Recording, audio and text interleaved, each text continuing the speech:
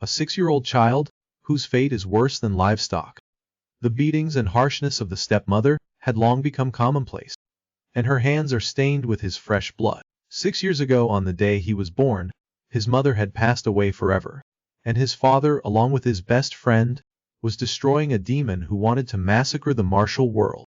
Although at that time, they created a martial arts legend, the father, after returning, the pain of losing his wife was too great, causing him to be unable to recover. He locked himself in his wife's room for 6 years.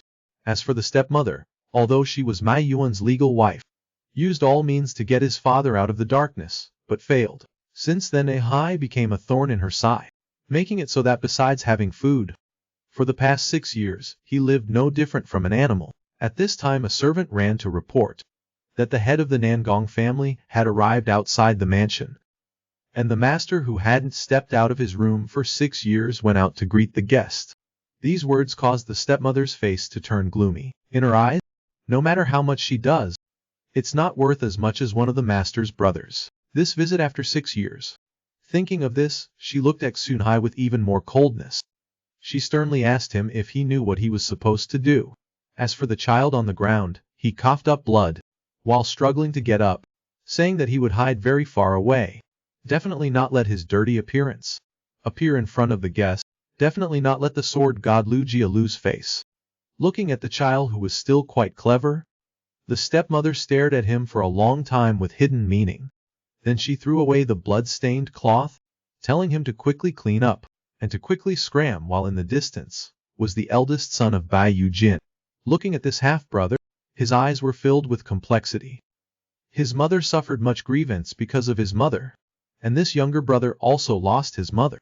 He really didn't know how to evaluate it, who is right and who is wrong. From early on, he has shown an unusual calmness and callousness. As for himself, also with the sword god Nangong family visiting, his mother told him to be polite and friendly, and also enthusiastic. He also understood that his mother wanted to arrange a marriage between the two families through him, but currently he had no other choice. His father did not pass down the 9 heavens sword technique. Although noble, he was just a scion of a family, a young master, making him have to be like his foolish younger brother, listening to his mother's arrangements. As for Bai Yujin, he led his 3 biological sons out of the mansion. The master, although haggard, when facing his sworn brother, he also revealed a rare look of happiness. After the two families greeted each other, it was known that this visit from the Nangong family also included a 7-year-old girl. It was just that because she couldn't stand the boring journey. As soon as they arrived outside the mansion, she ran off to play on her own, and Xunai at this time, according to the stepmother's usual demands, was alone being punished against the fence. He no longer remembered how many times it was, only that he felt sleepy, tired, and hungry at this moment. But he was only 6 years old. He really didn't dare to go against Bai Yujin's authority, and tried to endure. Changshi lost his last bit of strength, and fell to the ground. Not long after, he heard the sound of footsteps approaching. He kept shouting in his heart that he had to get up. If the stepmother found out, he was afraid. But at this moment, the person who came was already standing in front of him. He tried to open his eyes, but currently he could no longer see who it was clearly. But extreme fear made him not know where to find the strength, and again knelt down, with a hoarse voice apologizing that he doesn't have. But before his words finished, his vision gradually recovered. He suddenly saw clearly. The person who came was a little girl, who seemed to be about his age. In his eyes, the little girl was as beautiful as a fairy, making him stunned for a long while. Suo, who lived in fear and despair, Changshi cried. This scene caused Nangong Dai, who was always calm, to be extremely flustered. But she didn't know her appearance had brought such a great shock to this boy, and her face that was as clear as a flower in the clouds, in Sun's eyes, was more like a heaven-sent angel about to descend and punish him. Thinking about the Nangong family's visit to Wolong Manor, he knew that this little girl he had never met was the honored guest that the stepmother had mentioned. If the stepmother knew that he had made contact with someone from the Nangong family. Thinking of this, his heart constricted even more. He mustered all his strength, and hurriedly wanted to run away. Only that this situation made Xiao Dai extremely confused. Lightly jumping up, she grabbed Sun's collar and forcefully threw him to the ground, revealing the shocking scars on his body. and in the child's dry mouth still continuously came the sounds of apology. The setting sun shone down on the two people, making Xiao Dai silent for a very long time. She did know what the boy had experienced, but in her heart a feeling of annoyance rose up. She squatted down, wanting to brush the dust off the boy. It was just that the throw from earlier made him unable to resist. Xiao Dai's actions made him even more scared. Remembering the things that had happened, the sound of apology in his mouth dared not stop. But he could never have imagined that. The other party only placed a hand on his head. A voice like silver bells came into his ear. "What is your name?" After receiving Suna's answer, she gently comforted the boy not to be afraid. "I will protect you." It's just that Xiao Dai did not know that such pure care was the warmth that Sunai had never felt since birth. In just a moment, the grievances of 6 years finally burst out, making him cry like rain. Looking at the child who was so pitiful, Nangong Dai sighed softly and hugged him, as if responding to his apologies. Muttering, "It's alright, it's alright." The two small figures just stood there like that for a very long time, until Xune could cry anymore. The boy's stomach rumbled with gurgling sounds, causing Xiaoyi to stand up, signaling Zuai to follow her, taking him to eat delicious food. Two small figures went together to a dog hole. Seeing Xiaoyi crawl straight out, Sui became even more scared, while in a daze. Xiao Ye's hand reached in from outside the hole. On the other side, two current sword deities were drinking with their wives in the hall. The wives only learned at this time that when Yumo cultivated her demonic arts in the past, she had already exceeded the limits of a mortal. That big brother Nangong Hu alone exhausted his strength in battle. In a moment of peril, his virtuous younger brother Liu Murong rushed over. His 9 heavens sword art went berserk with a slash. Although it cut down Yumo, it also left behind an incurable disease. And before her death, Yumo dissolved into 9 strands of sword energy, scattered throughout the martial world. But at this moment, Bai Yukon suddenly proposed to send her eldest son to him to learn martial arts. This made Nangong Hu extremely astonished. In his eyes, the Liu family's 9 heavens sword art was not at all weaker than the martial arts of the Nangong family. Speaking of seeking apprenticeship, it was a bit too much. Looking towards his longtime brother Liu Murong, unexpectedly his intention was even more outrageous. He actually wanted his own children to all trouble his big brother to take care of. As for some secret matters, it would be more convenient to reveal when the two were alone. But before he could get his brother in arms to agree to his request, Liu Murong suddenly coughed violently. His whole body collapsed onto the table. This scene startled Nangong Hu. He immediately wanted to go forward and check on his younger brother's condition. And Suna's father, why hasn't he cared for his child in the past 6 years? Why doesn't he want to pass on the 9 heavens sword art? And the dying father finally revealed his heart to his sworn brother. The day Ninger died, my soul also followed her. And she left behind a child who looked exactly like me. But I really don't have the courage to face him. Although I know that Ninger's death is not the child's fault, but I still feel like I'll hate him. For the past 6 years, I haven't dared to visit him even once. Every time Nangong Hu looked at his younger brother, who used to have soaring ambition. How could he have thought that after the battle with Yumo, his injuries would be this severe? To put it bluntly, this younger brother of his is truly too useless, a dignified martial arts legend, yet has an unworthy father. But looking at his current condition, he couldn't bring himself to blame him. In his heart 100 emotions intertwined at once, only able to turn into a get well soon. Whether it's for your soldiers or for your children. But how could they know? Bai Yukon, because of jealousy, had always abused that child over the years. And the one who discovered everything was the eldest young lady of the Nangong family. Xiao Yi could see too much suffering from the young boy. As a pampered young lady, with innate talent since childhood, her martial arts progressed 1,000 miles in a day. But on Xun's body, she felt the taste of helplessness for the first time. Although she took him and escaped from Longshan village, she could only buy him some delicious food. And Sunai, although he was a young master from a prestigious family, it was the first time he had eaten hot skewers. For him, this flavor was deeply engraved in his mind. He would not be able to forget it. Just like that, like a dream, following Xiaoya at the market. He ate a lot of delicious food that he had never tasted before. It's just that the dream would eventually end. The manor's guards had also found the two of them. When they returned to the manor, it was already late at night. The mothers of the two families appeared to be very worried about the two children, but when Bai Yukin asked Suno with concern, her body was trembling non-stop, causing Nangongya, who was holding her hand, to feel it clearly. Xiaoyi seemed to understand everything in an instant. A pure stream of killing intent radiated from her, staring intently. This scene startled Bai Yukin. While not understanding, she was about to ask something. Xiaoyes and Suna's big brothers had also arrived. From afar they heard the anxious voice of the Nangong family's big brother. "What are you doing? I've been looking everywhere for you. I even thought you had climbed the roof again." When he got closer, Suna's big brother also saw Nangongya, exquisite, pure and cold.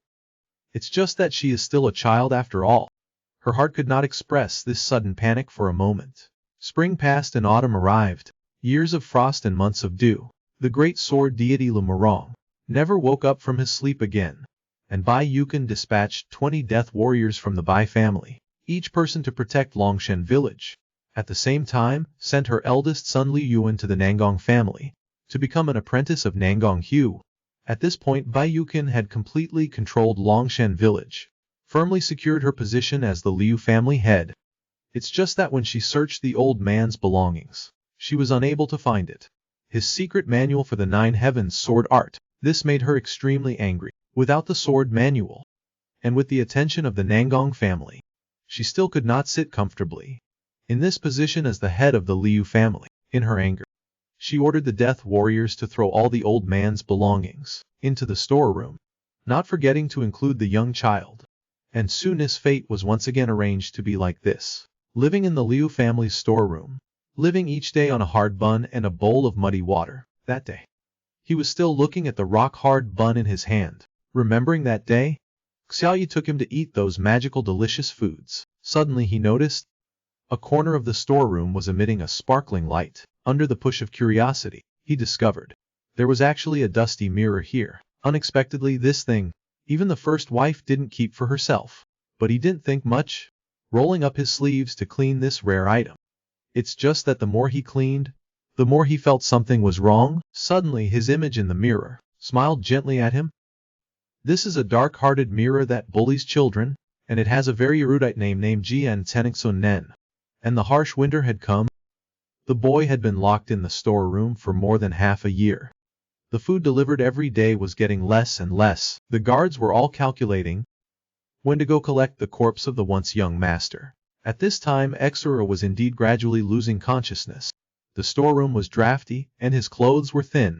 Coupled with a body on the verge of starvation, made him have no strength at this moment to be afraid of this weird thing.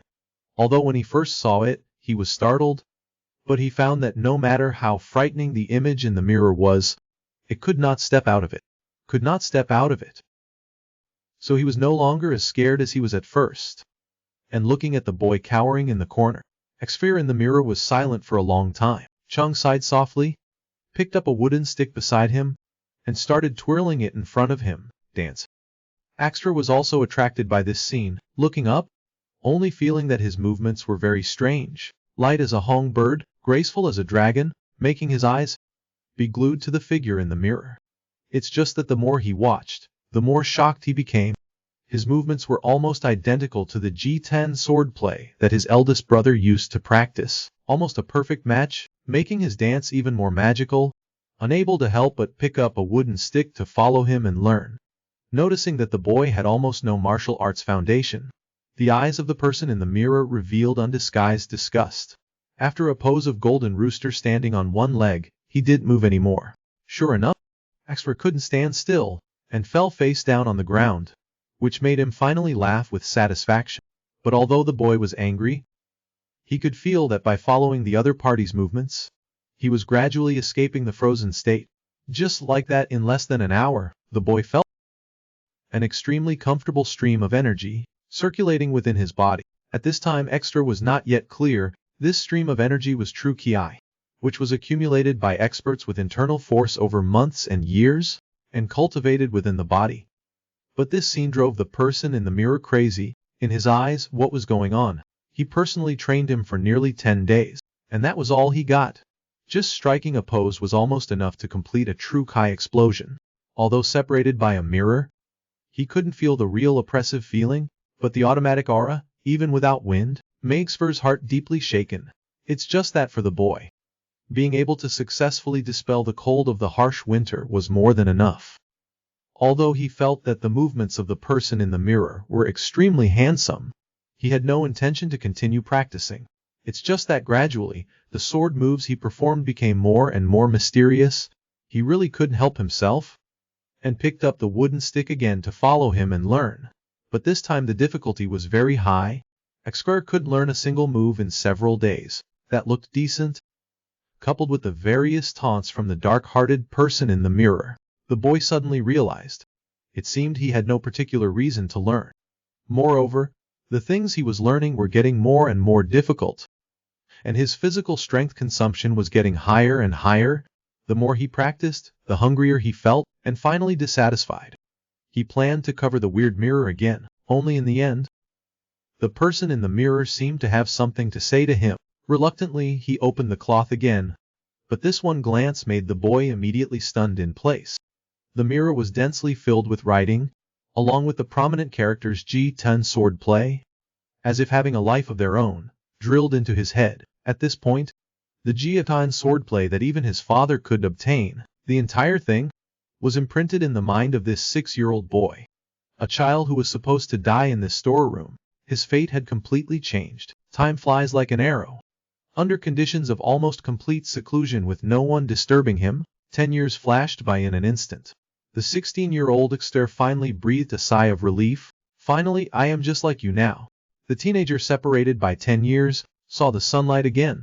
Although already a peerless sword god, he seemed very confused, because he and the person in the mirror were together day and night, that he didn't completely lose his language skills. It's just that his experience still stopped before the age of 6.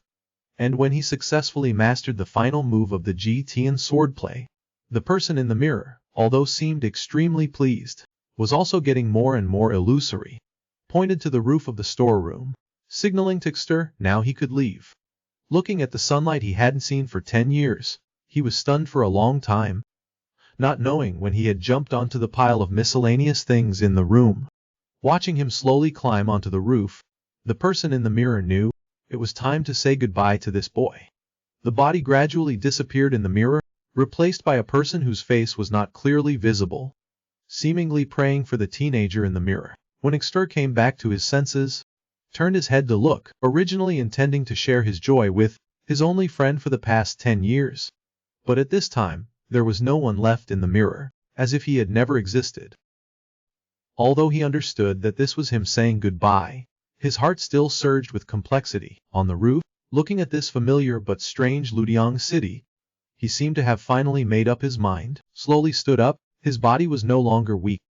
The next day, Lugyuan, who was studying at the Nungang family, finished his 10 years of study, and officially returned to Wolong Mountain Manor. The Nungang family, the two brothers also went along due to family relations.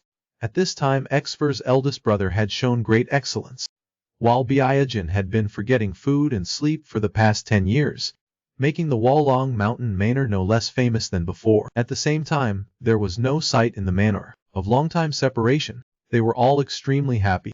After a few words of greeting, Biajan didn't forget to praise the young master of the Nangong family. He heard that King Qian, the grandson, is now a renowned swordsman in the martial world.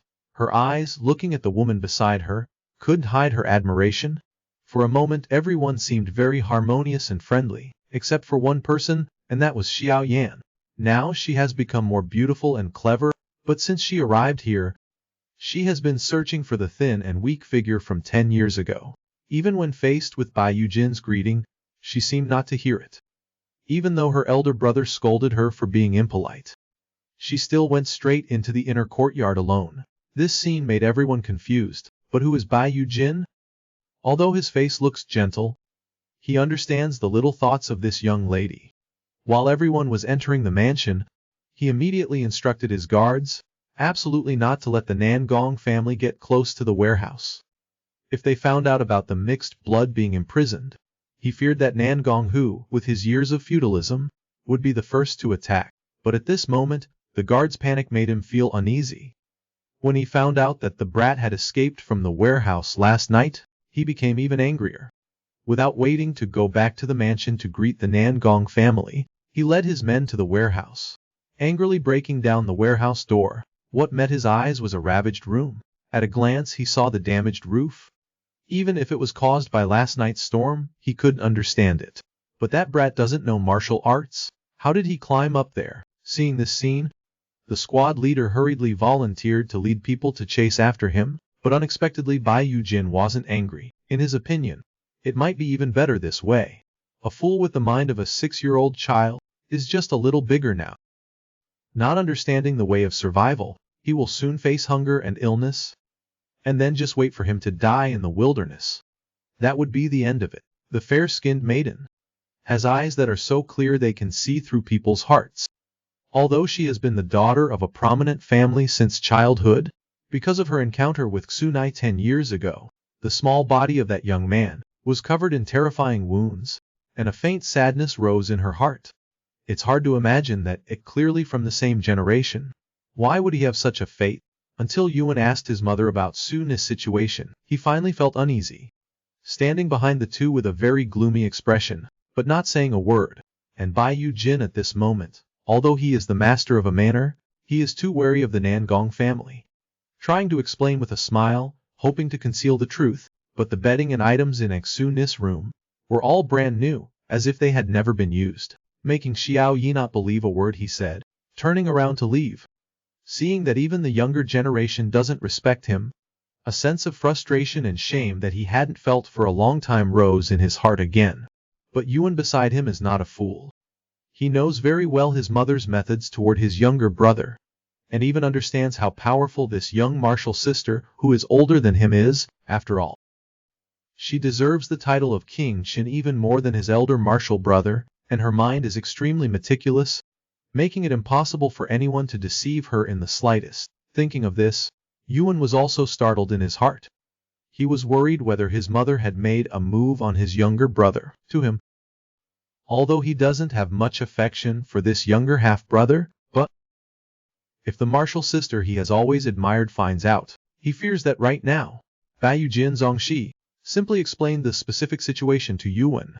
When she learned that Sun Hai had been imprisoned in the old warehouse before, Zongxi couldn't calm down, and hurriedly ran over here. Only what surprised him was, his martial sister had actually arrived here first. Sensing Yuan's presence, Fei finally spoke. Although this is the most remote part of Wulong Manor, there are so many guards patrolling. Isn't there something that we shouldn't see here? Seeing these things, I have roughly understood his attitude. I will immediately set off with elder brother to return and report to father, and the relationship between the Nangong family and the Liu family is likely over. Take care, junior brother. Hearing the voice of his martial sister gradually fading away, Yuan's heart was full of complexity. He has been very happy in the Nangong family for 10 years. There are no struggles like in the Liu family. He really didn't want his relationship with his master and martial sister to be cut off like this, and Sunai at this moment is standing on the street that Xiao Yi once led him through. Seeing that this place is very different from his memories, he finally realized, it seems he has been in the warehouse for too long. While he was spacing out, he accidentally bumped into an uncle, and quickly apologized to that person. But when he saw his face clearly, he discovered that this person was the swordsman who personally brought him into the warehouse back then. Instantly lowering his head in fear, he did not want to be caught again at all. Sunai was about to leave when he was suddenly called back by that person. After 10 years, this uncle only felt that this child looked very familiar, so he wanted to ask about his origins. But Sunai did not know his thoughts, and his heart was terrified, so he ran away. This action made the uncle even more vigilant, only feeling that he was so afraid of people from Wulong Manor. Could he be a beggar who had committed a serious crime? Without caring if he remembered him or not, he chased after him. In their haste, you chasing me. Sunai found that the opponent's lightness skill was extremely powerful. Even though he had tried his best, he could not completely shake him off. At this moment, seeing that the city gate was about to close because it was getting dark, he felt like he had seen hope of escape. But that uncle was chasing too close. As soon as Ehoai ran out of the city gate, he also caught up, but the heavy iron bar fell from above, making him realize that he seemed to have chased too hastily. When there was nowhere to dodge, The young man turned around and caught the iron bar of the city gate, and with an apologetic expression, said that he hoped he wouldn't catch him. But this uncle was dumbfounded when he realized that the other party did not want to catch him, just wanted to know why he would run away when he saw him. Suna finally realized he was being overly cautious, waiting until they left. This old uncle still couldn't believe his eyes. Could this city gate really be withstood by humans? This might be the most principled group of bandits I've ever seen. Although they pretend to be fierce robbers, they only pick at scraps. They've never hurt anyone. On the contrary, they are often beaten to a pulp by passing merchant caravans. So much so that for most of the time, they can only survive by hunting. And this time when they picked up the young boy, they seemed even more caring. But in Suna's eyes, these people all look like fierce demons, with his mind in a mess. Who are they? Why am I here? This, for a young boy whose mind is still at the age of 6, his current mood can be described as horrified. He only remembers running all the way from Luoyang into the deep mountains, and because he was too hungry, he ate a large, very beautiful mushroom by mistake. As soon as it got dark, he began to feel dizzy. His limbs were weak, his stomach was churning like fire, but he only threw up sour water. Only then did he realize that the mushroom must have been poisonous. Soon after he lost consciousness and fell to the ground, although he doesn't know how long had passed. Fortunately, the first people who discovered him weren't wolves or tigers. In his daze, he didn't clearly hear what the two people were saying, and those two people were even more annoyed than Tsunai at the moment. Finding a dead person in the early morning, they kept complaining about bad luck, but after a closer look, it seemed like he was still alive. They sighed. They had never seen anyone living a more miserable life than them. It seems this boy must be a beggar, with nowhere else to go. Bringing him back to the camp as a handyman could be considered doing good. When he opened his eyes again, he found himself in this wooden house. From their mouths, he learned that this is their bandit camp, and that they are the mountain kings of this Wufeng mountain, free and unrestrained heroes of the Greenwood. Not caring whether the boy understood or not, they gave themselves a long introduction. Suna only understood that the 6 of them are sworn brothers, and they are the bandits of this mountain. Only in their eyes, the boy was already a beggar, and would be grateful for their kindness by giving him some food. But the boy, even though his stomach had been rumbling for a while, did not dare to eat the steamed buns they baked. The reason he gave was that he had nothing, and could not afford this meal. Seeing the boy looking blank, and not looking like someone who knows how to cook, they also started to have a headache, longing for such small things. Most of them, Pang Xianyang seemed to have a sudden idea, and dragged Sunai outside. He casually threw him by the cliff, not saying anything, and just watched him silently. Looking at the boy's timid expression, he finally realized what was actually wrong. This boy is not stupid, but one of those children who grew up in abuse from legends. This made the rough man feel irritated in his heart, but his way of handling it was relatively crude, directly stating to Suna, joining the bandit camp would give him freedom, and he wouldn't go hungry. Or rather, the boy preferred to be a cowardly person who gets robbed. These words directly stabbed into Tsunai's heart. He lowered his head, gritting his teeth and shaking his head. Seeing this scene, the bandit leader finally revealed a happy expression. Next was a long speech of advertising to him, saying how they were the masters of Wufeng Mountain, and how nobody could stand against them here. In short, a lot of boasting. Finally, he asked the boy if he thought they were very cool. Although their initial goal was only to have Sule stay and work as a handyman, but only the young boy knew how precious this kind of encouragement was to him. And Pang Qianyang, seeing that the brainwashing was also going smoothly, then the rest was just to shout a slogan. Seeing him shout loudly towards the mountain, a very vulgar phrase, and then add another "we are the best," finally telling the boy to shout it out once as well. But just such a simple sentence, in the young boy's heart, it seemed like it wanted to dissolve his years of repression, and he also imitated to shout a vulgar phrase. His shout caused the birds and beasts of the entire Wufeng mountain to scatter. Chining was surprised, but did not think much about it, and only felt that this young boy was full of energy, a good seed for doing chores.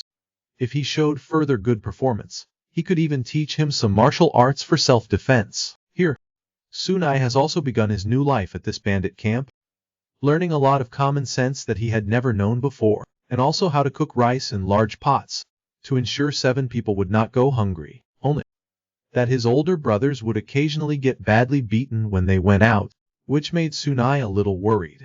Ironically, this young master from a renowned family felt satisfied for the first time in his life, only after he had become a bandit. Only that one day, suddenly 2 very impressive people came, he didn't know why, and it made those heroic older brothers kneel to welcome them. The young boy who was tricked into a bandit den felt very satisfied, and these people were just a group of ordinary people who had no choice. Their martial arts were not high, but they were quite strong, saying they occupied the mountain and declared themselves kings. But each time they patrolled the mountain, they only sought to collect some passage fees from the merchant caravans. And even like that, they were often bullied by the guards of the merchant caravans, to the point that they are so poor that they have almost nothing left to eat now. They had no choice but to turn to the cadres of the Luling Ming, and the rumor that they are the big bosses of the bandits. Just hearing the name is enough to terrify people. Since the death of Yumo, the entire martial world, due to the Righteous Path alliance consisting of the 7 major sects and 2 major families, is too overpowering, causing the demon sect followers to be unable to live in peace at this time. At the same time, a monstrous man emerged. He proclaimed himself Lulinji Ren. With just one person, he nearly unified all the mountain bandits. And just a force like that, the Righteous Path alliance has repeatedly tried to subdue, but all failed. Quickly people called him Pochin Mo Zun, and in the Jianghu rankings, he became the number 1 among the top 10 experts. Even the remnants of the demonic sect admired him and sought him out, and were all taken in by Lu Ling, making the entire Luling stronger than ever, its hidden power even surpassing the Righteous Path alliance. And it's rumored that the bandits who joined them can rob without shedding a single drop of blood. Merchants only need to hear that they are from Lu Lin, and they will obediently offer up huge sums of business money to beg not to be retaliated against and exterminated. Such a reputation, we the Qian Yang brothers have admired for a long time, and this time, finally a cadre has come to inspect this small mountain stronghold. Discovering that they only have 6 strong men and 1 teenager, they seemed extremely disappointed. Although the merchants near Luoyang City are particularly difficult to deal with, to the point that the mountains surrounding 5 Peaks Mountain are almost devoid of bandits, and those who are a bit more powerful, Lulin, would not go to such lengths as exterminating a sect for a few small brothers, and cause a full-scale war with the Righteous Path alliance, but rather bring trouble upon themselves. But these things can only be seen through by cadres like them. But the organization is large, and even performance evaluations have appeared by now. The number of mountain strongholds in their hands is extremely small. If the boss were to blame them, they would probably lose their limbs. After much thought, they could only demand that they quickly find 10 people. Even if they joined, Lu Lingming heard of this. It would be easy to get in. The most powerful force in the martial arts world at the time, Shan Yang did not react for a while. It's just that the 2 of them had even more sinister thoughts. They knew that if they were ordinary bandits, the big merchants would at most teach them a lesson, but if they were bandits of Lu Lin, they would instead take ruthless action to prevent Lu Lin from discovering them and bringing trouble upon themselves. Thinking about it, they knew that in no more than 2 months, their small dilapidated mountain stronghold should no longer exist. By then, even if the superiors investigate, they will not know what the scale of the mountain stronghold here once was. Everything will be up to the 2 brothers to say whatever they want. The brothers came back to their senses, and only felt that the path of their mountain stronghold was now wider. That night, they had a hearty drinking session with their brothers. As for Tsunai, seeing his older brothers so happy, he himself was also very excited. In this way, while looking for people to join, they also became more active in patrolling the mountains, but still did not bring Su-Ni along. The teenager in the last few days has also become more nimble in his work. When he had free time, he would go to the back mountain to practice swordsmanship. Su-Ni's thoughts were simple. He just hoped that one day he could be with his older brothers and help them out. Then after another month or so, among the brothers, they found 3 strong men who came to the mountain for refuge. Some were seeking money to support their families, some had caused trouble, and there was even a young woman who had escaped after being sold to a brothel. It seems that this mountain stronghold has become a melting pot in the Jianghu world. Old Fourth suddenly grabbed Aksuna's head and said congratulations to Old Seventh. That from now on, he also has a little brother.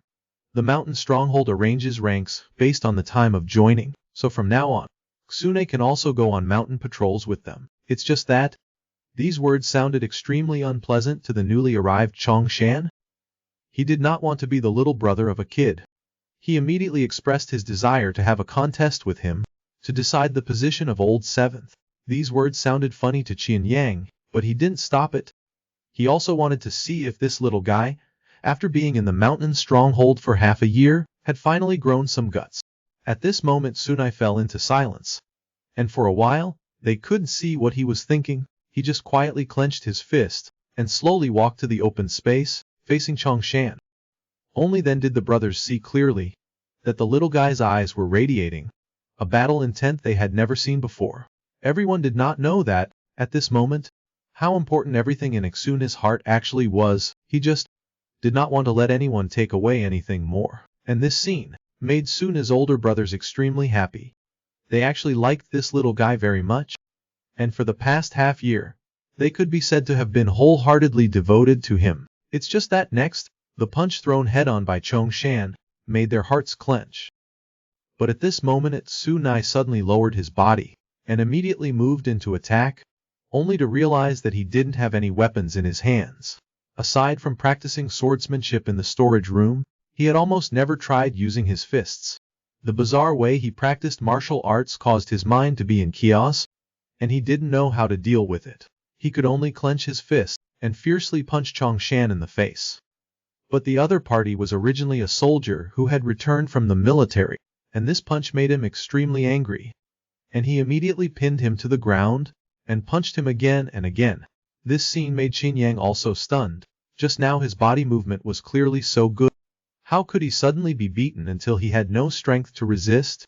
After a while Chongshan had punched himself to exhaustion, and then stopped his actions, panting for breath. Thinking that everything should be over, he wanted to ask Qin Yang for the position of Old Seventh. It's just that at this moment, a gloomy voice suddenly came from behind him. I will never give up that position. Let's be the last one standing. The teenager was perhaps the only one who was beaten into a peerless expert. After being pressed to the ground by a martial artist and punched for a whole incense stick's time, he stood up with battle intent. He did not know that, since Suni had memories, he had lived like a punching bag. On the surface, nothing could be seen, but there wasn't a single patch of intact skin on his body. He had finally had days where he was being cared for. Even birds and beasts know to protect their food. How could the teenager easily let others take it away again? In his heart, Chongshan was filled with surprise and confusion. Just now his fist was thrown with such force. Even a strong man would need to seek medical attention for injuries. Yet such a small figure. How could he look like he only suffered a superficial wound? It's just that even Sunai himself doesn't realize how much energy he currently possesses. But he doesn't know how to utilize the 9-day true energy within the mysterious Lady Mirror. But he does know that everything he has achieved today has not been easy. Unconsciously his fist turned into an ice blade, wrapping true energy and sending it towards his opponent. Fortunately he hasn't fully mastered the technique, otherwise if that fist had landed, I'm afraid the elder brothers would have to find another person to join the ranks. In just an instant, Chongshan fainted. This scene surprised Sunai as well, but he knew he had won. His elder brothers were still confused at this moment. They didn't see what happened either. Each of them was suspecting Chongshan, wondering if he was hiding some illness. Even the Lokai was supervising. There was no way that he could knock out such a large opponent.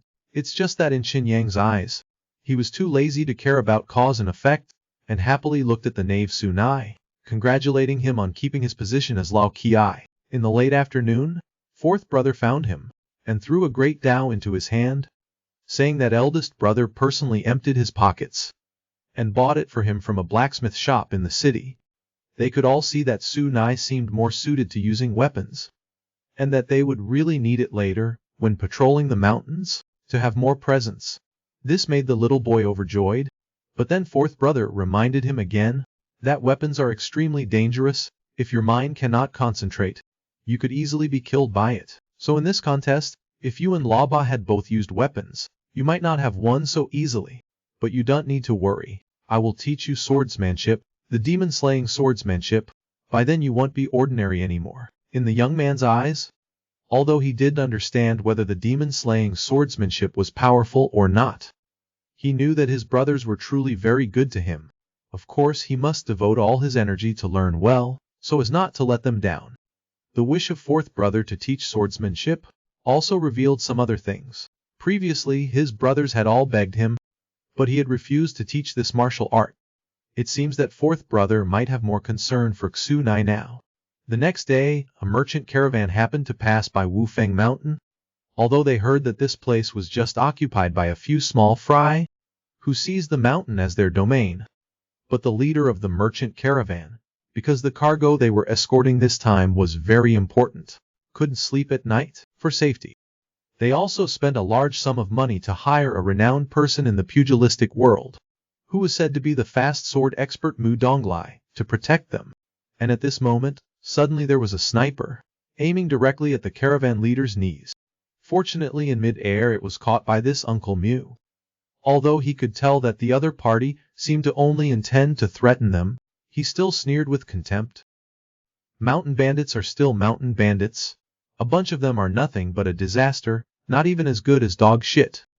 Looking at the group of Qian Yang appearing before them, they immediately announced their name as the Lulan Gang, and wanted to collect a toll of 50 taels of silver from the merchant caravan before allowing them to pass. Mu Donglai just felt that this person had a problem in their head, but since they are the Lulan mountain bandits, there is no reason to let them survive and leave. And Qin Yang also noticed that the other party did not seem to like the Lulan Gang. To be able to catch an arrow barehanded, he must be a master. Thinking of this, he ordered his brothers to shoot arrows. But the other party just made a quick sidestep and used the fast sword in his hand to cut down the arrows one by one. This scene made them feel like they had seen a ghost, not daring to believe their eyes. This made the other party's momentum even more imposing, and once again ridiculed this group of people as not even being good as trash. Seeing him with such a powerful stance made Qin Yang anxious. The first time he took Lao Kai out to patrol the mountain, they encountered such a stubborn opponent. Thinking that they would fight later, he would also have to have Lao Si protect him to escape. But at this moment, the young man, carrying a dao, suddenly appeared in front of everyone. In Sun's eyes, although his swordsmanship was fast, it was full of flaws. This kind of stuff didn't require his elder brothers to take action. Since he was here, he should naturally actively help them. So he went alone towards Mu Donglai, his mouth coldly opening. Uncle, you're in big trouble now. No one can ridicule us in Wufeng Mountain. This was a simple-minded young man full of sharp energy. Though he only had the mentality of a 6-year-old child, he had surprisingly learned the 9 heavens sword art in the mysterious Lady Mirror. It's just that he didn't know how strong he was right now. But under the meticulous care of his brothers in the mountain camp, Sunai at this moment had learned how to bare his fangs at outsiders. Seeing Lao Ku's sudden surge of bloodlust, this time Qin Yang was not happy at all. He knew the swordsman opposite them was not someone their small force could deal with. Although his assessment was not wrong, that Mu Donglai in the vast pugilistic world was ranked among the top 50 masters on the list. But these things Qin Yang didn't know, and Xuni understood even less. It's just that in the young man's eyes, the opponent's swordsmanship was not strong at all. He thought his brothers were just too lazy to take action. However, everyone had different thoughts. Qin Yang and Lao Sai were completely panicked. Mu Donglai felt that the other party was throwing a child out to fight, which was truly mockery. Angrily drawing his sword and rushing towards the young man. This sudden attack from the opponent made the elder brothers terrified. Seeing the opponent's long sword was about to hit Sunai, everyone held their breath. But then they heard a thud. Mu Donglai's long sword had turned into scrap iron. This scene made the fast sword expert unable to react again. While Qin Yang and Lao Se were about to rush up to save him, they were also stunned. The aura that Sunai was emitting at this moment caused the leaves in the mountain valley to twist and turn in utter chaos. Mu Donglai only barely managed to react. Just now the young man used the smallest movements to leave his attack range, and the power of that one Dao, I am afraid, is legendary sword energy. He felt fresh blood oozing from his neck. While watching the young man approach step by step, a ghostly feeling surged in his heart. If the opponent's sword just now had been filled with killing intent, he feared he would have gone to see his ancestors long ago. Thinking of this, he no longer cared about his dignity, and immediately knelt on the ground, expressing his willingness to hand over twice the number of bandits, only begging not to investigate their foolish actions. Seeing this, Exuna revealed a bright smile, a joyous feeling that he had finally helped his older brothers, making him extremely happy.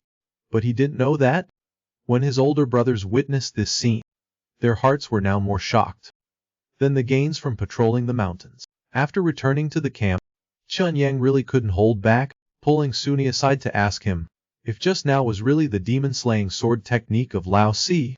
After receiving the boy's affirmative answer, he felt even more incredulous, and immediately suggested that Lao Qi demonstrate the demon-slaying sword technique for everyone to see. Sunai did understand his eldest brother's intention, but he didn't think there was anything wrong with it either, so he happily accepted his request.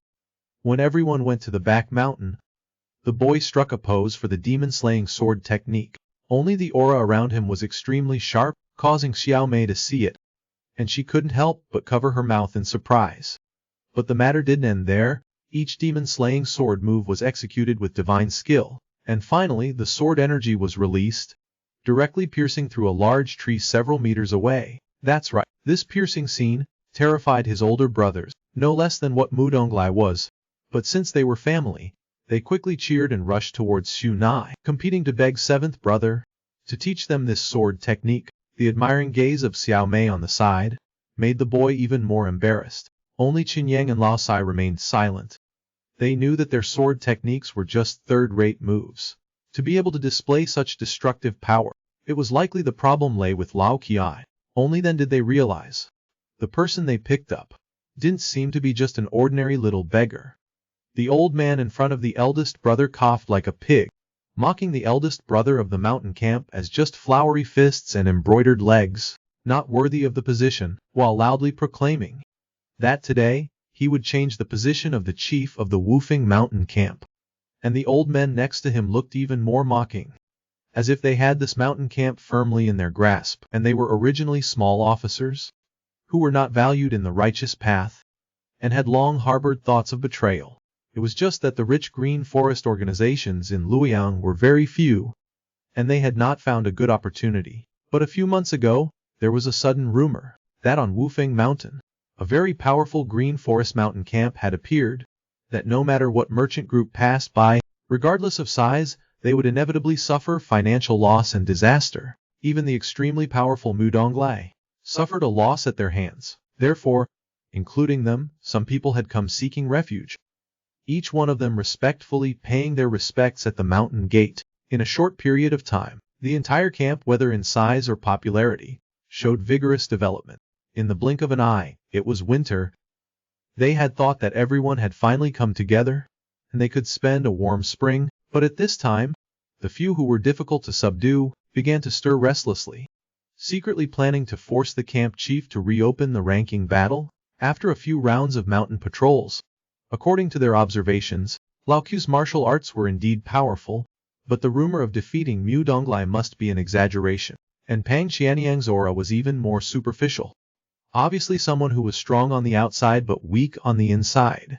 Thinking it over, they came up with the idea of using the small mountain camp as a stepping stone, wanting to take another step forward in the green forest world. After all, the rule of the green forest is that the strong are king, and they themselves were not bad in strength. It was just that the righteous path had been growing stronger in recent years. That had made them become unknown. And after the camp increased from 10 people to 25, the miscellaneous chores became heavier. Ju Mai, although she had a group of younger brothers, they were all rough and uncouth, so she had proactively taken on the cooking duties. Occasionally, she would also pull the easygoing Suna help. It's just that at this moment, he looked extremely annoyed. The camp was not big, and the whispers of the newcomers, he could hear them all clearly. In a moment of carelessness, he had vented his frustration on the simple-hearted young man next to him. But when Suna heard those people badmouthing his older brothers, Jumei suddenly heard a loud bang. Turning his head to look, the whole table and chopping board had been split in two by him in one go. Under their usually very harmonious life, he really didn't know. In Suna's eyes, no one was allowed to speak ill of his older brothers. He looked at the young man who was different from usual, who was fiercely holding a kitchen knife and heading towards the newly built wooden house. It was just that at this time, he happened to bump into third brother returning from patrol. Seeing that Lao Kai looked like he had something on his mind, he called him over, and when he heard third brother's voice, Xuni immediately changed his expression, obediently replying. After finding out about the dissenting words and the boy's thoughts, third brother unexpectedly appeared very calm. He lamented that eldest brother only taught Lao Kai how to get angry. If he hadn't accidentally encountered it, he feared that the newcomers would all be unable to make it through the new year intact. He changed his usual arrogant look from his mountain patrols, kindly reminding Tsunade to learn how to control himself, and after the cold month passed, they would still need someone to patrol the mountains. He didn't want the young boy, at such a young age, to turn into a demon. It was just that on the day of the ranking battle, the provocation of the 5 old men towards the eldest brother was really excessive, which caused Qian Yang to feel stifled in his heart. But he knew that the old men were indeed very skilled in martial arts, and reluctantly he had to once again bring Su Lai out. This means that the ranking match will proceed in order. Challenges can be started from the 7th ranked person, and this moment was completely in line with the kid's intentions. Shai almost solidified into a form, slowly walking towards the open space. In his heart, he recited the third brother's instructions not to cripple them, but his mouth coldly asked them, which dog wants to go up first? The Nirvana youth finally displayed an unparalleled imposing manner, making the old man Murong, who was known as one of the 3 madmen, so scared that his heart was pounding wildly. Looking at the youth's imposing manner, they realized that they seemed to have become isolated. There was a bit of a problem, shoving each other. They immediately urged the young kid to go up the mountain for the first battle, originally wanting to make some excuses, but was suddenly pushed out by someone. And at this moment, the youth in his eyes had an imposing aura like a rainbow. He only felt like he was facing a legion of bandits. His forehead was full of sweat. To encourage himself, he had to shout a few words at Aksunai, but not unexpectedly. This shout caused his front tooth to fall out, and the bald little monk and the middle-aged man after that were also carefully knocked unconscious by Xu. This scene stunned the 2 old men. It was just that the youth, inexplicably, stared at them in a daze. Xu's arrogance in their eyes was more like a nail hammered into their chests, full of resentment. And currently, they were already riding on the back of a tiger. One person suddenly came up with an idea. Laughing heartily, he took out an iron fan, telling the kid that he didn't have the habit of using any weapons. Moreover, we are all one family. There is a saying, knives and swords are heartless. Spitting everywhere, Sexually finally decided to discard his weapon, but now he was completely different from a few months ago when he dealt with Chong Shan. He understood that the martial arts he learned in the X1 New Realm were very profound. In an instant, he looked down even more on the other 2 people.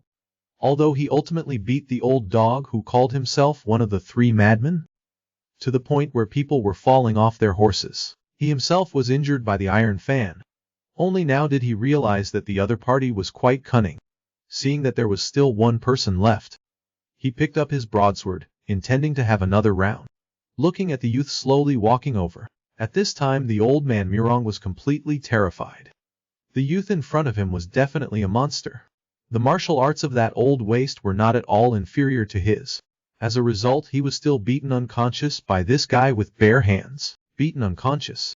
Although in his heart, he was not resigned, but in a moment of crisis, he still chose to immediately respectfully admit his mistake to the big brother. A scene which was originally a disaster-ridden conspiracy for Qian Yang, turned into a farce, ending in Sun's silly laughter. After the new year started, the mountain camp returned to the peaceful hunting life as usual. It's just that at this time, a disciple from the Righteous Path Alliance's branch in Luoyang suddenly came to report that the 2 old men who had disappeared for several months appeared in the Ling Mountain bandit group on the road to Wufeng Mountain. And the person sitting on the chair who heard this news actually looked very happy. He had long known that the 2 old men held a grudge in their hearts because he had seized their position as branch leaders, but they never expected them to join the Luling Alliance, or rather, a small and unknown mountain camp. Luling Alliance or a small unknown mountain stronghold, but after inquiring, he discovered that the current leader of the mountain camp has not changed, which made him feel very interesting. In the past few months, he had also received multiple commissions from the government to suppress bandits. In his eyes, after all, the Righteous Path Alliance and the Lulin were already like water and fire, although it was said that he was too lazy to put his mind to this kind of suppression. But with Liang Lotto in the camp, it was a different matter. He heard that this mountain camp didn't have 30 people, which made him feel it was as easy as flipping his hand. It was just that his ability to sit in this position as the branch leader was not entirely due to back doors. It's better to be careful. He still chose to summon over 100 martial artists in the alliance. Only then did he feel completely certain, with a mountain camp of this size, even if they all had the power of Liang Lotto, they couldn't resist the siege of so many experts. Although it was only a momentary whim for him, he still upheld the name of righteousness in front of everyone, eliminating harm for the people as he pointed his sword towards Wufeng Mountain. He was a punching bag in the hands of his family, but a treasure to his sworn brothers. Lot. Although he accidentally obtained an unparalleled sword technique in the junkyard, compared to anyone else, he respected these 6 people the most. The older brothers who treated him like their own son. Liao Xiaochunhan, because his wife was exceptionally capable. The camp had become very harmonious, and at this time the bald little monk had found Su Nai. Although there were still festering wounds on his face from being beaten by him, his flattery was better than the last with each sentence. It's just that when he mentioned some profound inner strength techniques, such as flying flowers and leaves that could injure people, this made Sua very interested. But aside from externalizing internal energy, he didn't know any other ways to use inner force. In an instant, he seemed to be having a headache. While he was absent-minded, a shout of alarm came from behind. When he turned his head to look, he only saw countless swordsmen, carrying fire, stormed into the camp. In an instant everyone was in chaos. Shan Yang, who was fast asleep, heard the commotion. With panda'd eyes, he pushed open the door to look out. This scene sobered him up immediately. He knew that enemy attacks were not scary. Keeping his brothers safe was the most important thing. Without any hesitation, he shouted for everyone not to panic. If they charged out recklessly at this time, they would only be at a disadvantage against the enemies who were waiting. After quickly thinking things through, he immediately told his brothers, in places where arrows couldn't reach, to use dead wood to build a second defensive wall. After watering the surroundings to prevent the fire from spreading, everyone finally truly realized that this camp leader was both brave and resourceful. Without saying another word, they picked up their tools, quickly setting up a second line of defense. But Su Nai at this time didn't know what he was thinking in his heart. His expression was particularly gloomy. After the fires of the night were extinguished, the group of people outside revealed an expression of absolute certainty of victory when they used grappling hooks to destroy this weak and worn-out wooden layer. The disciples beside them took the opportunity to flatter them incessantly, but when he raised his eyes, his expression immediately froze in place. Looking ahead, 100 meters from the camp gate, there was another tall wooden wall. He only felt his face burning, his whole body trembling with anger. He seemed to hear the sneers, the whispers of the swordsman behind him. The dignified Lai Fugi, a pillar of the righteous path, had his plan ruined by a bunch of barbarian peasants. Helplessly he had to grit his teeth, pretending that everything was still under control. So one man and one axe slowly advanced towards the wall. But the 2 junior brothers behind him, seeing this scene, were even more terrified. Although it was said that this branch leader was young and talented, his heart was a bit too arrogant. If they shot arrows from this local camp, no matter how high his martial arts were, he would be in danger. And at this moment, Mu Rong, the old head in the camp, saw Li Fugui through a gap in the wall. His expression on his face was extremely ugly. The old man knew how powerful the opponent was. The wooden wall under his axe would definitely be broken within a stick of incense. He immediately shouted for his brothers to take out their bows and arrows to stop him from breaking the wall. Only at this moment, Su Nai carried a great saber and slowly walked forward. Everyone for a moment didn't know what this 7th leader wanted to do, but the killing intent he emitted at this time made no one dare to ask aloud. And Li Fugui had already arrived in front of the wooden wall. mercilessly landing powerful blows with his axe. The little clarity that was left in his mind now only had a single goal. That was to destroy this wall as quickly as possible, if not bringing so much knowledge and fire oil here, and having 100 people stand outside the camp all night, still not being able to get into the camp, in the righteous path. He was afraid he would become a laughing stock. Just as he was using his strength to break the wall, the wooden wall suddenly exploded from the inside. A teenager suddenly appeared, and immediately swung his saber straight at him, although he managed to react in time, exchanging a blow with the opponent. But this saber strike from the teenager brought him an immense shock. His entire hand and wrist, because of the brief collision just now, were almost unable to grip tightly anymore. Lai Fugui looked at the teenager slowly approaching, feeling a very unreal illusion. This person, is he a monster crawling out of hell? Sunai, now whether it's good or bad, was increasingly becoming more like a demonic cultivator. And in the righteous path there was Bu Ba, who was the flesh and blood of stepmother Bai Yukin. There was Mudonglai, who deliberately wanted to pursue and kill his true self. And there was Lai Fu, who took advantage of him not being surrounded to seize the mountain camp. But under the education of his elder brother Pang Shaniang, Sunai had determined that Wufeng Mountain was their private home, and they did not harm anyone's life, only collecting some tolls was justifiable.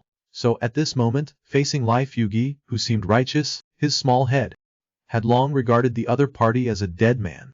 Seeing that the teenager didn't listen, his head ached even more.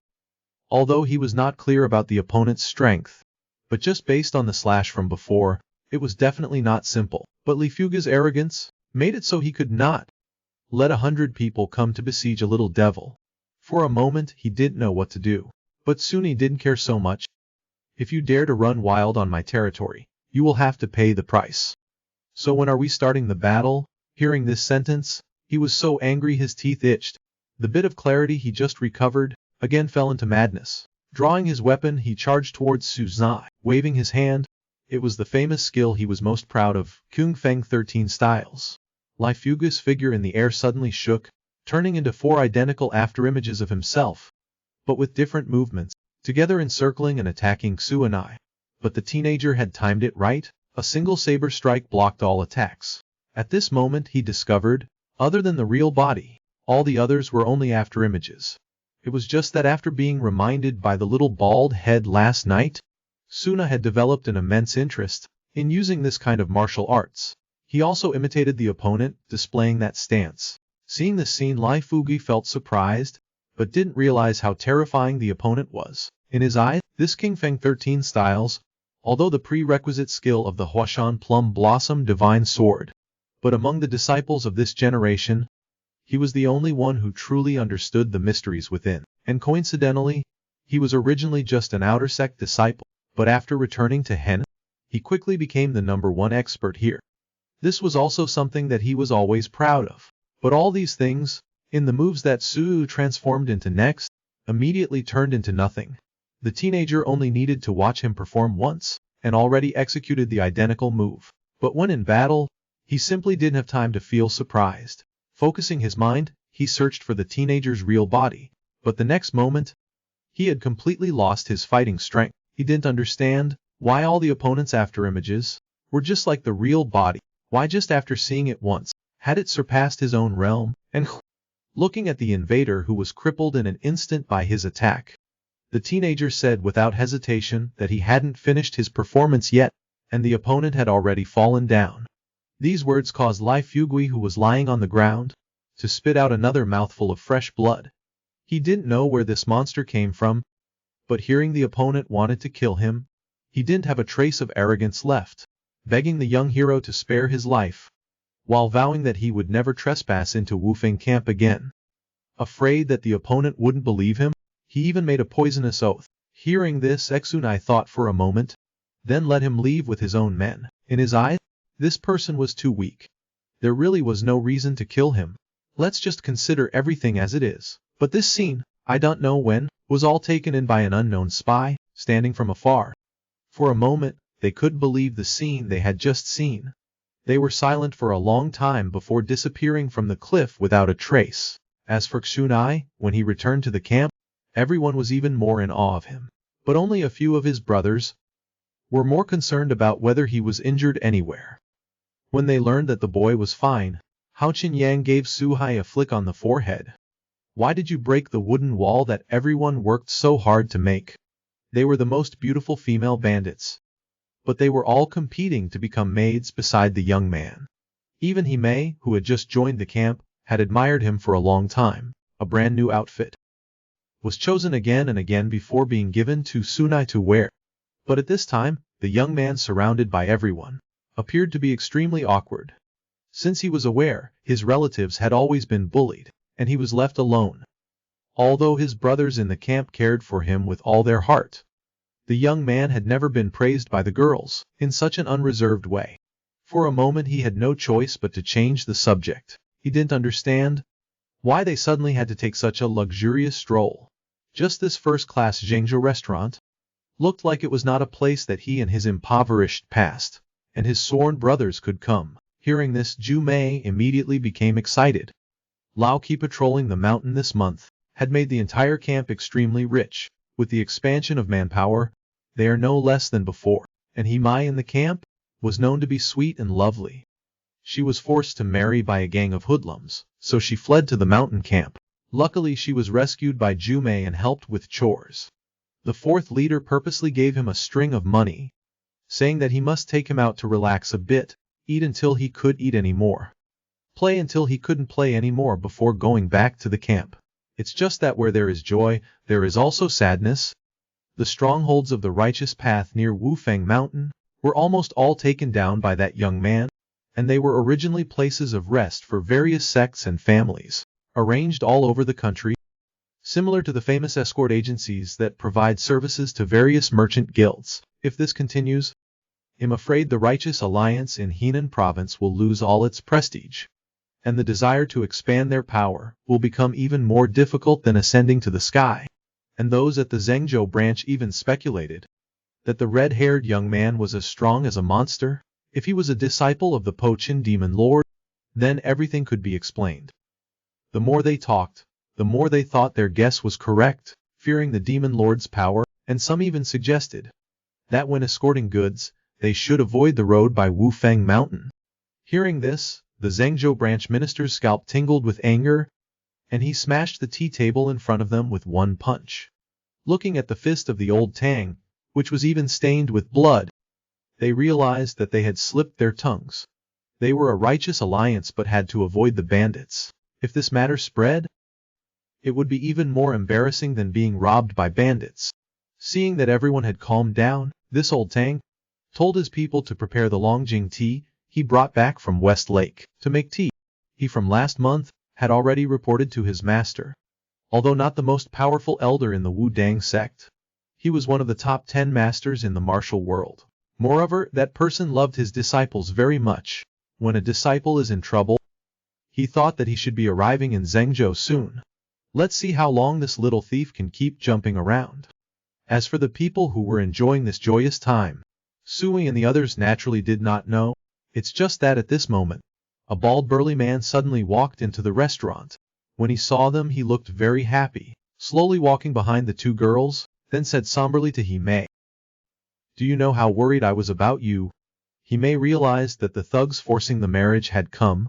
She was so scared that she broke out in a cold sweat, and Ju Mei seemed utterly speechless. She had once been sold into a brothel, and escaped to the mountain camp. She knew exactly what he was thinking. But he also had terrible eyesight. Now, in all of the Henan province, who doesn't know the 7th leader of their camp? She advised that man to quickly scram, lest he lose his life and regret it later. But that thug didn't seem to hear her at all. Right in front of the public, put his hand on Hime's shoulder, and kept whispering sweet words. At this time, the young man's voice suddenly came from beside him. Seeing that I'm in a good mood today, I'll give you 10 seconds to disappear from my sight. The bald man still did not realize the seriousness of the situation, only feeling that this threat from the young man was ridiculous. But he was indeed a bit infatuated with Hime, although very uncomfortable, but out of respect for the girl, only said coldly, "Even Baziai in he family village has never heard of me. Whose little brats are you, my?" While chewing on the last of her soup dumpling, said to this foolish thug, We are people from Wufeng camp. And the person in front of you is our 7th leader. Hearing this, his mind suddenly went blank, and the young man opposite had slowly stood up and counted to the last number. So you still haven't left? Before he could even open his mouth to explain, Suna kicked him out, creating a brand new side door for the inn. It's just that in addition to the sound of the wall collapsing, there should have been many sounds of broken plates and bowls, but they were completely controlled by a man in a cloak stumping his foot. Only then did Shuhai realize that there was an unusual old man beside him. What they didn't know was that two people who shouldn't have met at this time unexpectedly met in such a farce. The pure and joyful girl set up a scheme for the young man to help her sister escape from the forced marriage. Sunai did not hold back at all, kicking his opponent out of the restaurant, and unexpectedly met the Wudang elder, Yuji Zenrin. After learning that he had arrived in Zhengzhou, Old Tang rushed to the west gate to meet him. But for this useless disciple of his, he didn't bother to give him a good face. A bunch of bandits and outlaws that they also needed to specifically ask him to deal with. Don't even bother mentioning this in Zhengzhou. Even Wuding Mountain has spread this news. On the way, the whole city is discussing.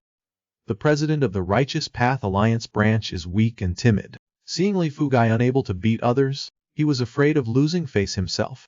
Isn't that using a sledgehammer to crack a nut? He invited a master who once made the top 10 martial arts experts. Isn't that using a sledgehammer to crack a nut? In the alleys, people talked more and more excitedly. Tang Lada was angry when he heard this. These people are only good at talking on the sidelines. But what he was more afraid of was not knowing what his master would think. But seeing that his master didn't turn his head back and walked quickly forward.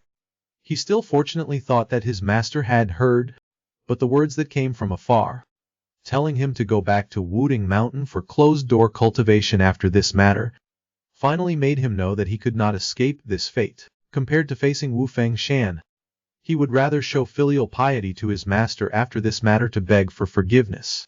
It's just that at this moment Yuji Zhenren, the wall of the inn next door was suddenly broken through by a burly man. A red-haired teenager suddenly appeared before his eyes, and the teenager also simultaneously noticed his gaze. In the moment their eyes met, they both had some judgments in their hearts. In the Zhenren's eyes, that teenager, the aura on his body revealed an extremely pure and powerful look. He didn't think that the opponent had peerless swordsmanship. This thing, it seemed, was just an extremely outstanding martial arts training material. But in Xuna's eyes, the aura emanating from this old man was extremely ominous, making him vaguely feel like he was facing a major enemy. At this time Tang Lada had also arrived at the scene, and immediately saw the red-haired teenager from Wu Feng Shan. Although he did know why he appeared in Zhengzhou, but the battle with Li Fugai that day, he had seen very clearly from a distance. He absolutely could not mistake this person. He immediately shouted at his master that it was him. But Yuji Zenrin did pay attention to his words at all, turning around to leave, and Ixune looked at the old man's back, but in his heart he was very confused. What exactly is this feeling? And at this moment, Ju Mei and the other person came out of that terrible hole, pouting and complaining. Sun's destruction was too serious. Wanting to see the teenager look embarrassed and helpless, Ju Mei suddenly had an idea. Taking the copper coins that fourth brother gave, while saying this little money was not enough to compensate the restaurant. While saying that fourth brother specifically told them, in order to expand the camp, they must not cause trouble. Seeing Sunai even more flustered, Ju Mei immediately said to him again, saying that he had been looking forward to it for a long time. That this time going down the mountain she could buy a new set of clothes. And deliberately covered Mei's mouth, so that she didn't have time to deny it, continuing to apply pressure. Saying that the brothers in the camp wanted to bring back some salted meat, had also all turned into smoke. Finally the teenager couldn't take it anymore, and timidly asked Ju Mei if there was any way to solve it. No matter what it was, he was willing to do it. Seeing that Sunhai had fallen into the trap, Ju Mei then revealed a look of plotting success, saying that as long as he taught her and Mei martial arts, she could help settle all this. And at this moment, Yuji Zhenren was leaving, saying to his foolish disciple who was full of confusion, that teenager could absolutely not be a disciple of Po Qian Mozun. If he had such an outstanding disciple, he would definitely brag about it everywhere. How could he be hiding in this small Wu Feng Shan? Thinking of this, he only felt that he had picked up a treasure. The auspicious divination he got at Nanshan Temple was indeed effective. It really gave him such great luck. This is an old man who is almost a martial arts master, Xu Ying, who obtained an auspicious divination at Nanshan Temple, and regardless of the long distance of thousands of miles came to Zhengzhou, planning to meet the rumored teenager at Wufeng Shan. It was a few days ago. The head of the Wuding sect received a letter from the Zhengzhou branch of the Righteous Path Alliance, saying that near Wufeng Shan, all the strongholds in the alliance could not pass through. The person blocking their way was a red-haired teenager who was suspected of being a disciple of Po Qianmozhen. It was originally just an ordinary request for help, but this matter in the hands of the head became extremely difficult to solve. He called Yuji Shidi to discuss this matter. It turned out that the relationship between the Righteous Path Alliance and the Luling Alliance was originally only maintained at an extremely fragile balance. If the matter was really related to Po Qianmozhen, then it would become very different. As long as it was not handled well, it was feared that the two forces would therefore start a full-scale war. But it was a coincidence. The person in charge of the Zhengzhou branch was actually Yuji Shida's outer disciple. If he sent an inner disciple to handle it, it would seem the most appropriate. And this matter made Yuji very confused. In his eyes, currently in the top 10 experts, 9 of them are in the righteous path. If a war really broke out, then why be afraid of a Po Qianmozhen? But at this time, the head suddenly appeared extremely clear-headed. In his eyes, this matter was already as clear as day. He knew that the newly famous teenager in this way absolutely could not be a disciple of that demon lord. But if this person was in the Luling Alliance, it was still better to eliminate him early. Moreover, he was even more worried. Although the Luling Alliance is not as good as before, the demon sect led by Yu Mo.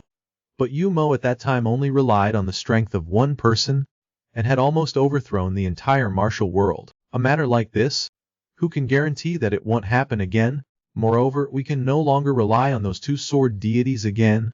If a war broke out with the Luling sect at this time, in a scene of bloodshed, the entire martial world may very likely become weakened like never before.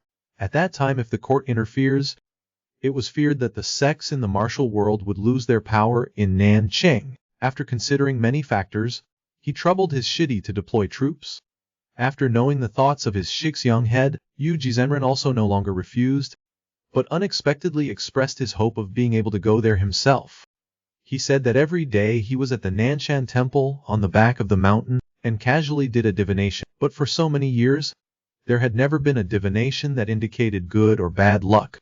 But today he had suddenly obtained an auspicious divination, thinking that this trip would definitely have great gains.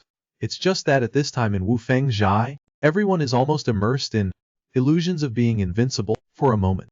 The speed of the mountain stronghold's expansion is even faster than the imperial court's recruitment, not only taking in a group of women who have been oppressed for a long time and children, but also inviting the best carpenters in the city to come to build them a place to gather. But at this moment, looking at the happy children, Chan Yung fell into silence again.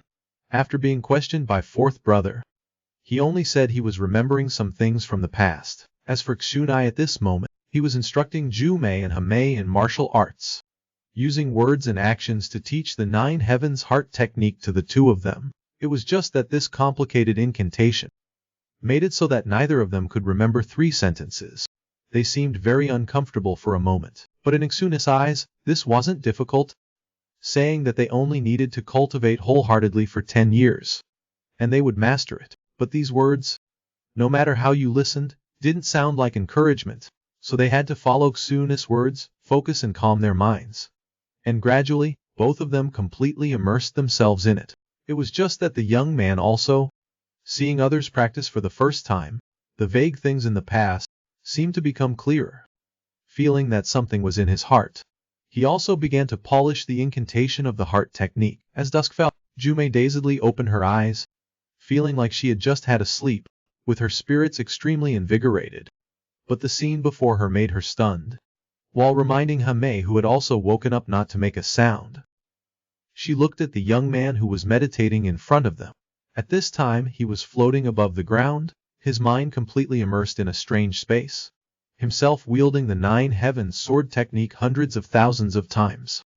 It was just that what they didn't know was that a terrifying piece of bad news suddenly arrived at the mountain stronghold, like a disaster enveloping everyone's hearts. The young man immersed himself in his own world, connecting with the Nine Heavens sword technique, which originally still had some unspeakable difficulties.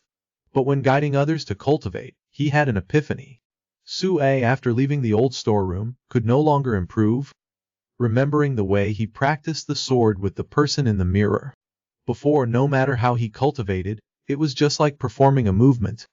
But at this moment, he could no longer distinguish the difference between the two, and the two people observing Sue's cultivation were astonished to see that 5 lotus flowers suddenly appeared on top of his head, slowly blooming, revealing a golden light. At this point, Xunhai had finally cultivated the martial art in the Xuan and V mirror, to the point of great success, and the 5 golden lotuses, along with his just opened eyes, vanished with the wind. The two people at this time looked at Aksu like a celestial being, were extremely excited, not even needing to know if he understood what was going on. They immediately swarmed over and started chatting non-stop. The young man's face flushed with embarrassment, and told the two people with shining eyes that as long as they practiced diligently, the incantation he taught the two of them would naturally be like his. Seeing that it was getting dark, the 3 people, laughing and talking, were about to return to the mountain stronghold. Only they didn't realize that the mountain stronghold was deserted, which was extremely abnormal. And Big Brother Qian Yang was standing alone in front of the stronghold gate, with an unclear expression of joy or sorrow. Hearing Suna's voice, he didn't even turn his head back, his tone carrying fear, unwillingness, and helplessness, and told him that Zhenren Yuji would be leading people to attack Wu Feng's stronghold tomorrow. That she was a person with strength only second to the top 10 martial artists, a super character. But unexpectedly, the chairman of Zhengzhou branch, Zheng Daoming, was Yuji's disciple, and such a big figure was actually leading the team here personally. Faced with pressure like the sky falling and the earth burying, Qian Yang in front of his younger brother showed utter helplessness and exhaustion. He had the women and children go back to pack their belongings, to avoid danger first. The others were all in the gathering hall, waiting for him to come and take charge of the situation. But in this situation, his footsteps seemed very heavy. A moment later, in the main hall, sure enough, everyone seemed very panicked. Among them, the old man Murong understood the most clearly what the 3 words Zhenren Yuji represented. What he said didn't have any hope. In the old man's eyes, Wu Feng's stronghold was finished. Yuji is the strongest expert in the Wuding sect today. Even her inner disciples could easily take care of people of the martial world like him, and her coming personally was not something that Lian could solve with any means or tricks. The only way now was to flee from the mountain stronghold. In a situation where everyone went their own way, they might not be found, and with good luck, they might be able to save their lives.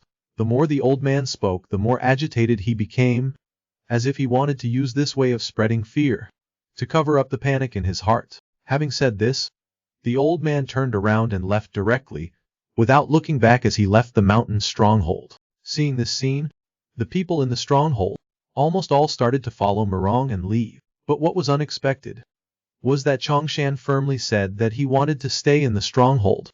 No matter how his friends tried to persuade him, he wouldn't budge. In his heart, though, he was afraid.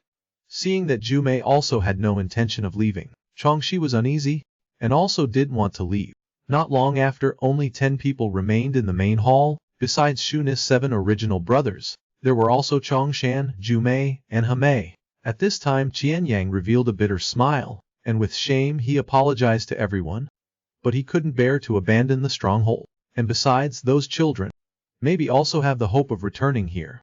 Thinking of this, he only felt that he was too useless as the head of the stronghold, and forcefully punched the armrest of the chair. This one punch made a few leaves fall down that were fluttering in the wind on the eaves, and slowly land on Ixuna's hand. He didn't know how he was compared to that Zhenren Yuji, but thinking about it again, at this time, only he could try his best to fight, and besides, in his heart, this was the only way. No matter how strong the opponent was, he would absolutely not allow them to be taken away. Wu Feng's stronghold was finished. Under the decision of this man, it was completely disbanded.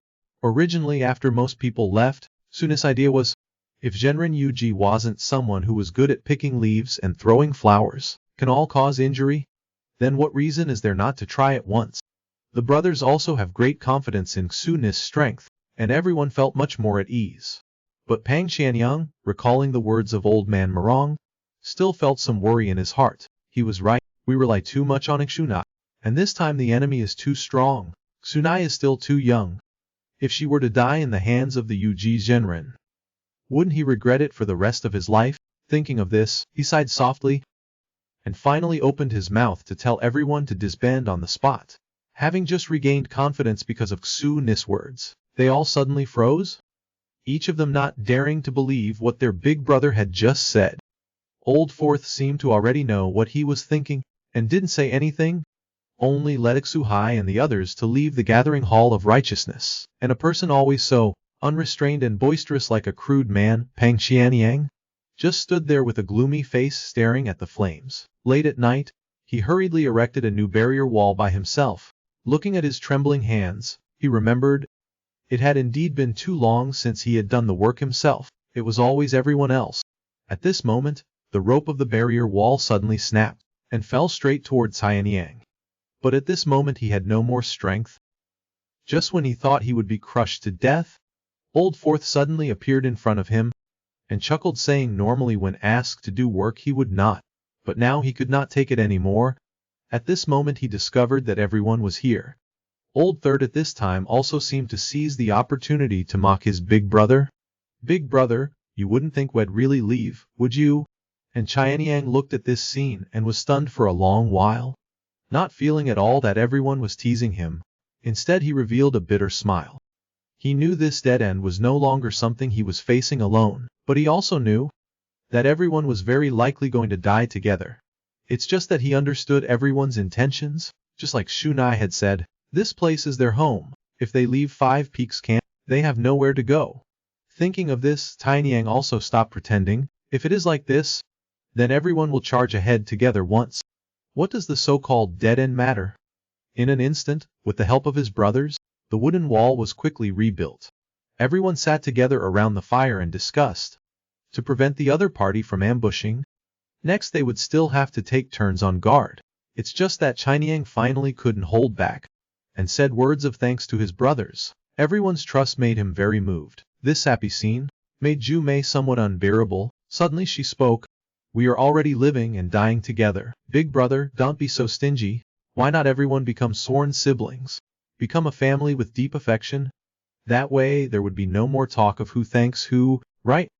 Chong Shan and he may still look surprised upon hearing these words, while Qianyang laughed heartily. If that is the case, from today on everyone is family. Later on I will be counting on everyone. This scene made Suna feel very magical.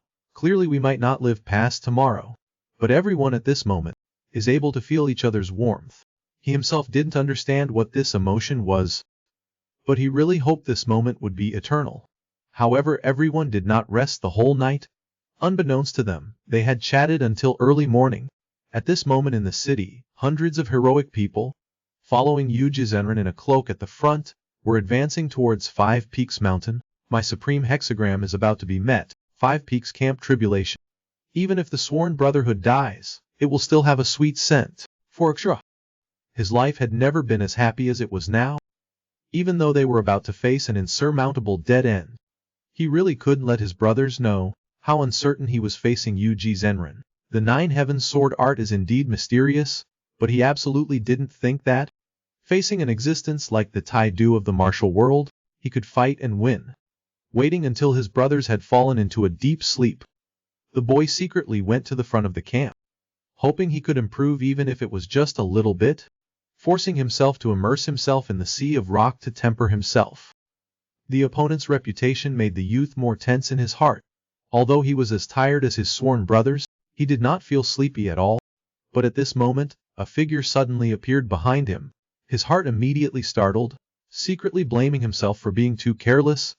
He immediately swung the blade in his hand towards the person who came, but when he saw clearly, he found it was big brother Pang Qianyang.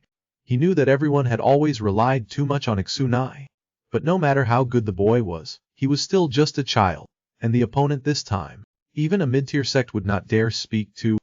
And how could this type of pressure placed on a teenager make him feel at ease? Sure enough, the boy with panda eyes still stupidly said he could not sleep. Chinyang, looking at Suna like this, he knew saying anything would be useless, drew out his saw blade and attacked Sunai. If you can't sleep, then let Big Brother help you loosen up your muscles. Hearing this, Suna was first stunned, then again revealed a refreshed expression. Indeed, no matter how much worry or anxiety, it was not as good as having a satisfying fight himself. So Suna retracted his martial arts. Relying on his small body, he and his big brother clashed. Right when the spring was still cold, Chinyang was already covered in sweat, and Sunai also felt much more comfortable in his heart. But at this moment, the sound of a large group of people approaching outside the camp also followed along with it. The sound stopped right outside the barrier wall. Chinyang knew that this great battle was about to begin, but before Sunai could react, he suddenly jumped onto the barrier wall. Even though he knew how terrifying the other party was, he said to Sunai, "I am the big brother, no matter who the opponent is. Standing in front of everyone is my responsibility." And old head Tang of the righteous path was still laughing. How dare this small clown show his face? Chinyang laughed sinisterly. "Tang Huairen, you are a pitiful fool. You don't dare to come here and cause trouble yourself? Thinking that finding your old dying man would make us afraid?" A round of mockery made the bereaved family member feel a chill down his spine. Sure enough, his master slowly stepped forward from behind him. "Although I told you not to act rashly, I also cannot let this kind of unreasonable people tarnish my reputation." A roar of anger mixed with extremely pure internal force immediately shot straight into the sky. But at this time, Sunai inside the wall sensed something was wrong, and immediately roared as well, carrying the Xuan Nu Zhenki to block the opponent's attack. In just an instant, Chinyang didn't even have time to react. The wall was struck by the two sides' impact, creating a large hole. At the same time, Zemren Yuji touched the ground with one foot, in an instant, grabbed the long sword, and appeared in front of Chinyang, who was about to fall. Suli saw that the situation was not good, and immediately shattered the ground, pouring Zhenki into the blade, instantly swinging out a sword energy towards Zemren Yuji. The fear and unease from before instantly turned into ashes. At this moment, there was only one thought in her head: no one is allowed to hurt her big brother. But the opponent just turned around and dodged, and easily deflected Suna's ever-victorious sword energy, sending it flying far away. Followed by an explosion from the mountain behind. Yuji realized that the young man's internal force was a bit exaggerated, and no longer had time to pay attention to the petty man who liked to talk big, and the two stood facing each other. In just an instant, the young man was sent flying by Yuji with one sword strike. Although Sunai tried to maintain his stance, it seemed that he had also seen some things. He could clearly feel the opponent's strength, but I must definitely be stronger than him.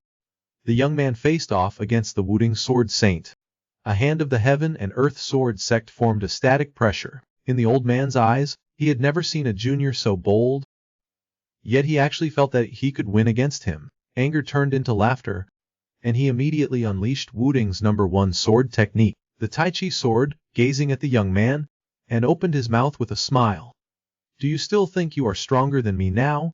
He originally only wanted to make him retreat out of difficulty. After all, this Heaven Emperor sword sect, he himself could not freely control his power. But seeing Sunai for the first time, he had developed an extremely strong desire for money. Coupled with the young man's extremely abnormal internal cultivation just now, he really could not bear to let him die young at this moment. Yuji was known in Wuding for being protective of his disciples, also because he taught without tiring. If someone with talent caught his ear, as long as it was possible, he would accept them into his sect. Although he had now escaped from Wuding, but when he saw Sunai, he realized that his other disciples, compared to him, were truly worlds apart. But at this moment Suna's face was solemn. But he did not feel that he would lose at all, and still said that he was more powerful than him. This completely angered Zemren Yuji, who was almost a master of the martial world.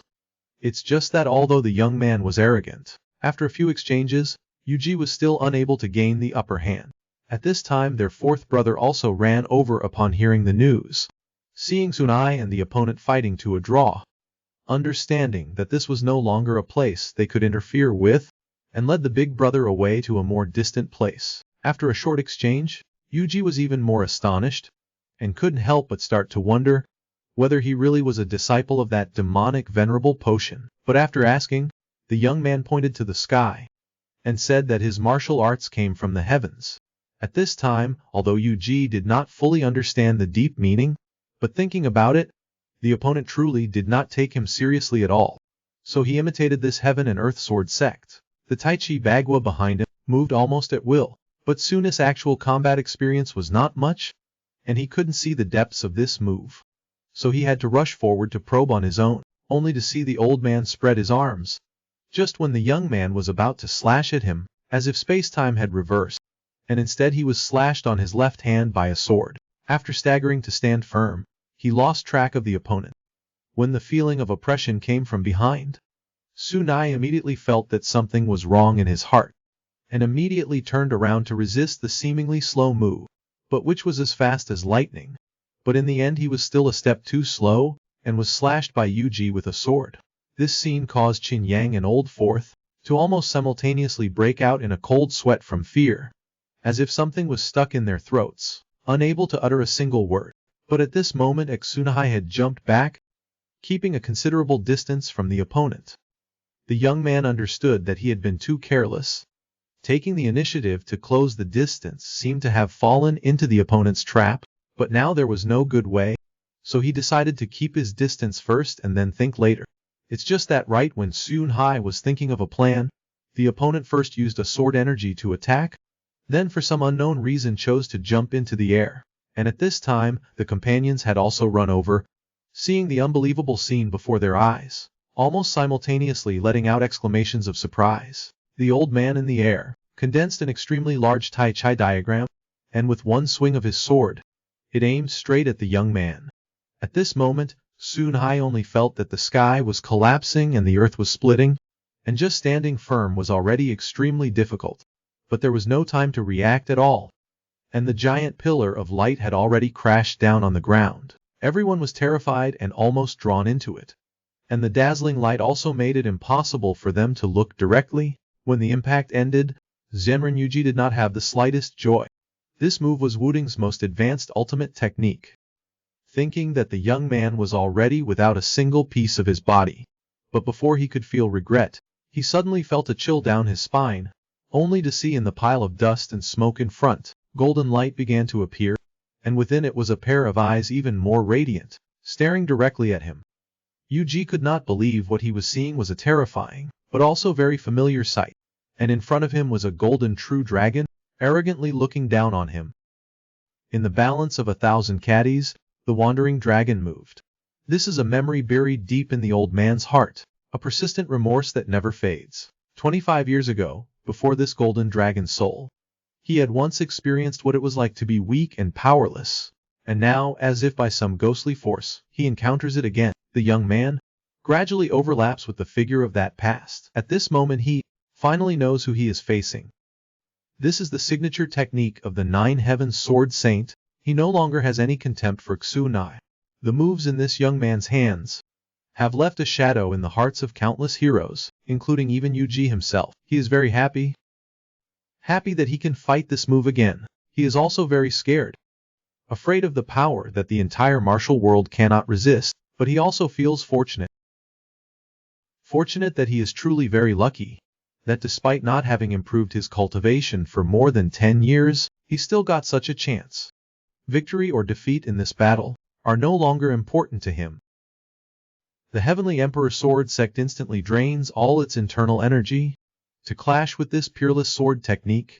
3 terrifying claw marks are left in the entire valley. Before Yuji could stand firm, the Taichi Sword Sect behind him was already in ruins. At this moment he was already spent, his internal energy depleted. Facing the young man's second sword, he no longer had the strength to fight. A mouthful of fresh blood spilled from the corner of his mouth, but he still relied on his willpower to raise his sword again. He wanted to resist this sword move one more time. Even if he had to die here, he had to see the second move. But Tsunai had seen through the old man's condition. In this exchange he did not use the Nine Heavens sword art again. After wounding his left shoulder, he softly said, "Old man, you've lost." Yuji was dazed, but powerless. He just stood there silently. A moment later, he struggled to ask, can you tell me your name? Sunu turned his head, facing the sunlight, and said to Yu Jizi. He was the seventh brother of the Five Peaks stronghold Liu Xun Hai. Hearing this, the old man finally let out a bitter laugh. The long sword in his hand slowly slid to the ground. He was also like that in the past, understanding that this was his limit. When Yu Jizi collapsed, whether it was the Righteous Path Alliance or the people of the Five Peaks stronghold, they were all shocked to the point of dropping their jaws. After a long while, Qin Yang gently called out, Sunu afraid that it was all just a dream, that they themselves would shatter. But when they saw that the boy was safe and sound, the brothers almost simultaneously cheered and jumped for joy. Ninth sister tightly hugged old Yao, who was crying. In an instant, all the gloom was swept away by Xu Ni's strength, swept away. Qin Yang happily lifted the boy up high, in the cheers of everyone, surpassing the Five Peaks stronghold, the greatest crisis in their history. Looking at the satisfied young man in the stronghold, Yu Jizi suddenly had a feeling that perhaps on this martial path, he could take another step. After thinking for a long time, in his heart he still made an astonishing decision, so he called Tang Hui Ren over, telling them to return on their own. As for the Five Peaks stronghold, if they could take a detour in the future, just take a detour. As for himself, he wanted to stay on the Five Peaks mountain for a while. At the same time, at Wolong Manor in Luoyang, Bai Yukan had invited all the previous generation elders of the Liu family. After several years of settling down, Jun's elder brother, Liu Yuan, had brought the Nine Heavens sword art that his father had given him in his childhood to great completion. Bai Yukan now appeared extremely complacent. These past few years, she had managed Wolong Manor. Although she held great power, these old men still had some resistance because she was a daughter. But now, her eldest son's Nine Heavens sword art had reached great completion, hence the scene of Liu Yuan standing on the training ground with his sword. Although the sword art only had this one move left, the golden dragon aura standing on the field caused all the elders to pay attention. With one sword swing, 3 imprinted palm marks appeared on the ground. And when they saw this power that could tear everything apart, the elders also understood, no matter how much they resisted, the true owner of Wolong Manor in the future would definitely belong to Bai Yukan. The mountain stronghold was like dry wood meeting spring. The man's face was gloomy. This was already the 12th deserter, who was crying and begging to return to the stronghold. They without exception all swore that they would never leave again. And when Qin Yang raised his hand, just about to strike the other person, he suddenly became extremely easy to talk to. He comforted them, signaling to the person that it was good to return. This scene stunned almost everyone. Were all people who had chosen to surrender in a moment of crisis. Yet the stronghold leader forgave them, and they were immediately moved to tears. So after thanking the stronghold leader, they left the gathering hall. But at this moment, the fourth brother could not hold back anymore. He really couldn't understand why such a group of people, why Big Brother still wanted to keep them. They went to find their big brother to complain, but Qin Yang had quite a few thoughts. That previously they had hoped to join the Green Forest, so they would be protected. But in the end they found out, no matter what the power was, they ultimately valued your strength. Even if they had known in advance that real person Yu Ji wanted to attack the stronghold, the Green Forest Alliance had not shown any movement. Although he himself was very angry, this only pointed to one problem. That organization really did not recognize them. And the Green Forest Summit was coming soon. If they wanted to be recognized, this was an opportunity that could not be missed. At that time it would not do to just let the 10 of us go. First we must have a lineup, and consider that most of us are just ordinary people, who due to many different reasons have been oppressed, and only chose to come to the stronghold for protection. No one is truly a bad person. Faced with danger, running away is instinct, but if they are bad guys, they might stab you in the back. Keeping them is just spending a few more grains of rice. And when the time comes, watching the house and guarding the camp, there will always be people needed to do that, right? Right? Hearing this, Old C felt relieved, asking about Su Ni's whereabouts. And at this time, a letter was sent deep into the Woofing Mountains. Even though it was a suggestion from his senior brother, the sect leader, saying that staying in the Lulin Alliance camp would have a negative impact on future generations. Hoping that his junior brother could immediately return to the mountain to participate in sect discussions. But after seeing the letter, Ugz didn't care, and casually threw it into the wind. And at this time Sunhai had also arrived, although the boy was very concerned about Ugz's stay, fearing that he would do something harmful to his brothers. But in the end, the one who ordered hundreds of sword masters to leave aggressively was also him. This made Surai unable to attack this old man, only able to glare at Ugz in front of him, asking what he wanted to do, and when he would finally leave. Looking at Su-Ni's impatient demeanor, Ugz suddenly felt much more comfortable in his heart.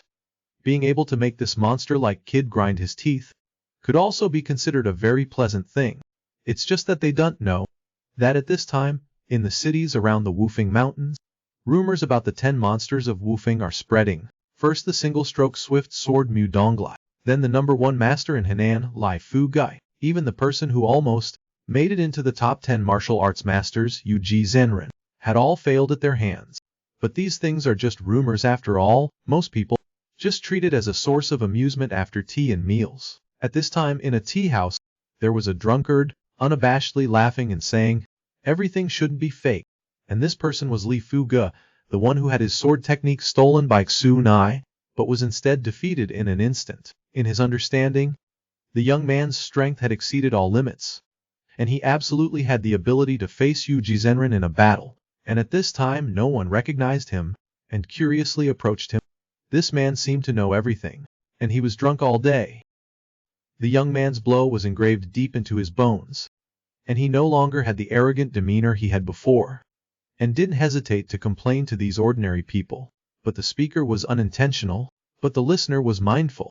All of this was clearly heard by a man in a blue robe beside him, who went straight to the Lulin Alliance's Henan headquarters, and reported everything he heard to the officials.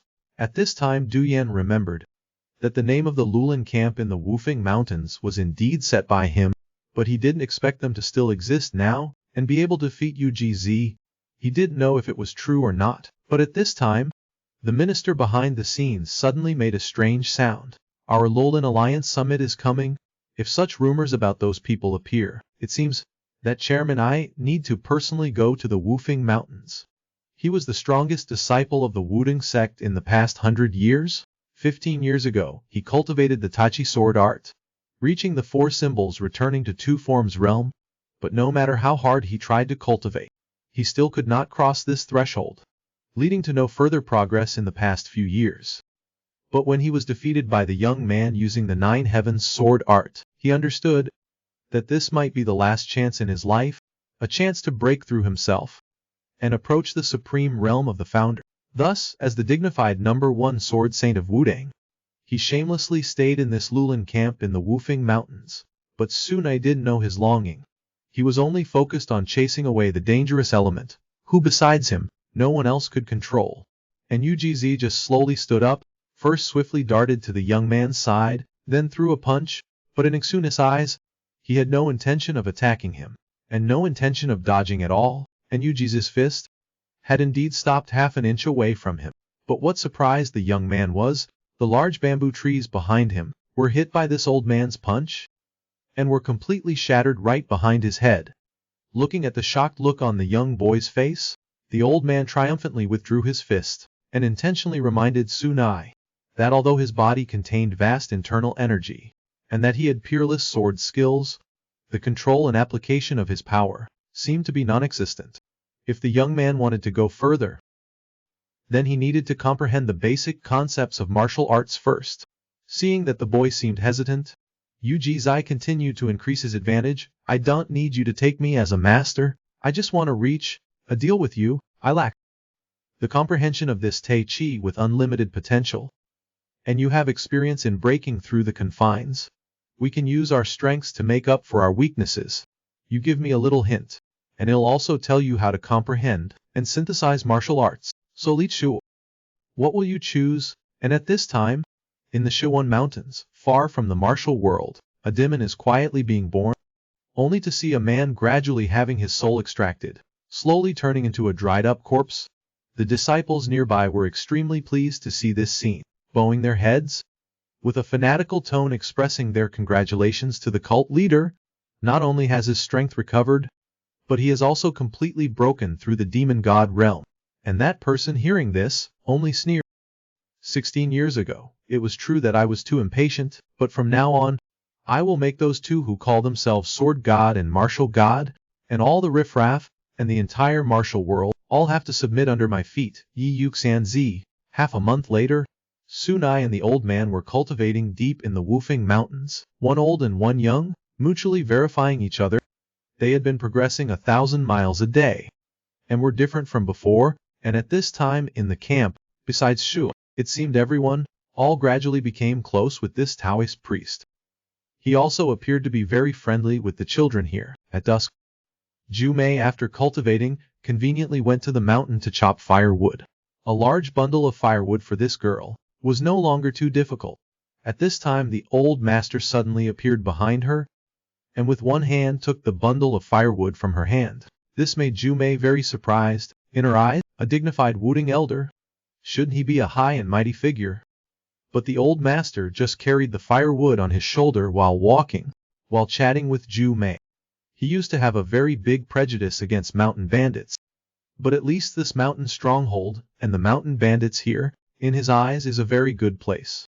In his perception, most mountain bandits are wicked people who see human lives as worthless, but the people here all seem to be for survival, and were forced to leave their old lives.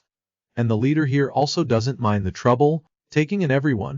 Little Sunai is even more like a god here, protecting this mountain stronghold. He was very curious, under what circumstances could two people like that have come together, making this place so harmonious and peaceful like a heaven? And Ju Mei, after hearing the old master ask, revealed her gentle side. Perhaps it was because the leader truly treats everyone like family. One person is cautious and calculating but empty-handed, while the other does not reveal sharpness, humble and simple.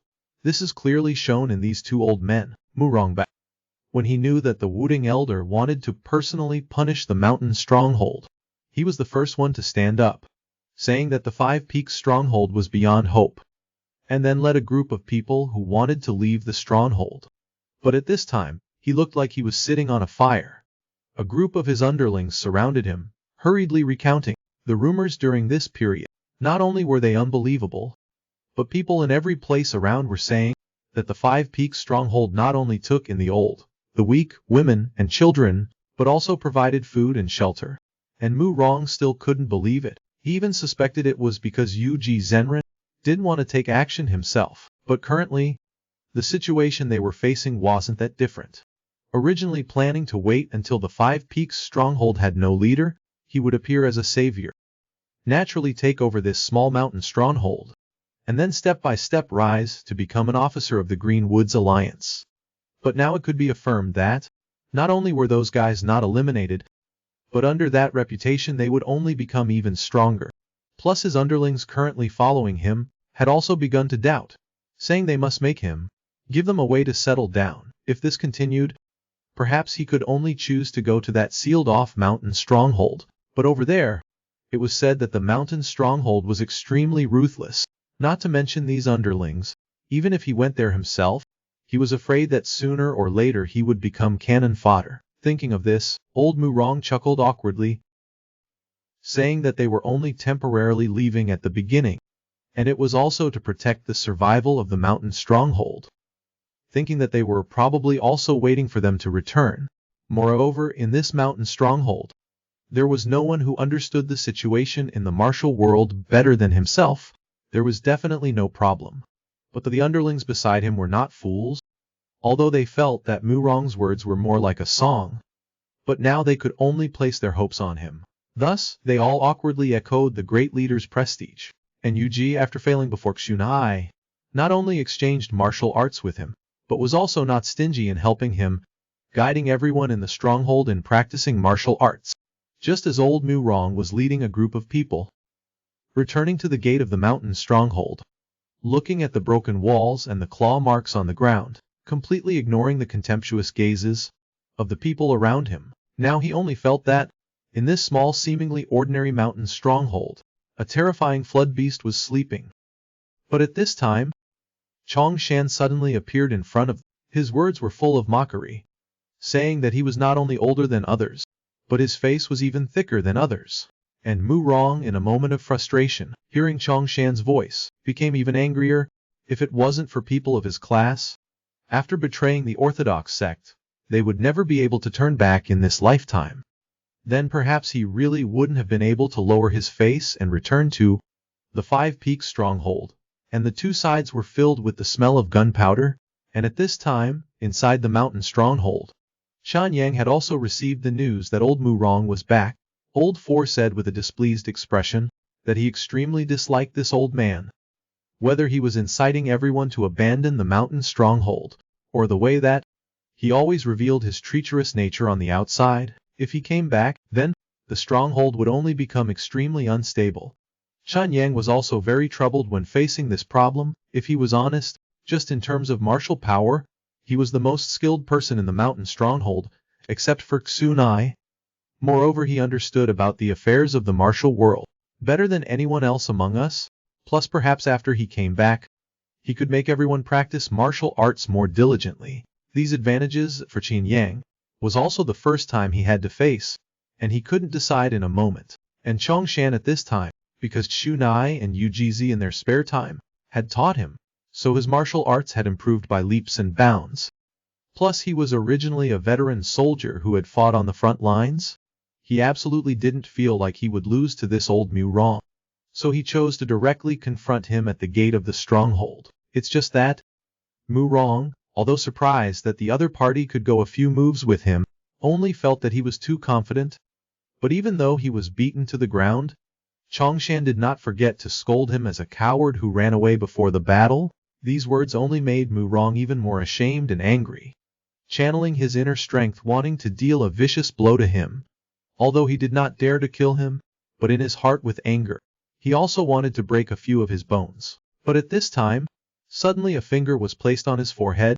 Another old man suddenly appeared in front of him. Ugz said that although he didn't know who he was, but to show off in front of me, then I can't pretend I didn't see it. And Murong at this time was so shocked that he was breaking out in a cold sweat. He had noticed this person's existence at all before. Not only did he suddenly appear in front of him in an instant, but a piece of paper had also blocked him. In this mountain stronghold, besides that little monster, how could such a terrifying person exist? And when he heard Chongshan say, he didn't need Ugz to help him, that he hadn't used his full strength yet, Murong became even more frightened to the point his legs went weak. He almost knelt down on the ground. He never could have imagined that a dignified martial arts sect elder would appear at this stronghold, and even seemed very familiar with these people. But the other party did not pay attention to his thoughts, and leisurely reminded Chongshan, assessing the gap in strength between the two sides is also a type of cultivation. This person is indeed several times stronger than you. At the same time, from afar a voice filled with anger slowly traveled over. Old man Murong, you caused such a big commotion back then, and now you've come back? I think you must have come prepared, right? He is the son of Liu Jiayu, the sword god.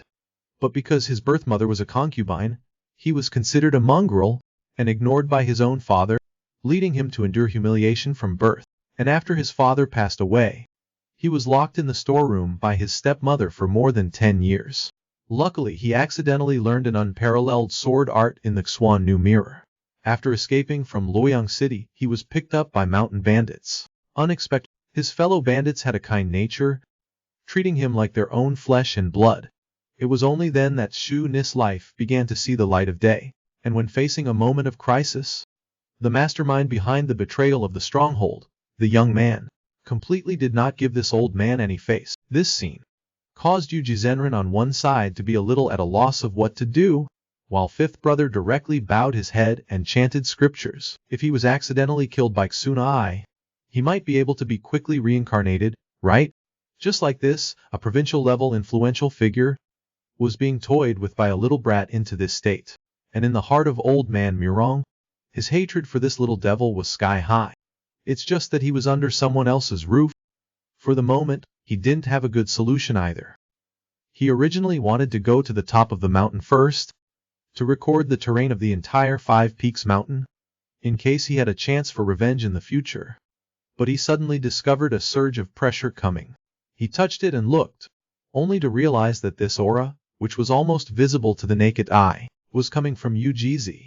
And at this moment, he was condensing yin and yang power, his eyes firmly fixed ahead. on his opponent, and Sune at this time was also holding a sword, charging towards him.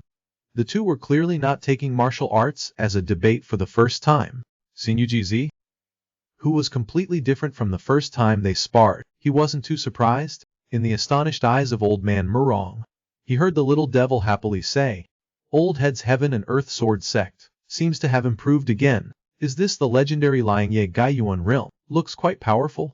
But these words in Yujiz's ear did not bring him any sense of self-satisfaction. The longer he spent time with Xun Hai, the more he could discover the sleeping power within this young man's body was immensely vast. Even now that his realm was only one step away from his ancestor from back then, he still completely did not feel that he could defeat this little brat. But he would not lose face even if he lost the match. Yujiz's move was the strongest sword move he had at the moment. As if to encourage himself, he shouted out loud. Sensing the opponent's fierce aura, Sune suddenly felt he had still underestimated his progress. This sword descended. Dust flew everywhere. The peaceful Five Peaks mountain was split into a deep crevice by the two of them. It's just that the period of confinement was not only for Ugz. Waiting until the dust had settled, old man Murong was shocked to discover that Sunai was still completely unharmed under such an attack. The second stance of the Nine Heavens sword art was condensed from his hand, bringing with it a very cheerful laugh as he shouted to him, "Big brother, I'm going all out too." And seeing that the little fellow was not at all surprised, Ugz also adopted a stance wanting to clash head-on with him. But in Murong's eyes, this young man's sword was tearing open the sky. Even the trees were trembling. The two's ultimate moves collided in an instant, in a flash. Within a moment, with Ugz conceding defeat, the martial arts debate had ended. If the opponent's sword had come towards him, he was afraid that he would be shattered into pieces by now. But what he heard now made him very satisfied as he said that he had to leave soon. This wonderful experience had broadened his horizons, and one day he would repay them. And Murong, who saw this scene from the side, was completely cowardly. "I think I should just give up the idea of revenge. It's just that when Sune Hai heard that the other party wanted to leave, he was a bit stunned at first. Then he revealed a smile, saying, if you didn't leave, I would thought you wanted to become a mountain bandit too." And in Yujiz's heart, being able to personally witness little Sune's growth had brought him a satisfaction that surpassed the improvement of his own realm. Right before summer arrived, he quietly left the stronghold. 1 month later, a fat man wearing purple robes slowly arrived on Five Peaks Mountain. While admiring the wonderful scenery here, he was also complaining that the wild beasts here didn't seem to know what fear was. At this moment a giant black bear was roaring angrily at the man. Looking closely, behind the man, several bear cubs were lying scattered about. Only now did he understand why he wasn't so afraid. He thought it must be these little ones' mother. "But since you dare bare your fangs at me, then I Yinfeng Shuju will no longer show mercy." This demon was respectfully cleaning a Buddha statue amidst the rubble, but couldn't control his own power, accidentally making a hole in the Buddha statue's stomach. Only inside its stomach there was a very old ancient book fast asleep. He was a little apprehensive, carefully observing, but little did he know that, because of this, not long after, the entire martial world would be changed. And he was the heaven-breaking demon lord who unified the entire green forest. It turned out that when he was young, he had been taken in by Shaolin, but for some reason his entire body was born with divine strength. In the temple, he worked even harder than the martial monks. Seeing him lift a stone weighing over a ton with one hand, the junior monks usually regarded him as a beast. But in the eyes of the youthful demon lord, who had a simple nature, the things he worked hard for were just to repay the kindness of the old monks. And he did not pay attention to the strange looks. And the abbot was very fond of him, but he had no affinity with Buddhism, so he could only sigh with regret. 15 years ago, when he was passing by the old storeroom, he suddenly discovered the ceiling had collapsed, happening to cover the Buddha statue that had not been moved in time. The young demon lord looked at this scene, and didn't think much of it, just felt that the Buddha statue was ruined, and had some feelings about it. At this time he unexpectedly obtained the Indra Sutra, becoming the leader of the 10 great masters of the time, and subjugated over the years the 12 green forest forces that had been fighting endlessly. giving them the title of the 12 Eagles of the Green Forest, letting them manage the large and small bandits and highwaymen in the martial world. And today, outside of the Five Peaks camp, there was an uninvited guest. This person had just planned to shout loudly, when Xinjiang led a few brothers to rush out, panting as they looked at the newcomer, announcing his identity there. It turned out that this seemingly unremarkable drunkard was actually the Yin Wind Beastmaster, one of the 12 Eagles of the Green Forest, and also the leader of the Green Forest Alliance governing this province. In half a quarter of an hour, at the Juyai Hall, 7 brothers in the camp were looking at the dignitary on the path with doubtful expressions. They really didn't understand. Before, he clearly didn't care about the life or death of this place. So why is it that now a dignified Green Forest provincial governor would intentionally come to this small, insignificant Five Peaks camp, with everything unclear? Everyone could only tremble as they listened to his presentation, and the Yin Wind Beastmaster was not in a hurry, first pouring himself a few mouthfuls of aged wine. Then asked them, weren't there 10 brothers? Why are there only 7 people in the hall? Moreover, there are 2 beautiful young girls like this. Were they intentionally called to serve this old man here? Only at this time, Xinjiang seemed much calmer, pretending not to hear the second half of the sentence and answering. The other 3 brothers have all gone into secluded cultivation.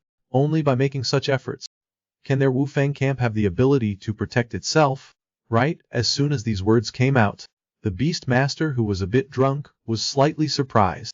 The little camp master was clearly reminding him that the Green Forest had never provided them with protection, so he waved his hand, unexpectedly not paying any attention to the meaning behind his words, telling him to introduce the situation here first. On one side, Old Six was still asking 4th brother if they should call Su Nai over, but was stopped by 4th brother with a whistle. Although the behavior of the old man was a bit careless and arrogant, it was not yet to the point of tearing up their faces. If comes and hears that he has bad intentions towards 9th sister and 10th sister, he would definitely rush up and give him a beating. At that time, if they offended the entire Green Forest Alliance, it was feared that the camp's situation would be even more dangerous. Now they could only see how Big Brother would handle this matter.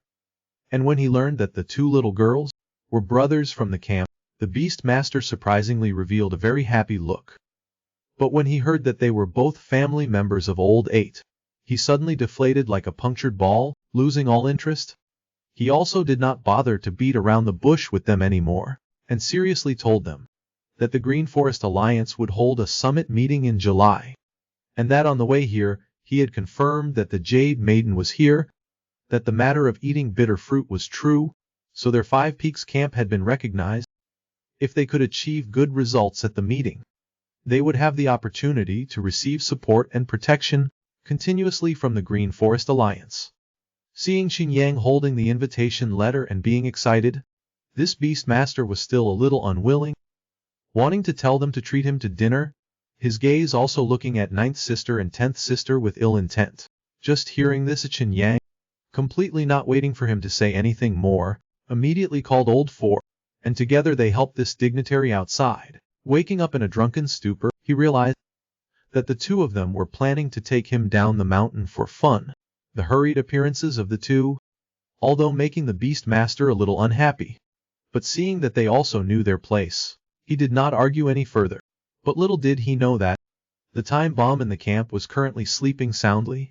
If it woke up, the 2 of them would not be able to be happy, which was the real thing that the 2 of them worried about the most. It seems like they would have to spend more time later teaching that kid. The fat man on the chair was enjoying himself, but he showed that he was not happy. To make him happy, he even called for the 2 most famous beauties here. But after 3 rounds of wine, he still looked gloomy and sullen. In his head there were lingering images of the 2 sisters, like smoke and mist in the camp, and he felt that this table of delicious food suddenly lost all its color. Looking at the girl pouring wine for him, he felt the difference was like heaven and earth. It's not that he wanted to do anything to the 2 sisters, it's just that he felt that his status should have such beautiful women serving him wine, that's all. Speaking of this Yin Wind Beastmaster, he is also a real wine addict. Plus he had now drunk a lot, angrily slamming the wine cup down, and shouted that he wanted to call 9th sister and 10th sister to serve him. But this made things difficult for Qian Yang and Old Four. The two of them did not dare to disobey the new dignitary. But they also could not just stand by and watch their two sisters thrown into a wolf's den. So they said it was already so late, everyone was probably asleep by now. And seeing that the two of them were not happy, the Beast Master, his bad temper also flared up. But no matter what, they were all people he had just recognized. He didn't make things too difficult for them, walking with a sway, as if he did not recognize the 6 people, and went towards the camp on the mountain. Qian Yang and Old Four were truly panicking at this time. But what did the Beast Master know? What they feared was actually something else. And when they returned to the Wufeng mountain camp, it was already late at night. 9th sister and 10th sister were indeed sound asleep, but the noise outside was too loud, which also caused the 2 girls to gradually wake up from their dreams. Currently, because there is a large Buddha statue in the camp, everyone has clearly reduced their vigilance as bandits, and the 2 girls were no exception, running outside with panda eyes. But when they saw that it was the drunken Looming Min, the head of the province, making trouble, they felt that something troublesome was about to happen. And as soon as he glanced at the 2 sisters, he began to yell, saying that the 2 of them must come to serve him drinks. This made the 2 of them not know what to do. Then they also heard the fatso yelling that in this area, only the 2 of them were the most beautiful. Without them serving drinks, even the best wine would not taste good. But at this moment, a hand suddenly placed on his wrist. Qian Yang was flattering with a smile, saying that the girls in the city are even more beautiful than in our camp, while pleading, hoping that the Great One could lower his voice a little. But these words caused the Beast Master's face to immediately turn gloomy, tilting his head slightly, angrily staring at Qian Hai. Are you teaching me how to do things? I have given you face. If you don't need it and still spoil my mood, then don't blame me for embarrassing you. Each of you must break 2 bones for me. Looking at the aura that the other party was emitting, Qian Yang and Old Fourth felt that there was no way to salvage the situation. This commotion, I'm afraid it is. Just as the Beast Master was about to teach this little camp leader a lesson, he suddenly felt a creepy sensation, a chilling feeling, causing him, who had experienced many battles, to choose to assess the situation first. But behind him, besides some rough and uncouth-looking people, there were only 2 stunningly beautiful girls, serving drinks. Just as he didn't understand anything, he asked who dared to emit killing intent towards him. Looking in the direction of the killing intent, the person in front was actually his junior sister, who looked the weakest. This also made the fatso stunned, feeling extremely absurd. But this made the junior sister break out in a cold sweat. She did not know how to control her killing intent. A moment later he saw the Beast Master sneering. I didn't expect the expert in your camp to be a kid. You guys are so afraid of me touching him. Do you think that I can't even deal with a kid? Hearing these words, everyone realized the person standing behind the junior sister turned out to be Xu Hai. And the youth was clearly just woken up, without saying a word, slowly walking towards Yingfeng Beast Master. But the vague sense of danger coming from Su Lai also made the Beast Master become more serious, while Qian Yang and Old Fourth became even more worried at this moment. According to Suna's temperament, he would definitely offend this leader. Sure enough, the sleepy-looking boy asked the fatso, did you come to our camp to get beaten up? These words made the Beast Master, who was always high and mighty, so angry that he laughed, intentionally showing that he didn't care, saying that he wouldn't even bother with a child. But immediately afterwards, he secretly condensed the violet flame in his palm, suddenly turning around and striking towards Su Wai. While Qian Yang had already thought things through at this moment, only praying that Su Ne could go a little easier on him. Looking at the oppressive wind coming towards him, Suna finally woke up. The internal energy is special indeed. The young man, once again facing a top-level expert, unexpectedly laughed out loud. He looked at the aggressive momentum, the cold internal energy rushing towards him, and dissolved it with one hand. And this move, if it were before, he absolutely would not have been able to do. Even the Yin Wind Beast Master looked incredibly surprised. His Yin Wind force looked soft on the outside, but contained ice within, not to mention dissolving it. If one didn't use more internal force to create rigid energy, touching any part of the body would cause the yin cold energy to invade the meridians. Over the years, he did not know how many top-level experts had suffered losses before his move, But the young man in front of him had a look of disdain written all over his face, making the Beastmaster even angrier, and once again channeling 80% of his internal energy, one hand turning into a claw. The rigid energy that had just been dissolved again formed a circle of rigid energy, appearing at the youth's neck. Such a bizarre scene made ninth sister and 10th sister even more worried, simply fearing that Shu Nai would be in danger because of them, while Qian Yang and Old Fourth were even more tense, fearing that if Ekhl lost his temper, he would beat this leader to death. It's just that the Beastmaster didn't wait for the young man to react, and immediately detonated the rigid energy at his neck. The sound of cracking rang out in a series, and the Beastmaster did not seem to intend to stop.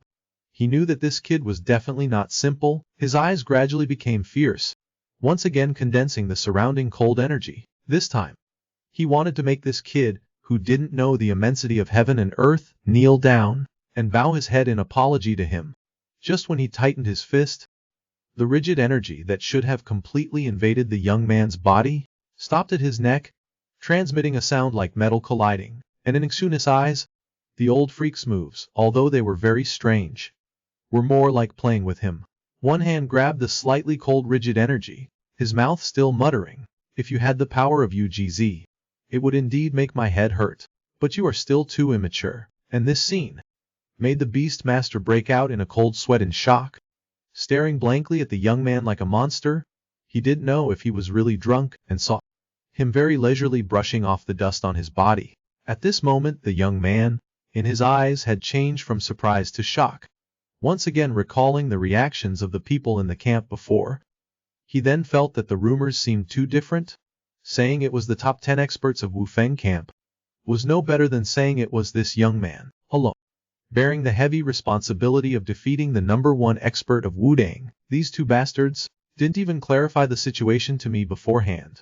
Now I'm truly riding a tiger and finding it hard to dismount. But right after that, the Beast Lord revealed an extremely joyful expression. To him, opponents who can fight a satisfying battle are as rare as autumn leaves now. He didn't expect to have this opportunity here. But before he could finish his words, he heard Suhai burst into laughter like a pig squealing, mocking the title of Beast Lord as sounding like Dog King and a very fat old dog. Hearing these words, the Beast Lord was not angry at all, only to see a purple light flash in his eyes, his whole person instantly closing in, inner force gathering at the tip of his claws. A purple python bearing its fangs and brandishing its claws charged towards Su Nai.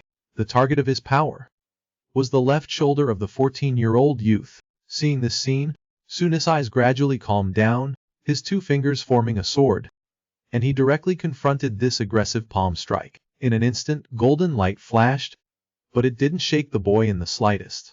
The youth lowered his head, his expression gloomy, his eyes gradually turning cold. He could feel that this bizarre old man was trying to fight him to the death. If that was the case, then a clear sound of bones cracking could be heard. The Beast Lord's two fingers were instantly broken, while he was still in a daze. He heard the youth's voice slowly reaching him. "You have killing intent. Then I will not be polite either." Before his words finished, the youth suddenly disappeared in front of the Beast Lord. When he reappeared, he had already bypassed his defenses, gathering strength in one fist, wanting to let this old man feel a bit just how big the gap between the two sides actually was. And seeing that he could not avoid it, the old man, he understood that Jin Guashi had encountered a true monster, and could only wait for death. At this moment, Shan Yang's voice suddenly rang out at the wrong time. Show mercy." The unstoppable sharpness of the youth made the old man, who was originally in a high position, shudder in terror. Right before the fist that was like divine punishment was about to fall on him, the gang leader anxiously yelled out, "Stop!" and the dragon spirit swallowed. In an instant, the Yin Feng Beast Lord, the small fist, only stopped in front of the old man. Even though the storm was howling behind him, but that fist in his eyes had occupied his entire field of vision. Sweat the size of beans fell like rain. Just now he clearly felt as if an envoy from the underworld was slowly approaching him, waving at him, while revealing his terrifying skeletal visage. Until the youth's fist stopped in front of him, the envoy sighed, and then left. With a thud, the Yin Feng Beast Lord, a dignified member of the 12 heroes of the Lulin, immediately knelt down on the ground, his hands trembling non-stop. his whole person seeming to have aged several years. Although he had not used his full strength, the pressure the youth brought to him was no less than their leader. This caused a beast lord, who was always arrogant, to no longer have any intention of confronting him. He trembled as he raised his head to glance at the monster-like youth. The coldness emanating from his person once again made him not dare to move. As for Chu, seeing the old man come to his home and act recklessly, he really wanted to explode him with one punch, but his big brother seemed to still be worried, so he glared fiercely at the beast lord. "I won't hit you, it's fine. You have to obediently greet the big brothers, then say that you have things to do and quickly scram." Qian Yang and Old Fourth watched Xuli instruct their leader. Although due to the whistling night wind they couldn't hear clearly what was said, they finally breathed a sigh of relief. It was just that at this moment, the beast lord suddenly stood up and jumped to the camp gate, seemingly afraid that he wouldn't be able to get out of this way, hurriedly saying to everyone at Five Peaks Camp that he had something very important to do. "Well, meet again in Wan'an City." Wu Bai, under everyone's shocked gaze, immediately disappeared without a trace, and the brothers in the camp also understood. Soon his strength could no longer be perceived in an ordinary way. It's just that this time the boy didn't really strike and hurt the opponent. It could be seen that he was also gradually becoming more trustworthy. Looking at it this way, the future of Five Peaks Camp might be limitless. Then they saw Xunai, like a child again, running towards his two big brothers, and Old Fourth could only sigh. Those thoughts were still too early. But they didn't know that Sun's performance just now had caused a demonic obstruction to arise in the beast lord's heart. The youth's movement was as agile as a dragon playing in the water, and unfathomable. If he were to participate in the Lulin Grand Gathering, it was feared that a great chaos would occur.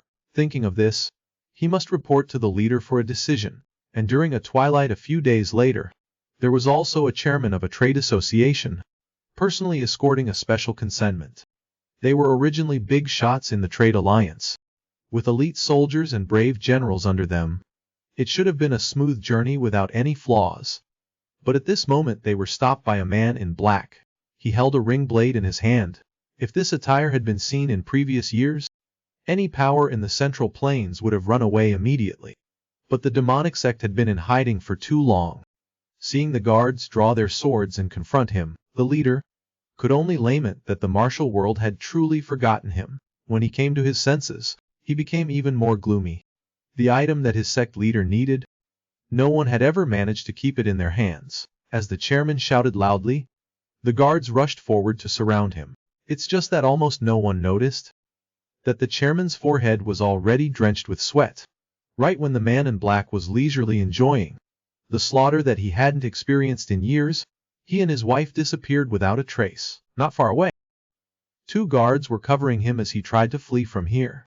Asked the president if he needed to seek reinforcements. Hearing that, he instead reprimanded the guards not to increase casualties in vain. What they needed to do was to do their best to stop that person's progress. This escort was carrying an extremely important item. After dealing with things here, he would definitely set off with his brothers. But for now it was impossible. This alone could absolutely not fall into the hands of the demonic cult. And when the man in black discovered that his opponent had escaped, only then did he understand. That old man must have discovered his identity, which is why he quietly fled, further assuring himself that what the cult leader wanted to find was surely in the old man's hands. Thinking of this, he tore off his mask, having been discarded as a pawn. Then how he killed you all wouldn't matter, right? There wouldn't be any problem, right? As for that old man, he could absolutely not escape his hands. The young man who was originally a descendant of a prominent family, but was now in a bandit's lair. For the first time he felt how much of a change finery could bring him. It turned out that from Wufeng Mountain to Wan'an City, they had to pass through the headquarters of the Righteous Path Alliance, and the world's #1 family, Nangong Sword Saint, was also garrisoned here. The old man Mirong had always deceived the mountain bandits. This time he finally gave a credible suggestion. He said that Shijie of Wufeng was now very famous. If people of the Righteous Path Alliance were to recognize their identities as bandits. Although the seventh leader's strength was almost fearless, after all, 2 fists could hardly withstand 4 hands. If others were ambushed, even if they made a world-shaking escape, it would still seem a bit excessive. So he took out Qin Yang's money, his wife's dowry money, and bought for the group a very formal set of clothing. And the two flowers of the mountain lair now looked even more outstanding than the rich young ladies. This made the uncouth old eight, who already adored ninth sister, even more flustered. As for the few big brothers, they also praised these two little sisters endlessly. It was just that the brothers had not yet had time to show off for a few sentences. Suddenly a tender voice of a young man came from behind. I've never worn such complicated clothes before. Big brothers, help me see if I'm wearing it correctly. And Sunai, who was originally from a noble background. At this moment, his dashing look was no less than his father's in the old days. Seeing ninth sister become a little admirer of the young man, old eight felt even more heartbroken. Luckily Xuhai was still young, so he didn't let himself die of jealousy. Before they set off, the old man Murong repeatedly reminded them, absolutely don't let people recognize that they came from Wufeng Lair. If the trading alliance knew that 9 out of the 10 leaders had left, and that they would be able to return to the lair for several months, I fear the main headquarters will be in danger. So Chiang decided to take a detour through the small towns near Wufeng Mountain. They had to walk along the mountain paths in this new set of clothes for hundreds of miles. And so 2 days later at night, they met the trade association president, who was hiding in the deep forest with his daughter and a few guards, having been noticed by the demonic cult's great protector. This made this first trade alliance president feel as if he had a thorn in his back at all times. It's just that the young lady didn't understand what the opponent's concept was, and even didn't understand why there were 100 guards there. But her father was so urgently choosing to abandon their home to protect the army. And at this moment, the guards clearing the path suddenly reported they had discovered a group of people ahead. This made the president, Chu Yunhan, even more stressed. The 8 hairpins in his hand had to be delivered to the Righteous Path Alliance so that the demonic cult could not return. If he couldn't report it in time, he was afraid that the tragedy of 20 years ago would happen again. So he immediately told everyone to be vigilant, prepared to strike first. It's just that when they rushed out of the trees, what came into the eyes of the people of the Trade Alliance was a group of people gathering around a bonfire, roasting wild meat. Moreover, they were dressed luxuriously, not the kind of black robes worn by the demonic cult. Among them a red-haired young man wiped the corner of his mouth and gloomily looked at the group of people who were rushing over like wild beasts, and extremely unhappy asked, what are their intentions? It was only at this time that Chu Yunhan had 100 emotions in his heart. He understood clearly that his group being caught up by the Great Protector was only a matter of time. If these people were from the Righteous Path Alliance, then it could be considered that the heavens were not cutting off his path. So he immediately chose to go forward to engage with them, and asked what sect they were from. And Qin Yang had long since made up his mind, if they met outsiders, then they would say they were from the Flying Dragon sect of Hebai. Even in his heart he had already made up a lot of information related to the sect. But Chu Yunnan did not ask much, but just stated his identity, and immediately hoped to travel with the people of the Righteous Path. The suggestion suddenly carried the appearance of the opponent begging. The first to react was the old greasy Murong. He exposed the opponent's urgency and panic in one word. If they rashly accepted their suggestion, they would probably bring on unnecessary trouble. If the other party did not choose to be honest, then there was nothing to discuss with them. Only then did Chu Yunhan react. He had indeed been too hasty. But the Great Protector's prestige was too great. Currently he had no other choice. Moreover, he was originally from a martial arts background. He could now also roughly distinguish that on the bodies of this group of people, almost all of them had an unusual aura, especially that red-haired young man. That kind of pure feeling was not at all inferior to even the top experts he had met. Plus, he no longer had time to hesitate. In a moment of desperation, he took out a money bag worth 10,000 times more than Qin Yang's wedding money. Worth 10,000 times more than Qin Yang's wedding money. With a clatter, gold coins piled up on the ground. Along with that he knelt down as the president of this #1 trading alliance. Although he could not speak the truth, he sincerely begged the young heroes to help this old man. The old man, who was originally the leader of the trading alliance, was now kneeling before this group of bandits, using a large sum of money to beg for temporary protection, but he was flatly refused by them.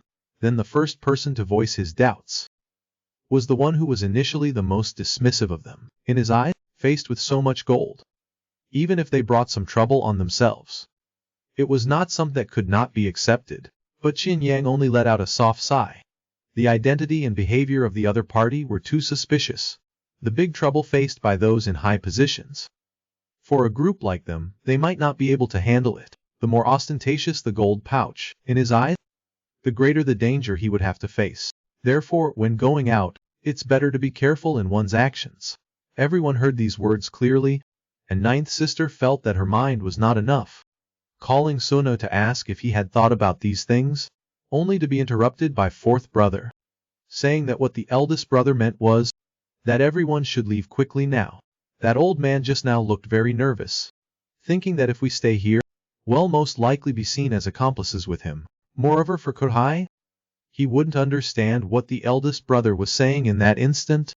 You two can slowly think about it on the way. Having said this, Murong was no longer regretful for missing out on this treasure. The position of the eldest brother was to help each other. Everyone's safety was also a matter of course. So everyone immediately began to pack their luggage, planning to travel a night's journey tonight. But Old Aid actually only understood a little. It's just that at this moment his heart was full of spring feelings. His mind and eyes almost never left ninth sister for half a step. Seeing that the other party's luggage was not small, his old face flushed red instead, imagining himself handsomely picking up luggage for the other party. Thinking that ninth sister would definitely call him shyly, Longshan *Gij*, right? The fool thought the more he thought this was a good opportunity, happily wanting to touch ninth sister's things, but suddenly his expression changed. Right above his head, a man in black suddenly drew his sword and charged towards him. But when he sensed the abnormality, the other party had already gotten close, and the one who reacted the fastest was still Rongshan. He frantically unleashed an unprecedented strength, and rushed towards ninth sister. At the critical moment, grabbed her arm and threw her back, causing his own body to take the brunt of the opponent's attack. Fresh blood splattered before their eyes, causing ninth sister to instantly wake up, but the matter was too sudden. It was only at this time that everyone saw that Old Aid had been ambushed, but Rongshan's injury was too deep, and the attacker had come with the intention of not leaving anyone alive, causing everyone to almost lose consciousness on the spot, blood flowing non-stop. But all of this was no different from a farce in the black-clad man's eyes. No one living here today was going to be spared, dying sooner or dying later. What was worth fighting for? It's just that as soon as he thought of this, in his eyes he only saw a foot enlarging infinitely. Suni kicked him in the face, causing his whole body to explode with blood, like a bomb exploding. In a flash, a loud bang was heard in the distance. But all of this happened too fast. At this moment ninth sister regained her senses. Seeing that Old Aid was almost unconscious, she anxiously called, Rongshan *Gij*. You can't have anything happen. It's just that at this time the fool, before losing consciousness, finally opened his mouth and said, this is not what I thought it would be. And Xianang, seeing the terrifying wound on Old Aid's body, felt that something was wrong, immediately put Old Aid on his back and asked the seasoned veteran Murong, do you know where the nearest town is? After receiving the answer, he immediately went down the mountain, and fourth brother, picking up the luggage, was about to call for Xunai to quickly get on the road when he was shocked to discover that Xunai was already in the tree behind them, confronting the large group of men in black on the spot. Murong, who was originally the most skilled in martial arts here besides the young man, was even more horrified at this scene. He clearly understood Rongshan, who had been learning martial arts from the little monster, was already very strong. Even if he ambushed him, he would be able to injure him to this extent. Then all of this could only prove that these men in black, each and every one of them, had martial arts above him. But as soon as these thoughts appeared, they became even clearer after Xu Yi made his move. Sighing softly, he said to the elder brothers, I can handle the people here by myself. Saving Old Aid is the priority. I won't spare any of these mixed breed dogs. Seeing that the boy spoke resolutely, and that these people seemed to have no intention of sparing them either, Xianang could only grit his teeth and once again choose to rely on Xu Ni's fighting strength, and everyone took Rongshan and quickly rushed down the foot of the mountain. And the men in black saw that the others were fleeing, also had no intention of delaying, and swarmed up, planning to first deal with this little ghost blocking their way. Seeing the other party swing his sword and slash down, Suna tilted his body and dodged. Seeing that his movements were so ethereal, he raised his head to look, only to hear an extremely cold and questioning voice entering his ears. Who exactly are you people? Not saying anything? Then go to hell. Seeing Sunai again punch the other party in the face, then instantly appearing in front of two other men in black, punching one in the stomach, then kicking him away. Before the person could react, a palm had already landed on the top of his head. Seeing this scene, the remaining men in black also realized that the little ghost in front of them was not simple at all, and only then did they not immediately attack. But Sunai at this moment was extremely annoyed. After all, Old 8 was his sworn little brother. They attacked to kill people the moment they met. He had no intention of letting the other party have a good ending. In addition to that, he had already seen their fighting power clearly. Just a bunch of riffraff. No matter how many came, they were just trash. They were just newly emerged commoners, and also mountain bandits, going to Wanan City to participate in the Green Woods Convention, and getting caught up in the past 20 years. The events of the demonic sect's revival were starting to stir, and on the road, the uncouth Rongshan was wanting to express his feelings to the girl of his dreams, but in a flash was nearly killed on the spot. This unexpected ambush also made Chinang secretly cry out in pain in his heart. He could only once again rely on Xun Hai to resist the strong enemy, while he used a simple cloth to stop the bleeding, and quickly ran towards the small town at the foot of the mountain. It's just that before they had gone far, Murong suddenly acted strangely. The strong smell of blood in the air was not unfamiliar to this seasoned warrior, although he didn't mind being beneath others for a long time. But he also immediately signaled to block the path of the fire, while he stealthily climbed to the top of the tree to investigate the origin of this bloody aura. He understood that those who had been injured and died had not left long ago. If those black-clothed people had accomplices, he was afraid those in trouble ahead were them. And at this time, the Yanyu Merchant Guild was almost wiped out. Su Yunhun, even though he was from the Wu clan, was also already exhausted from fighting. But the black-clothed people of the demonic sect had completely controlled them in their hands, even like a cat toying with a mouse, luring this injured leader to hand over the 8 Zhuzong herbs. And then they could let his father and daughter leave. Otherwise, he was afraid this little girl's head would be separated from her body. Facing such a deadlock, Su Yunnan was, on the contrary, much more clear-headed. For the entire martial world, the 8 Zhuzong herbs are a hope. Moreover, even if he handed them over, they would not possibly let him leave. Even if it's meaningless, he could only try to delay them. It's just that the current situation was not what the other party wanted to see. They didn't mind the long distance to pursue them here.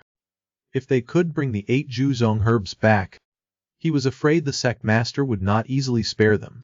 Thinking about the terrifying effects of the 3-corpse brain-devouring pill, this made the great protector shiver, his gaze gradually becoming gloomy. But suddenly he was startled by a black shadow behind him, breaking out in a cold sweat. The person who came was 9 feet tall, with a face like a jujube, a physique like a strongman in the sect, General Kuei comparable to 9 great martial arts masters. And the aura emanating from him also seemed extremely bizarre, of a sturdy build but as if possessed by evil magic. Seeing this scene, in Murong's heart was a thump. The strength of the black-clothed people, although each of them is more powerful than him. But the man who was currently appearing, he was afraid he was even stronger than the Master Yuji that he had met in the past, even stronger. What kind of organization was it that could make people with such strength submit so orderly? The soft question from 4th Master beside him also caused Murong to panic. If they were to let that man discover them, he was afraid he would be able to destroy all these trash in an instant. Helplessly, he could only signal 4th Master to stealthily stick their heads out with him to observe the situation. And at this time, the Merchant Guild guards also no longer had the option of sitting and waiting for death, causing a counterattack that severely injured 2 demonic sect disciples. They just guarded around the guild master like that, wanting to save the eldest young lady. Although the momentum was sufficient, but before they could rush to the front of the enemy, they heard General Kui coldly hum, From behind he pulled out an extremely strange barrel of explosives, and casually threw it out. It exploded in midair, forming a patch of purplish-black that fell down. When it fell to the ground, it was even more strange, turning into pools of purplish-black water, with just one exchange of blows. These guards were as if stepping into a void, and were swallowed up by this pool of water. And this water seemed to have endless power, climbing onto their bodies and faces. They couldn't even cry for help, and were pulled down, leaving only those black pools like deep abysses, remaining in place. Seeing this scene, in Fourth Master and Mu Rong's hearts, it was almost like seeing demons. Unbelievable. It was just that Mu Rong was the most insightful. Such a strange thing shook him up even more in his heart. On the hand of that nine-toothed giant, the characters of fortune and prosperity were engraved. When he was transporting the explosives, it seemed as if he had brought the power of fortune and prosperity and poured it into his special internal strength. But afterwards, no one knew how it was able to swallow living people. No one knew. At the same time, on his side, under the siege of the black-clothed people, it was no longer as easy as before. The power of each of them, he was afraid, could defeat 10 old Mu Rongs. Even if he had used all his strength to counter them, he still couldn't make a thorough strike. And the demonic sect disciples at this time were secretly lamenting. This kid's battle power was too heaven-defying. They haven't even seen him make a proper move, and their commando team was almost entirely injured and dead, to the extent that they didn't dare to attack again for a while. But this also created an excellent opportunity for Tsunai to gather strength and rush towards the black-clothed people. The Nine Heavens sword art once again condensed. When the demonic sect disciples reacted, it was too late. From within the mountain valley, a powerful golden light burst out. Tsunai had slashed and killed all the attackers. But this battle also made him a little tired. The strength of these people caused Tsunai, from the time he ran away from the Liu family until now, to be truly injured for the first time. It's just that at this time he also understood, if the other party still had accomplices, he was afraid that the older brothers would be very difficult to deal with. But as long as they dare to touch the older brothers even a little, I must destroy them.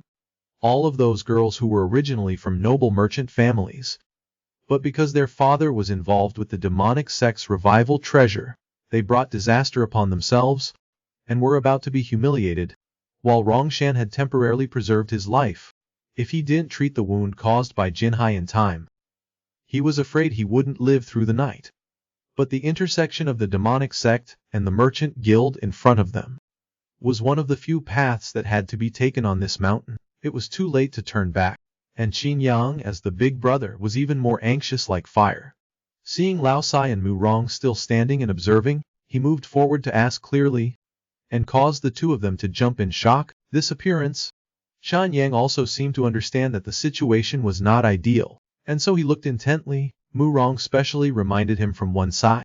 The martial arts that the other party was using was extremely bizarre, looking like they could eat people, something never heard of before. Hearing Mu Rong speak so mysteriously, Qin Yang also looked down with apprehension and patience. At this time, the remaining people of the merchant guild were few, but Su Yunan appeared to be extremely unyielding.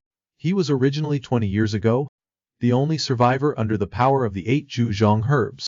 Even though he was currently facing a dead end, he didn't want to let this thing fall into the hands of the demonic sect again. Seeing this stubborn man who refused to submit, Commander Kui guessed his identity. Unexpectedly, in the great disaster of the past, there was still someone who survived. But would his stubborn daughter be enough to make him submit? I have 25 subordinates left. Anyway, you're all going to die here. Why not let my younger brothers have some fun? It can be considered making the most of things, right? Hearing these words, Chu Yunhan immediately lost all reason, and angrily shouted, "They are scum, they are beasts, knowing they can't escape. Why not just kill themselves?" But Commander Ku didn't pay any attention, and ordered his younger brothers to enjoy the softness of this girl right in front of her father, right now. A group of demonic cult members, hearing this, felt their blood boiling, and rushed towards her, vying with each other. But suddenly they heard the old man's roar of anger. "The 8 pillars can be handed over, as long as you spare my daughter." Chu Yunan was terrified. His daughter being humiliated was more terrifying than his own death. He could only order his guards to bring out the hidden iron box, saying that the item is here, you can take it. Spare my daughter? Truly, Chu Yunhun had tried his best. He had sacrificed almost his entire family, and finally, he couldn't complete the mission of escorting the so-called supreme treasure. But as a father, even if he couldn't protect his daughter's life, he didn't want her to die in hatred. So, amidst the cheers of the demons, he handed over the treasure that could cause great disaster in the martial world. Originally thinking that this way they could at least be given a quick death, Commander Kui looked at the iron box and mumbled to himself, suddenly revealing a strange expression, and smiling, said that he had hidden it well. If he had carelessly killed all of you just now, I'm afraid it would have been hard to find this item. After expending so much effort, I'll let you know the consequences of bothering me, he said while, looking at the cult members, he continued, if you want to play with the toy, then you guys deal with it yourselves. I must return to report to the sect leader. Hearing these words, the young woman had fallen into despair. Chu Yunnan was even more furious, cursing these beasts, but he didn't understand. Bargaining with these people who see human lives as worthless wasn't something where trustworthiness could be expected. But his daughter's safety was of the utmost urgency, which made him futilely cling to a sliver of hope. But dreams would always fade away. A group of black-clothed cult members grew even more impatient. Commander Kui had even left, and had already begun tearing apart the desperate young woman. No matter how much she cried, it couldn't slow down the actions of these beasts, even a little bit. In this critical moment, a righteous shout rang out. But what was heard was a furious shout from a stranger. Hearing these words, everyone revealed a shocked expression. In this situation, there was still someone who dared to stand up. If they were not an unparalleled master, then they must have lived for too long. In truth, their guess wasn't entirely wrong, nor was it entirely right. Peng Xianyang's martial arts were not high, but as the big boss, learning martial arts with Xu Nai, he put the most effort into it in secret, and was now the second most powerful person in the camp after Xu Nai.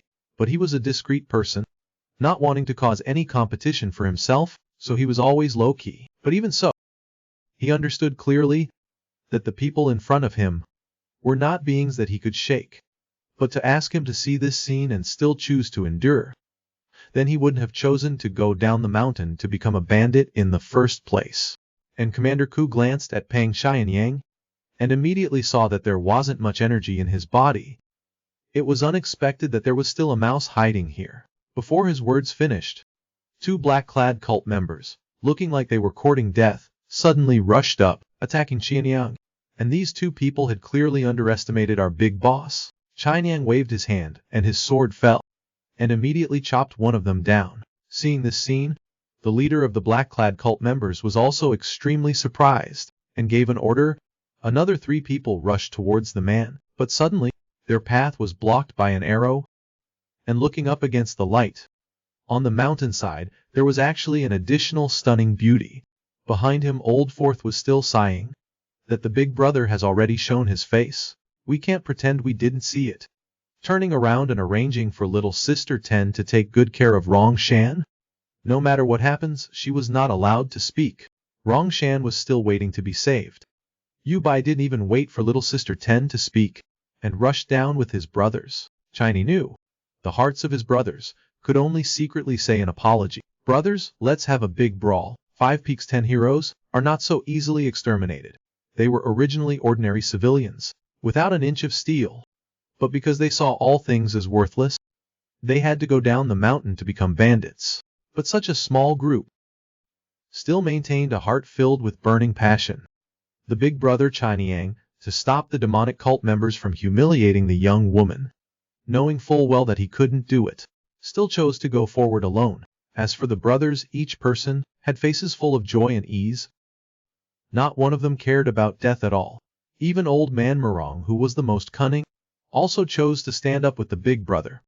But originally, they were not people of the martial world, and they were using a small number to fight a larger one, while their opponents were the demonic cult that had once overthrown the entire martial world. Even the weakest cult member among them made them feel like they were treading on thin ice, and one wrong step would send them into eternal damnation.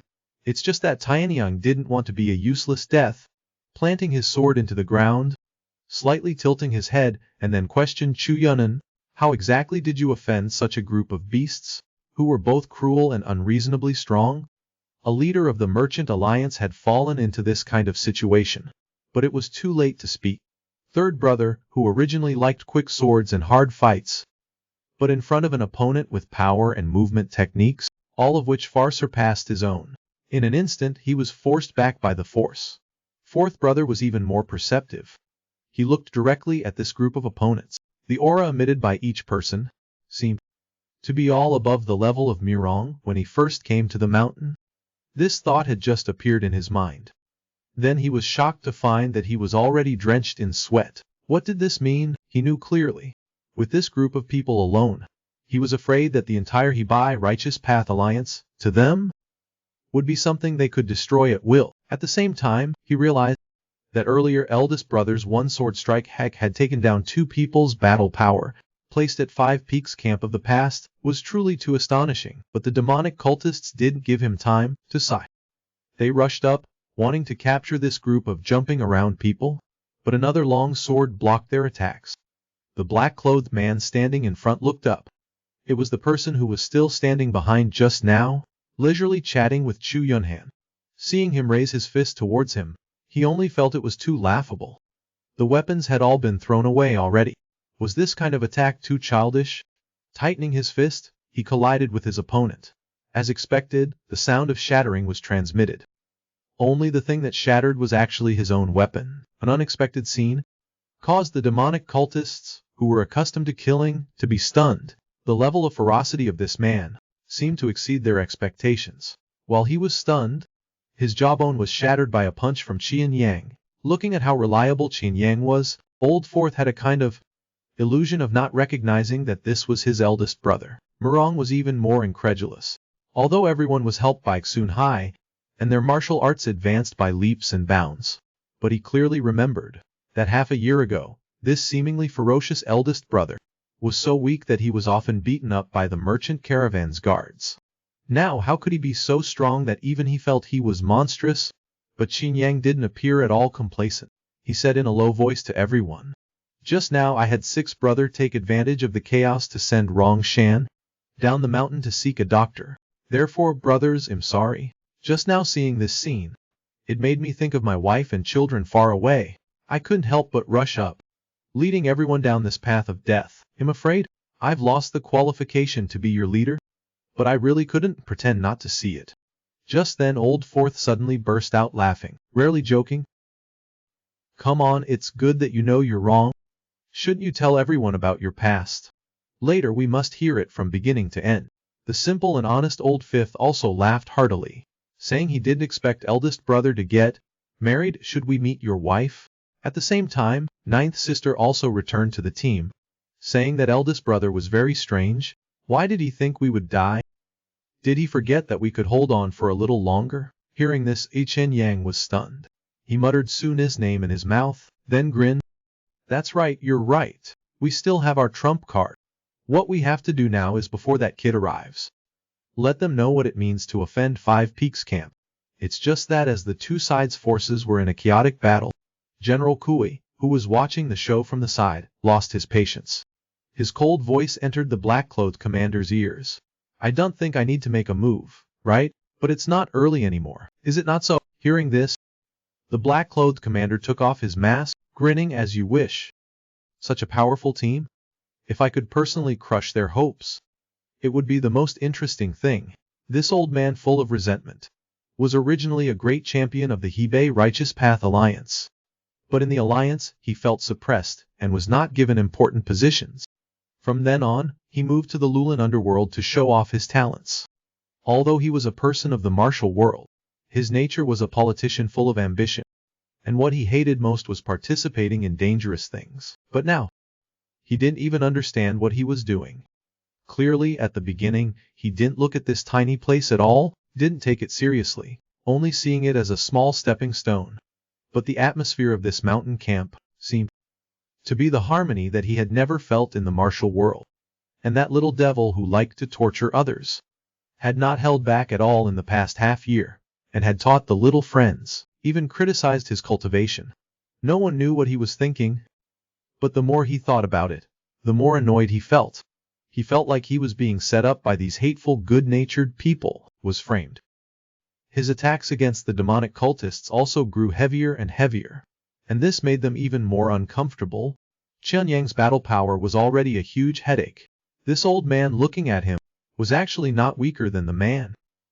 Although they considered themselves the ninth sect of the cult, their strength could not be considered the backbone of the cult, but among the small sects in the martial world, who could stop their encirclement, and in the current deadlock, they did not dare to hope for their superiors to take action.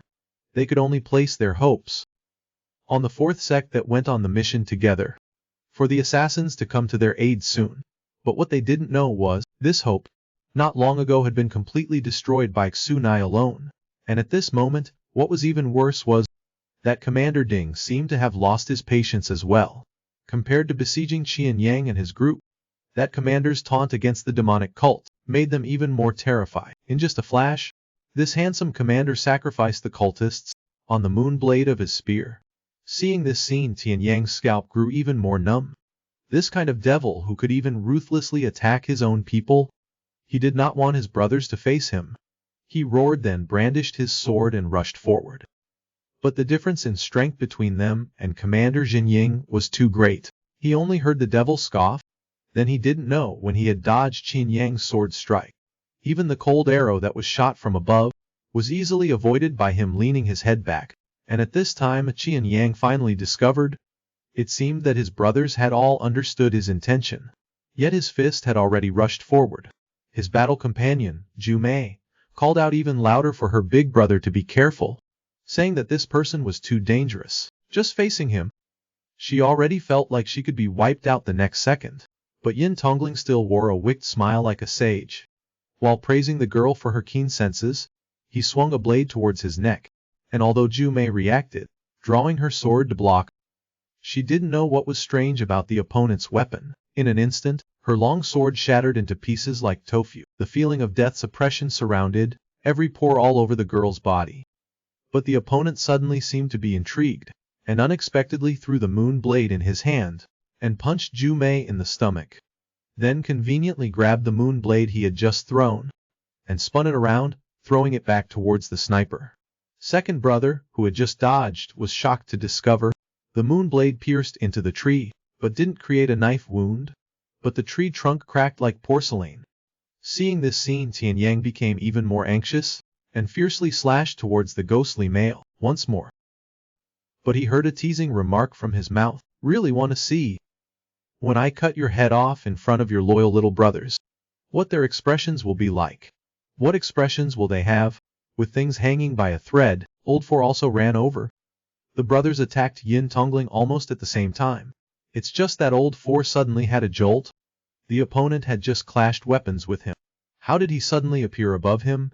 Before he could react, he was knocked unconscious by the opponent's knee. And with another glance from him, fifth brother, who was just beside Old Three, was suddenly chopped to the ground. Before he could call out to Old Five, he himself had also lost his combat power in an instant. With just one encounter, the brothers' lives and deaths were unclear. Chan Yang became even more grieved, but called out for Old Bai to quickly come back. But at this time the demonic cult leader saw that there was actually someone coming to seek death. It's just that Mu Rong's aura at this moment seemed different, not only throwing away the longsword in his hand, but the voice that came out was even more powerful. Who told you that? The strongest person here is our big brother. He'll let you know. I'm the most difficult one to deal with. But Mu Rong almost exhausted all of his knowledge. After several dozen moves, he still couldn't even touch the opponent, so angry that he nearly lost his bearings. And the opponent let out a bizarre laugh. It seems that you are indeed a bit stronger than them. But as soon as he finished speaking, Mu Rong was struck by an attack from the opponent's weapon. Like a fierce tiger, he was sent flying backwards, and crashed into a tree in the distance. So what, is that all you have? You're clearly so weak, yet one after another, you all come asking to die. Don't you know it all? The gap between you and this leader? Hearing these words, Mu Rong revealed an unusual look of smugness. Seeing him raise his head, his eyes filled with pity as he looked at the demonic cult leader.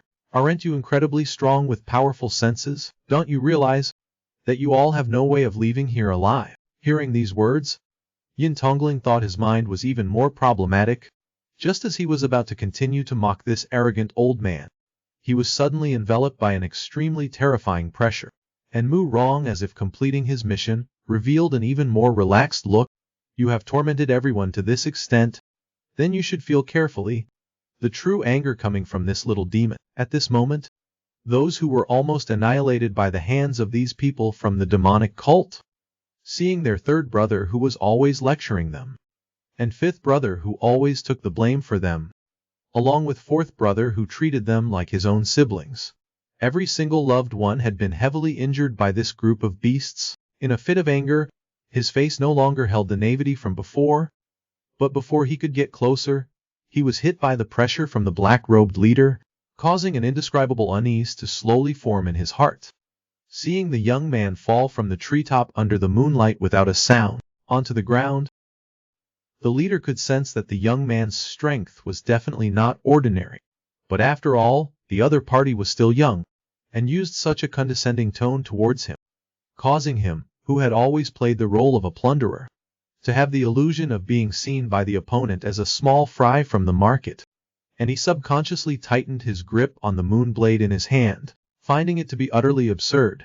Only with the next close-range attack, not only was he unable to see the opponent's movements clearly, but he was instead struck by the youth's palm to the hand, the sound of bones shattering, immediately reaching his ears. Before he could believe that this absurd thing was really happening to him, Tsunai unleashed another punch. Even now he didn't understand. Wasn't the opponent just a brat? Why hasn't he even made half a move? Yet he was already like this. Only when in his eyes flashed the gloomy face of General Kui, he instantly shivered. The opponent's prestige within the demonic cult was immense, causing the leader to immediately tighten his mind, adjusting his posture, only to help him not fall down. Even though General Kui at the back had seen that he was no match for a single blow, he still chose to force himself, and once again attack towards Shu Hai. But the young man was already prepared, raising the longsword in his hand, and he heard his muttering. You've made my older brothers become like this? It seems that you have already prepared yourself. And the leader, who had the most confidence in his shattering heaven blade technique, seemed to have completely lost its effectiveness, and was knocked down by Xu long sword.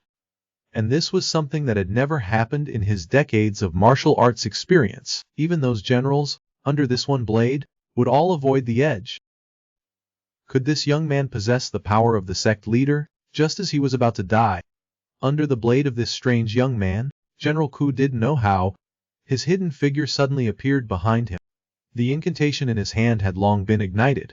The power of devouring and the 9 heavens true Kai collided in an instant, yet it barely managed to receive Sunis 9 heavens one sword.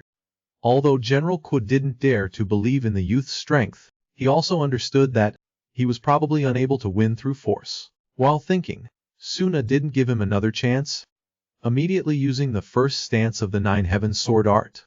Seeing the little devil being so aggressive, General Kui also revealed a fierce look, forcefully jumping back, gathering almost all of his focus, in circles, filling the space around Sunai. But the little guy had never seen this move, and only felt like the opponent probably wanted to play some trick, but in Old Bay's eyes, this scene instantly made his face pale. Just as he uttered the 2 words, "Run quickly," it was already too late. Following General Kui's soft chant, the power of the incantation seemed to have a connection, condensing for a moment, but the space around Xu Hai became extremely chaotic, and furthermore, seemed to carry extremely heavy resentment. The next second, the entire space seemed to be swallowed up by a sucking force. While the youth was right in the middle, his life or death was unknown. Su Nan was originally a branch of the Wu incantation lineage, arrogant by nature and had an extraordinary talent, but he was too cruel, and was expelled from his sect, and thus harboring resentment, relying on his talent and obsession, he ruthlessly annihilated all the elders in his sect, occupied the Wu sect, and then led his sect to join the demonic sect. With just one move, the soul exterminating formation, except when facing the sect leader, he had never lost a single battle, to the point that the sect members secretly called him the leader among the 10 direction generals. And Su Ni's experience in the martial world was still shallow, so he was carelessly trapped in the soul exterminating formation. The first sensation of suffocation hit him, followed by a heavy feeling, all of which made him feel even more frustrated. Since being pulled into this strange fog, it seemed as if the endless darkness had become infinitely vast. No matter how he swept, he couldn't get any changes. Sinking deep into the mire, Suna finally chose to calm down first. The strange situation now seemed like he had heard about it before.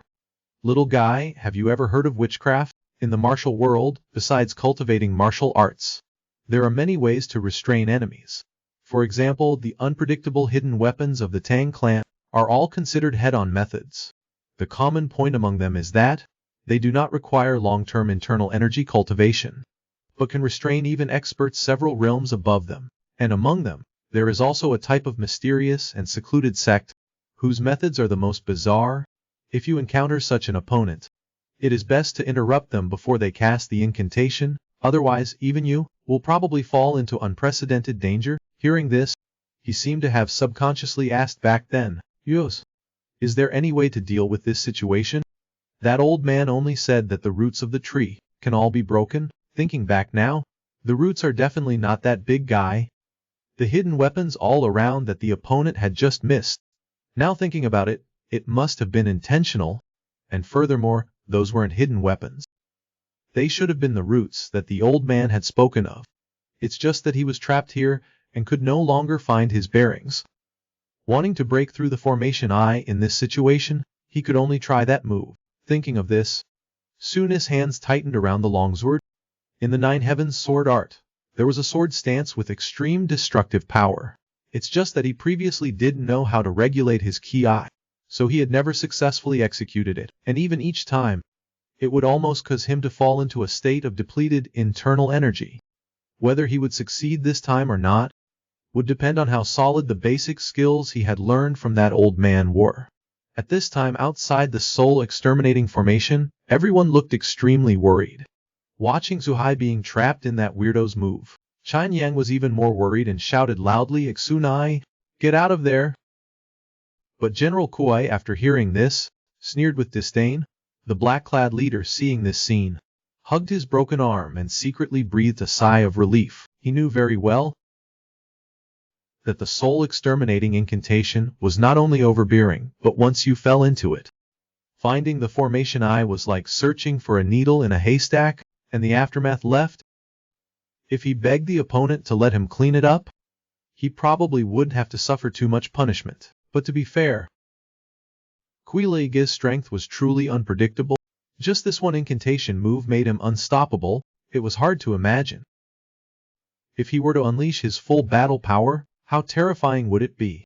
Just then the ground suddenly shook. The formation eye closest to Kuileige was also shaking visibly to the naked eye, and on the soul exterminating formation, suddenly climbed full of golden lights. In the next second, a dazzling golden light burst forth from it. In an instant, the entire formation was swallowed up by this golden light. Murong stood at the side. His face didn't know what expression to make. It seemed like worrying about this little devil was unnecessary. The old longsword tore apart the formation first. The red-haired youth slashed upwards with his sword, and instantly rushed out. But when he landed on the ground he no longer had the same ease as before. For coming out from that strange place, it almost sucked his internal energy dry once again. He was too careless in this battle. First the opponent used a sea of people to exhaust a large amount of his stamina, and then used the scorching earth dragon's breath to break the formation, draining away a large amount of his internal energy.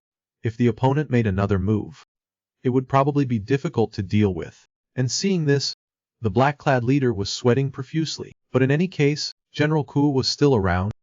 Even if the opponent broke one of the general's incantations, it was just a single move. Thinking about it, this time would probably broaden his horizons. This mysterious and strongest man among the 10 direction generals. He probably just thought up to this point. When General Ku looked as if he had seen a ghost, let out a strange cry, his appearance made the black-clad leader also dumbfounded. Could it be that he had thought wrong? Was this kid just the leader of the demonic sect's 10 direction generals? Bullying a youth with little martial arts experience, used a move Wu Jin to trap and kill him.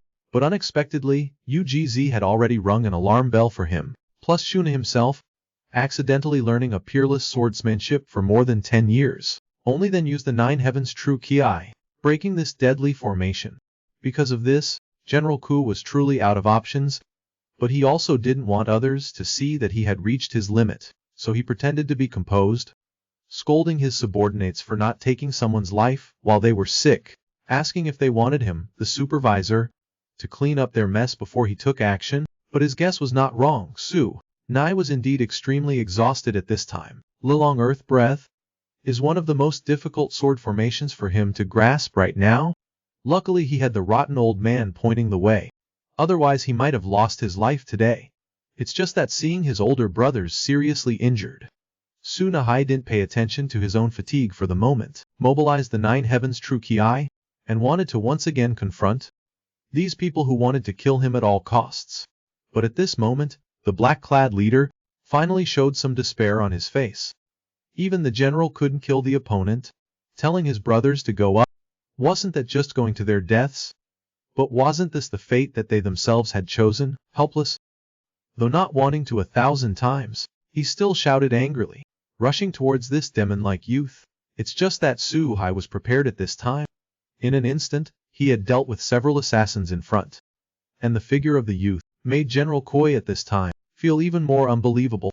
There was a sense of familiarity, as if hidden deep in his memory, but he couldn't find any clues. Taking out the recovered Baju bell, he looked as if he was secretly considering taking the sacred object back. Completing the sect's great task was the most important. But in reality, he had already started to feel fear in his heart. But the days of being praised had been too long. He didn't want to just leave so cowardly like this. Turning his head to glance at the head of the trade alliance, Chu Yun Han, he thought to himself, this person is after all a survivor of the great disaster from back then. He probably knows a lot of things. He should lock him up in the sect's secret chamber first. That would make it easier to return to the sect and report the mission. Thinking of this, he jumped up angrily and shouted that he would take the sacred object back first and leave the rest to them to deal with. But while saying that, the incantation in his hand turned into a hidden weapon. Quickly throwing it towards the position of Chu Yun Han, the man who had just survived Yin Shir's powerful attack, had just escaped death, and now, at this moment, was once again enveloped by the suffocating feeling of death. But no miracle occurred, and along with Ata's terrified cry, Chu Yun Han's internal organs were immediately pierced through, and Xue, seeing this scene, felt even more annoyed in his heart. Looking up at the big guy who was trying to run away, his eyes became even sharper. Without saying a word, he charged towards him. But the black-clad people were still charging towards the youth. Seeing that they were entangling endlessly, the boy finally lost his last bit of patience. Mobilized the Nine Heavens Sword Art's 8th form, 9 dragons turning body. With a power like a dragon entering the sea, free and agile, and with the sword light freezing in an instant, General Koi, who was still in mid-air, was completely terrified. He recognized the youth's swordsmanship. This was the peerless swordsmanship that the 2 sword saints and the sect master, Yu Mo, in a battle years ago, transformed into 9 black dragons that fell to the ground. In that battle, apart from the sect master Yu Mo, everyone else was unable to stand under this sword move. But wasn't it said that the complete 9 Heavens sword art had been lost? Why is this youth able to use it so proficiently? This matter after returning to the sect, I must carefully report, otherwise with Yu Mo's temper, I'm afraid that as soon as I get back, he'll turn into a dried corpse. Thinking of this, he had already run far away, and Sune, because of that sword just now, once again felt the depletion in his body surge up. He tried to force himself to unleash another move, as if wanting to drain all of his remaining true ki, along with his life. Although he knew the big guy and the black-clad leader had escaped from this place, but he had no strength left to chase after any of them. Seeing his older brothers struggling, the young man who had only learned martial arts to pass the time during his 10 years of imprisonment, for the first time felt a kind of remorse, a desire to become stronger, surged up in his heart. Since he was a child, having encountered countless hardships, every ray of light in his life was the most precious thing for him, if he couldn't protect them well. At this moment a large hand placed on Xu-Ni's head. Shan Yung didn't know if he had seen the young man's thoughts or was thanking Xu Lai for helping him resolve a major threat that was about to happen because of this event. And on the other side, Atu supported her father's body, but didn't have the mood of someone who had shed a burden. Chu Yunhan falteringly said that when he escaped from the fire, he no longer thought about surviving in this world. Now although he couldn't protect the Bai Zhu Bell, he had preserved his daughter's innocence, and considered that he had died without regrets. It's just that he wanted to ask these few young heroes that his trade alliance would pay a worthy reward, only asking them to take his remaining family members along the way to Wan'an City. That way, the old man could rest in peace. And Qin Yang really didn't know how to refuse this dying man's request, and had to respond with an affirmative sound. Hearing these words, Chu Yunhan finally closed his eyes in peace. Just like that, the brothers did some preliminary bandaging of their wounds in the small town at the foot of the mountain, helped Datu to handle the funeral affairs of her father, and then set off again, following the winding mountain path to Wan'an City. Only on the way, old Bei's old illness relapsed, doing his best to advise Qin Yang to leave this girl behind, along with the rest of his servants. These people's legs are too weak. Without a carriage on the official road, not only would they miss their journey, if their identity as bandits were exposed, they could also face the pursuit of the authorities. On the way, he had repeated this matter to Qinya so much that his ears were almost numb. It's just that Qinya was very magnanimous, and would always smile helplessly and say, "Let's just go with the flow." She was originally the daughter of the leader of the Merchant Alliance, but her whole family was slaughtered by the demonic sect, leaving only her, who followed the bandits of Five Peaks camp who had saved her, to Wan'an City to seek refuge with her relatives. But she didn't know that these people were actually martial artists, that the title they mentioned in front of her father before was disciples of the heavenly martial sect. Although she had never seen their identity token, the upright nature and hatred for the demonic sect of these people also made the girl not have a shred of doubt. It's just that this made Qian Yang a little troubled. In his opinion, if the other party noticed their identity as bandits, and could agree not to report to the authorities, then they could justifiably leave without getting involved in this trivial matter. Without the pursuit of the demonic sect, their journey on the official road would be safe and unimpeded. But now it seems there is no chance to explain either. The ones blocking their way ahead are bandits from the Green Forest Alliance. And in the group is also the daughter of the leader of the Merchant Alliance. No matter how you look at it, this is a bit chaotic and cannot be solved. Thinking it over, he originally wanted to pay money to avoid trouble, but the other side opened their mouths demanding 100 taels as passage fee, which made Qin Yang listen in a daze. The bandits near Wan'an City. Are they too greedy? One should know that the rule of Five Peaks camp is 20 taels for a small merchant team, 50 taels for a large merchant team. No matter how you look at it, they were just a group of ragged travelers. This passage fee would not have been charged at Five Peaks camp. But why are they asking for such a price here? Although fighting with them probably wouldn't be a problem.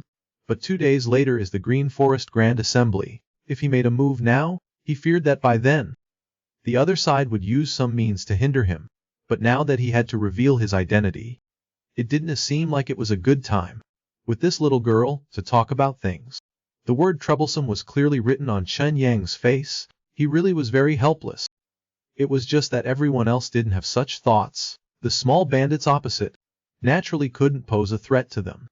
A group of people were still enjoying the joyful laughter of the trip, whispering to each other. Even Laoyo pulled Sunai aside and whispered, "Sujij, look at the face of that leader over there. It's like a steamed bun that's been bitten by a mouse." And this relaxed and carefree scene before them made the chief of Kai Yun Mountain have an extremely gloomy face. They've been here for so many years, but they had never experienced being looked down upon like today. They are laughing. How dare they look down on our Kai Yun camp like this? Even if you pay the 100 taels, you trash? Don't even think about passing safely. But as the second leader finished speaking, a gold coin hit him right in the middle of his brow. They only heard a bang and he was knocked into the tree next to him, dust flying everywhere. And the chief leader, seeing this move, just reacted that there must be an expert hiding among this group of young people opposite them. And Qin Yang, seeing this scene, his face became even more helpless. He sighed and said, "In the end, it still turned out like this." And then he didn't think much more, only to use the gold coins that were just picked up from Lao Bai as throwing weapons. throwing each one and hitting the middle of the brow of everyone opposite. After seeing that the other party had no more power to resist, he chose to continue on his way. On the other side, in the 100,000 mountain range, where the demonic sect was hiding, General Koi had just returned to the sect. He happened to meet the sect leader and the 10 direction generals who were in conference. He led Zhozong to the conference chamber. Before he could open his mouth, he heard the eerie voice of the sect leader slowly echo. General Koi Is the last person to become a 10 direction general? To make everyone here wait for you for so long, isn't that too rude? Have you brought back the 7th Zhozong? Hearing this, he breathed a small sigh of relief and placed the final Zhong face back on the sacred altar. Along with the red light gradually radiating from the sacred altar, the sect leader's face that seemed to be smiling and not, also gradually became clear. Plus the unkind looks of the generals who were present seemed to be waiting for something about to happen to Kui. Seeing these things, his heart also rose to his throat. A moment later, he sighed, lowering his head, no longer with his former domineering look, and timidly opened his mouth and said, Sect leader, you said we will destroy the martial world? Is this really doable? Before I came back, I encountered a fierce battle. The opponent was just a youth, a 72 earth fiend. A leader who couldn't even withstand one move in his hands. And although I am only a warlock, I believe, except for the top 10 martial artists of today, no one in my soul-purging formation would be able to escape. But that youth not only did it, his movement was like 9 true dragons coiling around. In just a moment, he nearly destroyed the entire Black Marsh troops. Hearing this, the sect leader, who had no ripple whatsoever, suddenly froze. You said his swordplay is like 9 true dragons? That woman was originally a rare martial arts genius in the martial world, but now, she's become the head of a demonic force that terrifies the world. Since 20 years ago, when he was still a young and vigorous man, he had surpassed the previous demonic sect leaders. That technique of the soul-sucking great art with both blessings and disasters was also avoided by him using his intelligence and body. Although the act of sucking others' power was unparalleled, but just like the previous sect leaders, he also had an undisguised ambition to dominate the martial world. Although his inner power was strong, he had not broken through the bones of Mazun's demon lords Tu Ying. Youthful arrogance, finally in the invasion of the martial world, defeated by Liu Merong's 9 heavens sword art, then relying on the Gexai technique, escaped the pursuit of the 2 sword saints, and returned to the cult to heal the 9 heavens true Ki, which took nearly 10 years. After his crushing defeat and return, he finally understood that if he wanted to achieve hegemony, he must step into the martial god realm. And for the past 20 years, the demonic cult has been holed up in the 10,000 great mountains. The world all believes that immortal Yu Mo is dead. Even within the demonic cult, many believers, not knowing the truth, mostly chose to betray and defect to Ling Ming. This time he successfully stepped into the martial god realm, originally intending to return for revenge. But from the mouth of the 10 Directions General, Shu Shi Kui Cho learned that the 9 heavens sword art is likely to reappear in the martial world. This discovery has made the current Yu Mo become extremely vigilant. Such a true successor as a young man must absolutely not be allowed to grow stronger, otherwise. On the other side, the people of the 5 Peaks camp had arrived at the Bandit County outside Wan'an City. Because of the Greenwoods Conference event, the place had long been garrisoned heavily, with heroes of the Greenwoods coming from all over the Central Plains. Understanding this, Qian Yang for caution, instructed Sunai to be good, and not to go fight others, and had everyone change back into their camp's clothing, and put it on.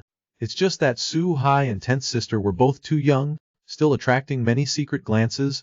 Many people were curious. This Greenwoods Conference, not just any small camp can participate in, so why let these little brats come here to join in the fun? Also not knowing at the conference whether they can withstand one of my punches. Though that was what they said, among them were still many with sharp senses.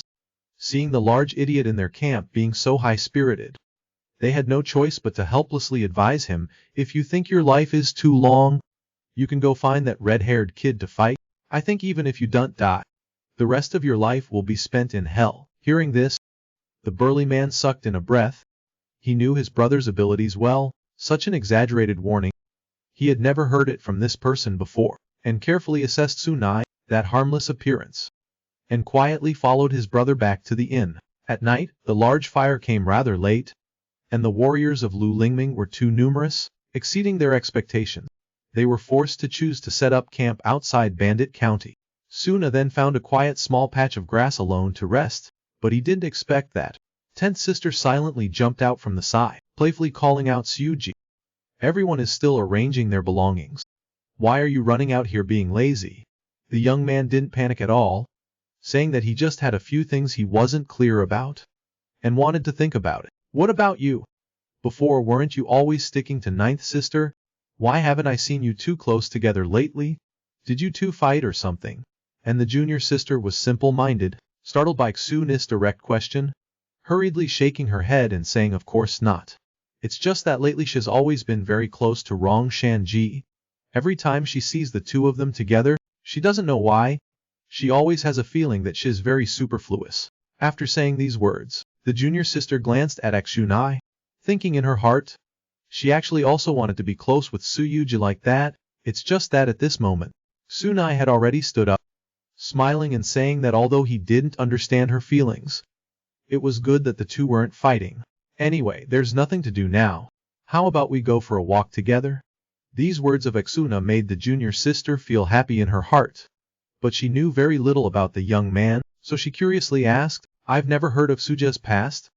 Can you tell me about it? But Xu said, his past was nothing worth mentioning.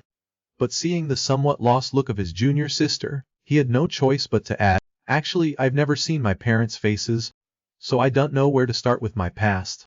My mother gave birth to me and then passed away, and the last time my father met me was probably when I still had no memories. When I was 6 years old, he passed away. I couldn't even meet him once. Hearing this, the junior sister was just about to say something, but Sunai seemed to have opened up a topic, continuing to say, but I remember very clearly, the person I hate the most. The person who always wanted to kill me. Wait, Suji, didn't you say that you were only 6 years old back then? Why would anyone want to kill you? Could it be that Suji is a member of royalty? Hearing Su calmly deny it, she became even more agitated. Then let's go take revenge. No matter who it is, in front of Suji, isn't it as easy as flicking a finger to solve it? But when she heard Sue say once again that he couldn't, she felt an unnamed fire burning even stronger in her heart. What exactly is it? Why? The young man only lowered his head and quietly said, because that person is my stepmother. The junior sister was as if struck by lightning in broad daylight, stunned into silence, staring at the young man. And Axua also recounted what happened at Wolong Manor. She had never really thought that, since arriving at the camp, Suja's strength was almost like a god protecting everyone. No matter how terrifying the opponent was, he could defeat them easily. A young man handsome and so powerful always attracted her deeply. But why didn't she think that, to have everything he had now, the difficulties needed to be overcome could be this great? Looking back at how Suji was still so simple and kind like he is now, her heart constricted even tighter. Right in the young man's dazed eyes, the junior sister covered her face and sobbed, crying like a pure blossom in the rain, and constantly said, I'm sorry. I'm sorry. We always feel at ease asking for your protection, elder brother. But how can a young man understand the tenderness in a young girl's heart? Suna, seeing her like this, only felt. Had he said something that he shouldn't have? Panicked, he wanted to step forward and comfort her. But he frustratingly discovered that he didn't know what to do, and could only stupidly apologize to his junior sister. Just when the two were apologizing to each other, inside the Chief Lin's tent, the bandit leader who was injured by Xunai a few days ago, was kneeling there on the ground, relating his suffering to the man on the platform. In the group of people from the Wufeng camp, they were hiding an important person from the Shang Alliance. He himself suspected the other party might be an informant that the Shang Alliance had planted, so he made a move to stop them from advancing, and their purpose this time was very likely to escort the Shang Alliance's team. If this matter is true, then this is a huge humiliation for our All-Lin Alliance. I hope the chief will consider it. He is the head of the 10 greatest experts in the world, and is also the true protector of the Lawlin Alliance. Fan Mozun. With just one person he made the Lawlin Alliance grow strong, capable of going against the Orthodox Alliance. Although people call him the Demon Lord, he was more like a domineering CEO. And the man below the platform was kneeling in front of him, His words describing the Wufeng camp were embellished, causing the faces of the branch heads below the main hall to change constantly. What you mean is, you want to say this recently joined Wufeng camp, although their scale isn't large, but are actually informants planted by the Orthodox Alliance here. Then how come my spies said the entire family of that minion Chu Yunhen, the chief of the Shang Alliance, were all exterminated by someone, and now only one daughter is left, enlisting in the Wan'an City branch? If they have the strength like you say, and are also informants of the Orthodox Alliance, do you think you, after making a move on them, would still be able to meet me intact? Want to borrow my hand to help you save face? You're too naive. Get lost. And after the little camp leader left dejectedly, one of the branch heads revealed an extremely ugly expression. This Wufeng camp name was too familiar to him. That red-haired brat didn't have any rules, but he was unbelievably strong. If his master were to find out about how he was made a fool of by them, I'm afraid not only will his position as one of the 12 Al-Alun heroes be hard to keep, but his master's anger? His 10 heads might not be enough to be chopped off, but being blocked when he was angry? The more he thought about it, the more irritated he became. Unconscious force radiated from his body, but coincidentally, it was caught by the man on the platform, casually calling out, "Little beast, I remember that brat was very young, right?" And the beast master, who was already upset in his heart, after hearing his master say that, unconsciously blurted out, "Yes, that brat is not even 20 years old. Moreover, he doesn't seem to respect the rules of Lulun at all. You lost after getting drunk, and then you were taught a lesson by a brat, right?" At this moment, the area below the platform exploded. The people of the 12 heroes were almost all throwing glances of those who didn't mind a bigger scene. It's just that he had never mentioned this matter to anyone. So how did his master know? He raised his pale face to look at his master on the platform, but he didn't know that Fei Qian Mozun actually understood his few disciples very well. This little beast was originally an alcoholic, plus with his reaction just now, a few words to scare him would make everything he felt clear on his face. But it was precisely because of this, the man's face gradually became filled with gloom, telling him that at the upcoming Loverson convention, if he loses to that brat again, then just wait for the next 5-year trial by fire. And the so-called trial by fire is in fact having his master temper his body every day with a force that could almost cause his internal organs to boil. He could survive from the previous batches of disciples, which was already very lucky. For his old bones to do another round, he would probably have to go see the ancestor. Thinking of this, Little Beast immediately knelt down in front of his master, saying that he would never make him lose face again. But in his heart, he muttered, "I must come up with a perfect solution. I can't beat that brat, but if I can use my authority to make them unable to participate in this martial competition." The next day at sunset, Chan Young and Dahu were still marveling at the culinary skills of the Lelin Alliance's chef, when the Beast Master arrived uninvited with a disgusted expression.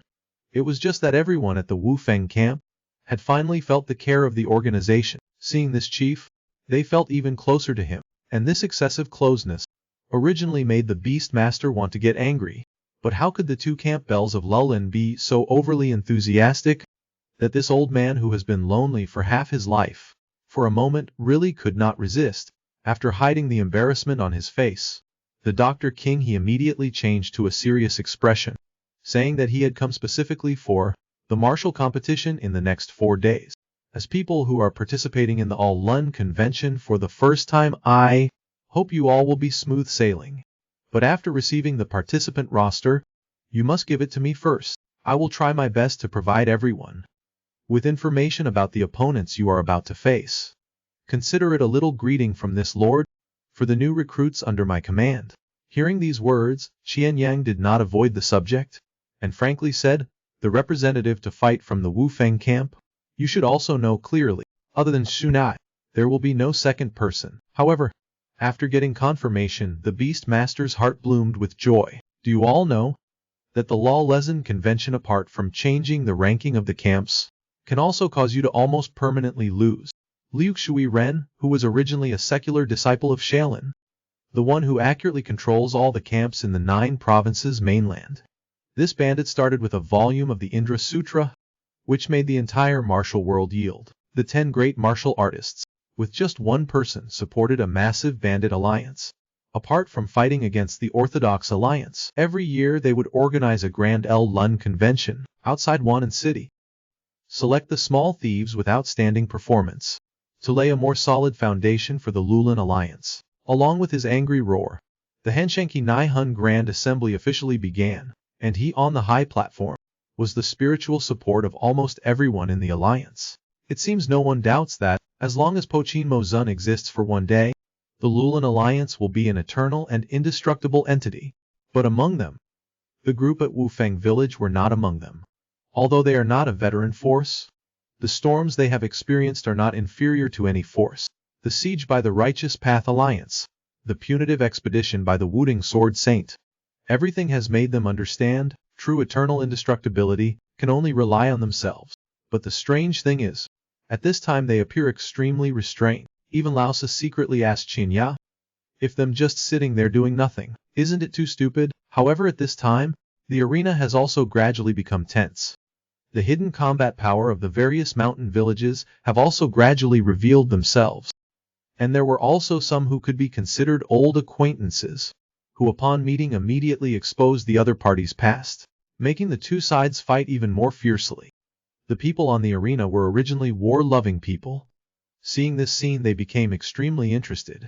It's just that when short weapons clash, victory or defeat is only in the blink of an eye. A moment of anger will make it easier to fall into the opponent's trap. However, it is not that everyone can reach such a high level of confrontation. There were also many brawls in the market. This caused the 12 heroes of Luling on the platform to shake their heads repeatedly. But what's even stranger is that, having already lost under Xunis' hand, and was forced to participate in the rematch of the Yin Feng Shouju Summit, was leisurely applying acupuncture on the side. It was almost as if he was enjoying the refreshing sensation himself. And the elders who knew him, seeing this scene, specially reminded him a few times. But Shouju laughed and interrupted the conversation, saying that he had a secret weapon to deal with the little devils of Wufeng Village. Licking his lips with astonishment, he looked towards the little devils of Wufeng Village, almost forgetting his form from being so complacent and thinking that right, mine is the most effective secret weapon.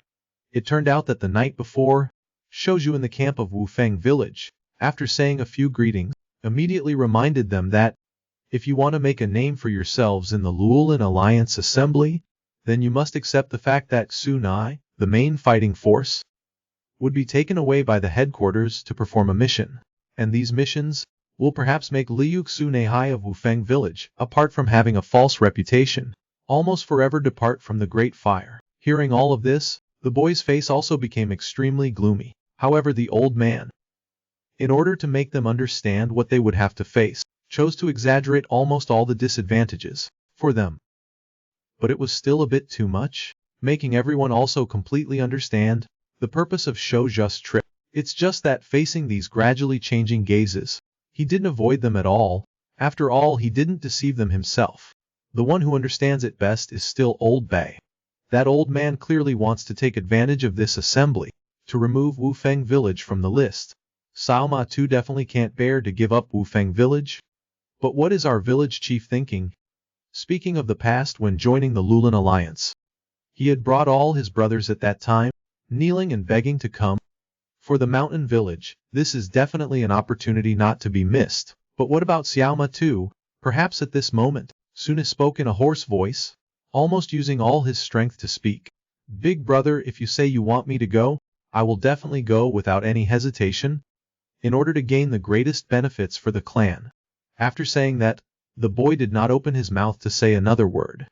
He hoped that his older brothers could fulfill their long-cherished wish, and also couldn't bear to leave his loved ones that he had worked so hard to get, but at this moment, he even more didn't want to become a stumbling block for his older brothers.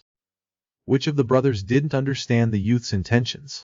The atmosphere momentarily almost fell to a freezing point, but it was broken by a familiar, hearty voice. China, just for a moment, almost without hesitation, shouted, "Has our Wufeng village ever cared about a title? This time we came to the Lulin Assembly. Our task is just to watch the excitement, and then swagger back home, understood?" Lao Sai looked at the big brother who always made people feel at ease, and also revealed a happy expression, as expected of our boss. If it were someone else, perhaps they would not be able to be so intimate in the face of this temptation. Just like that. And Shu Nai, hearing these words, with the rims of his eyes turning red, also revealed a genuine happy expression. Chanya gave the boy a thumbs up, smiling very broadly, but the tears in the corner of his eyes still betrayed his heart touch at giving up this opportunity. The happiest person was still the old man Shou Zhu. Everything seems to be unfolding exactly as he had hoped, so that's why he, currently on the high platform, is almost unrestrainedly enjoying fine wine. His complacent appearance was also all captured by Po Chin Mo Zun. Looking at this unpromising disciple of his, and then looking at Wufeng Village's position below the stage, his eyes were almost neither happy nor sad. Wufeng Village? A bit interesting. Sua, wanting to stay in Wufeng Village, has withdrawn from the struggle of the Lulin Assembly, and the mission for everyone's trip to Wan'an City this time, it seems, has achieved victory. Looking at the heroes on the arena displaying their divine power, it seems that all of them are proficient in body training. It's just that, although the cheers from below the stage are surging, the young boy doesn't have much interest in enjoying them.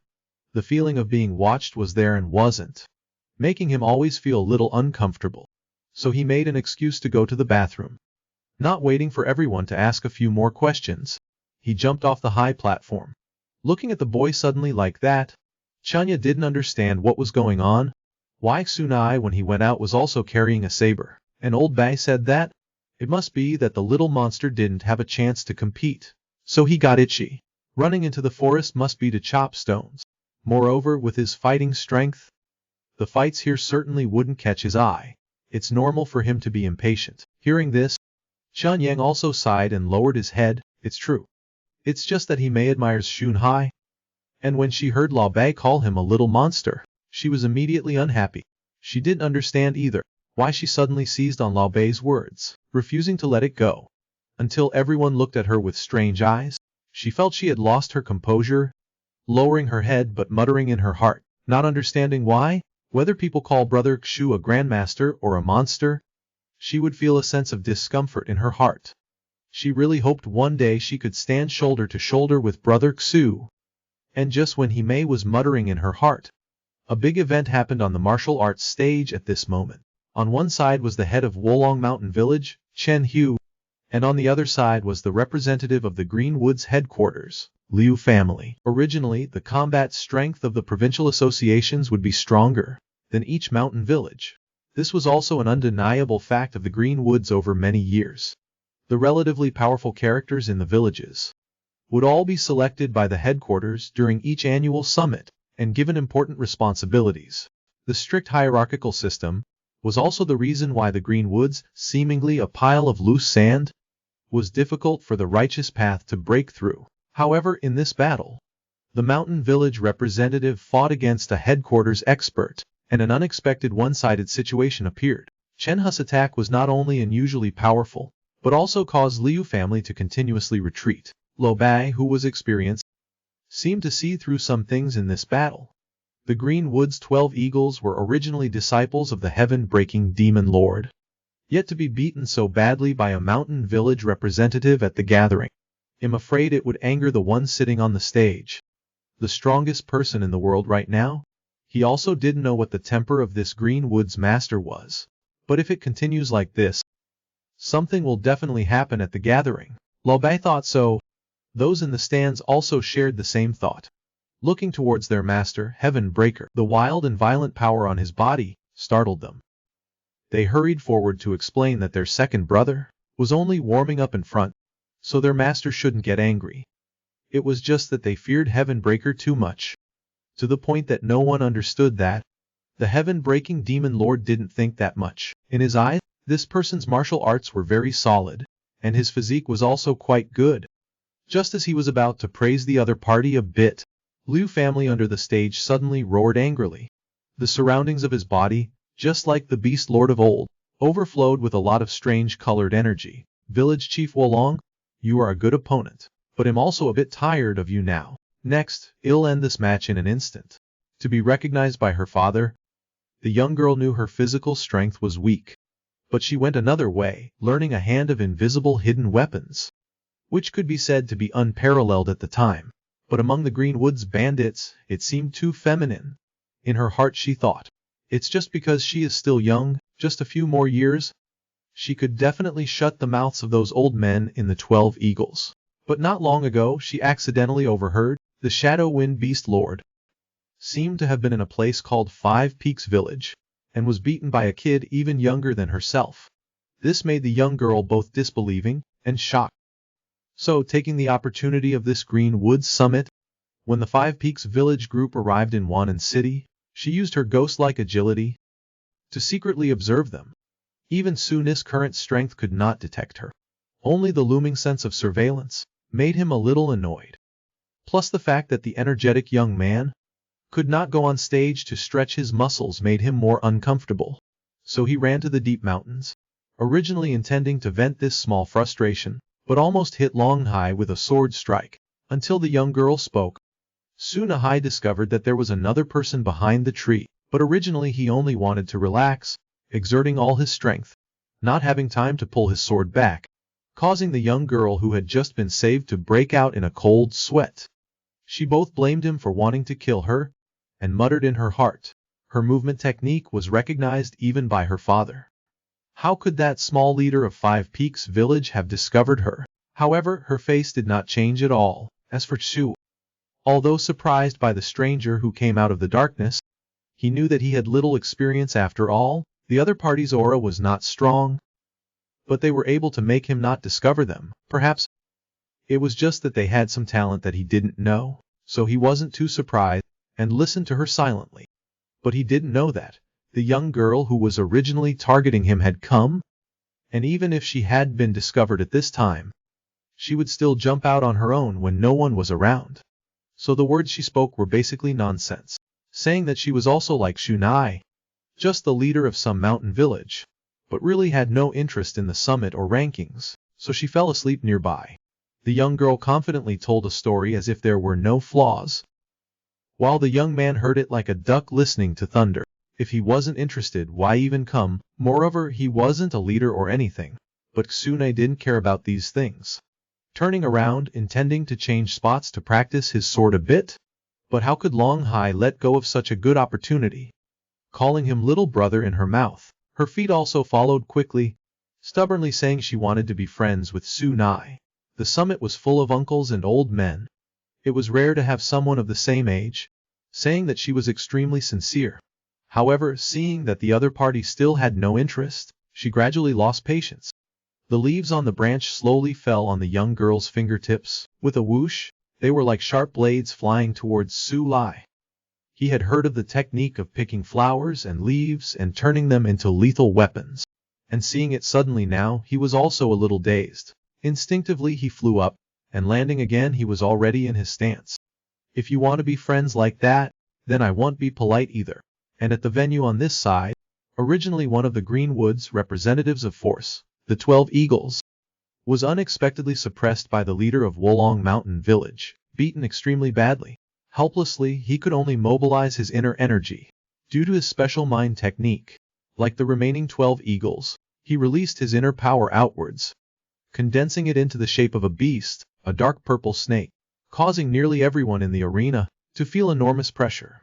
Even Old Bay, seeing this scene, felt that the master of Wolong Manor might only be so-so. He only saw the purple serpent coil around the opponent, almost instantly reversing the situation. With a loud bang, continuous cheers also rang out from under the stage. Even he himself felt that this move, Colossal Serpent Devouring Heaven, was performing even better than usual. But when he turned his head and smiled towards his fellow brothers on the stage, his heart was shocked. Then he heard an exclamation from the stage, "Second brother, be careful." The young girl was beaten to a pulp. Sunai was so powerful that it felt like a dream to him. He was originally confident that the hidden needle and cotton technique was like picking flowers and throwing leaves, using hidden weapons, illusory and real, and would surely make the opponent unable to resist. That something like picking flowers and throwing leaves could injure someone, he absolutely did not believe it. Actually, he also understood that this young man was very strong, so as soon as he made his move, he did not hold back, using all of his skills. Needle Leaves mission. But he did not know that if it weren't for such heaven-defying internal energy techniques, Su Nahai would definitely not have been able to gain half an inch of advantage. This was something he still couldn't believe now, clearly the same age as him. How could he be stronger than even the uncles of the 12 Green Forest Eagles? Moreover, thinking of a possibility, he couldn't help but shiver. Meanwhile, on the main arena, a conspiracy aimed at the current martial arts forces was slowly unfolding in the Green Forest gathering. Just now it was clear that the master of Wolong Manor was injured by his own spirit snake subduing bone. Yet while Du Loer was happily stealing glances at the world-honored one, in the blink of an eye, he seemed to regain his strength, walking out of the smoke and dust with an evil look. Du Loer, who was still smug, immediately turned his head to look, and saw the mind technique of the master of Wolong Manor, again leading to a colossal ant form. The underlings, seeing that the master had recovered, were still cheering. Even Qin Yang was shocked that, as a fellow leader, he could have such strength. But the 12 eagle aunties were shocked in their hearts. Being able to use inner energy to take form through mind techniques was already not easy. This dark black aura with a tinge of dark red was not like the spiritual energy of the righteous path. Du Loer was also not sure for a moment. He could only grit his teeth and charge forward. But this attack was like hitting cotton.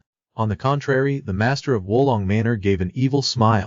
The ant clan was like steel needles, instantly piercing Du Loer's purple inner energy. Until there was no way to retreat, the master of Wolong Manor released all the ant clan, while shouting Du Second Master, be careful, but using all his inner energy, swung towards Du Loer. Looking from the outside, there was only a loud bang. A member of the dignified 12 Green Forest Eagles, a personally taught disciple of the top martial artist of the current era, a Du Loer, was instantly thrown out like a sandbag, losing consciousness. And at this moment the arena was in ruins. The master of Wolong Manor, although he wore a righteous expression, could not hide the trace of crimson in his eyes. Although all of this was seen by Demon Lord Puqian. But now was the time of the gathering. The opponent also did not immediately want to take his disciple's life, and so even he did not have the authority to investigate immediately. In the arena, nearly everyone had received an enormous shock. Someone who should have been invincible, who were revered as the 12 Green Forest Eagles, were just like that defeated by an unknown Manor master. But this did not include Old Bai. Although his martial arts was not as good as the two people on the stage, he could see clearly, this master of Wolong Manor had avoided all of Du Loer's vital points, only injuring but not killing him. Such methods, surely the true skill, far exceeded anyone among the 12 eagles. Moreover, the mind technique that this man used was something he himself had never heard of in his many years traversing the martial world. This was not a good omen. It was likely that behind this Green Forest gathering, there was an underground force emerging. At night, Demon Lord Puqian with a stern face circulated the Indra Sutra, healing his disciple, while the remaining disciples stood guard on one side, their hearts also filled with tension. They had examined Second Brother's injuries, and only then did they understand how terrifying Second Master's opponent was. Gradually, Du Loer also regained consciousness. He knew that his master was personally healing him.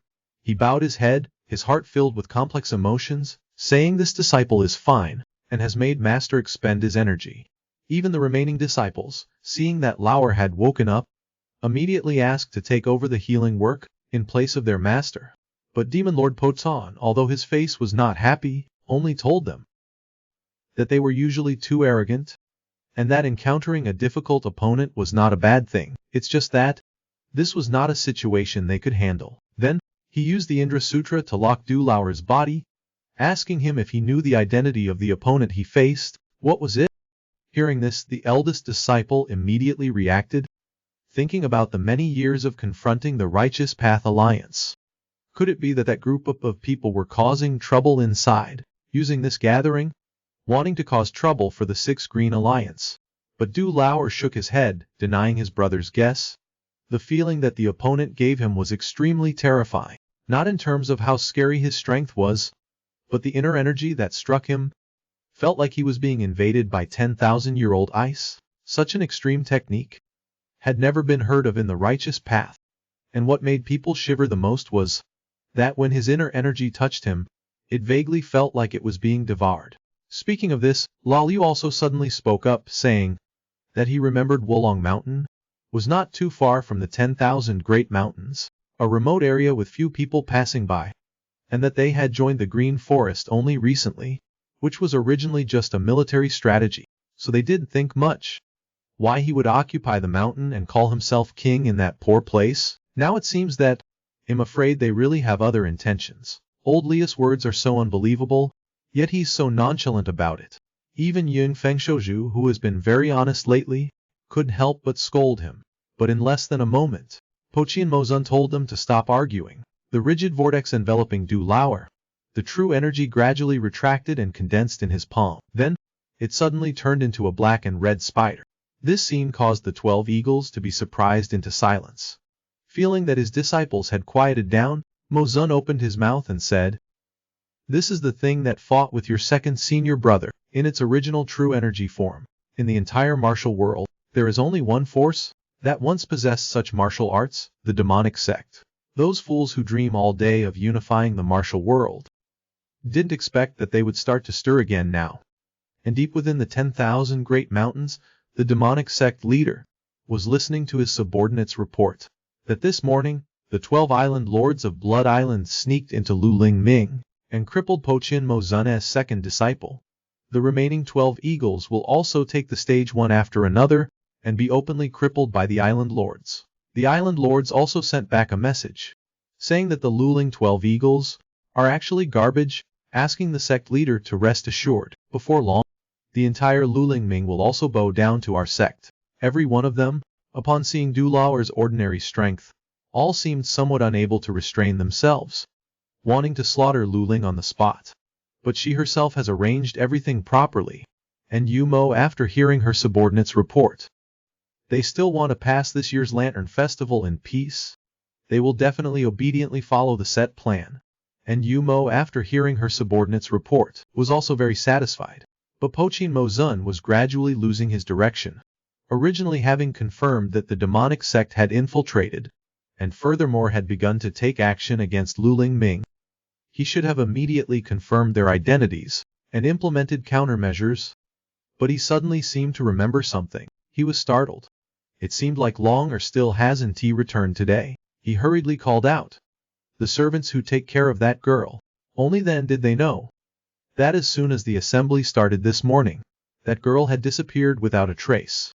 He understood that the girl's stealth technique was too superb, and he couldn't blame the old servant for not being able to keep watch.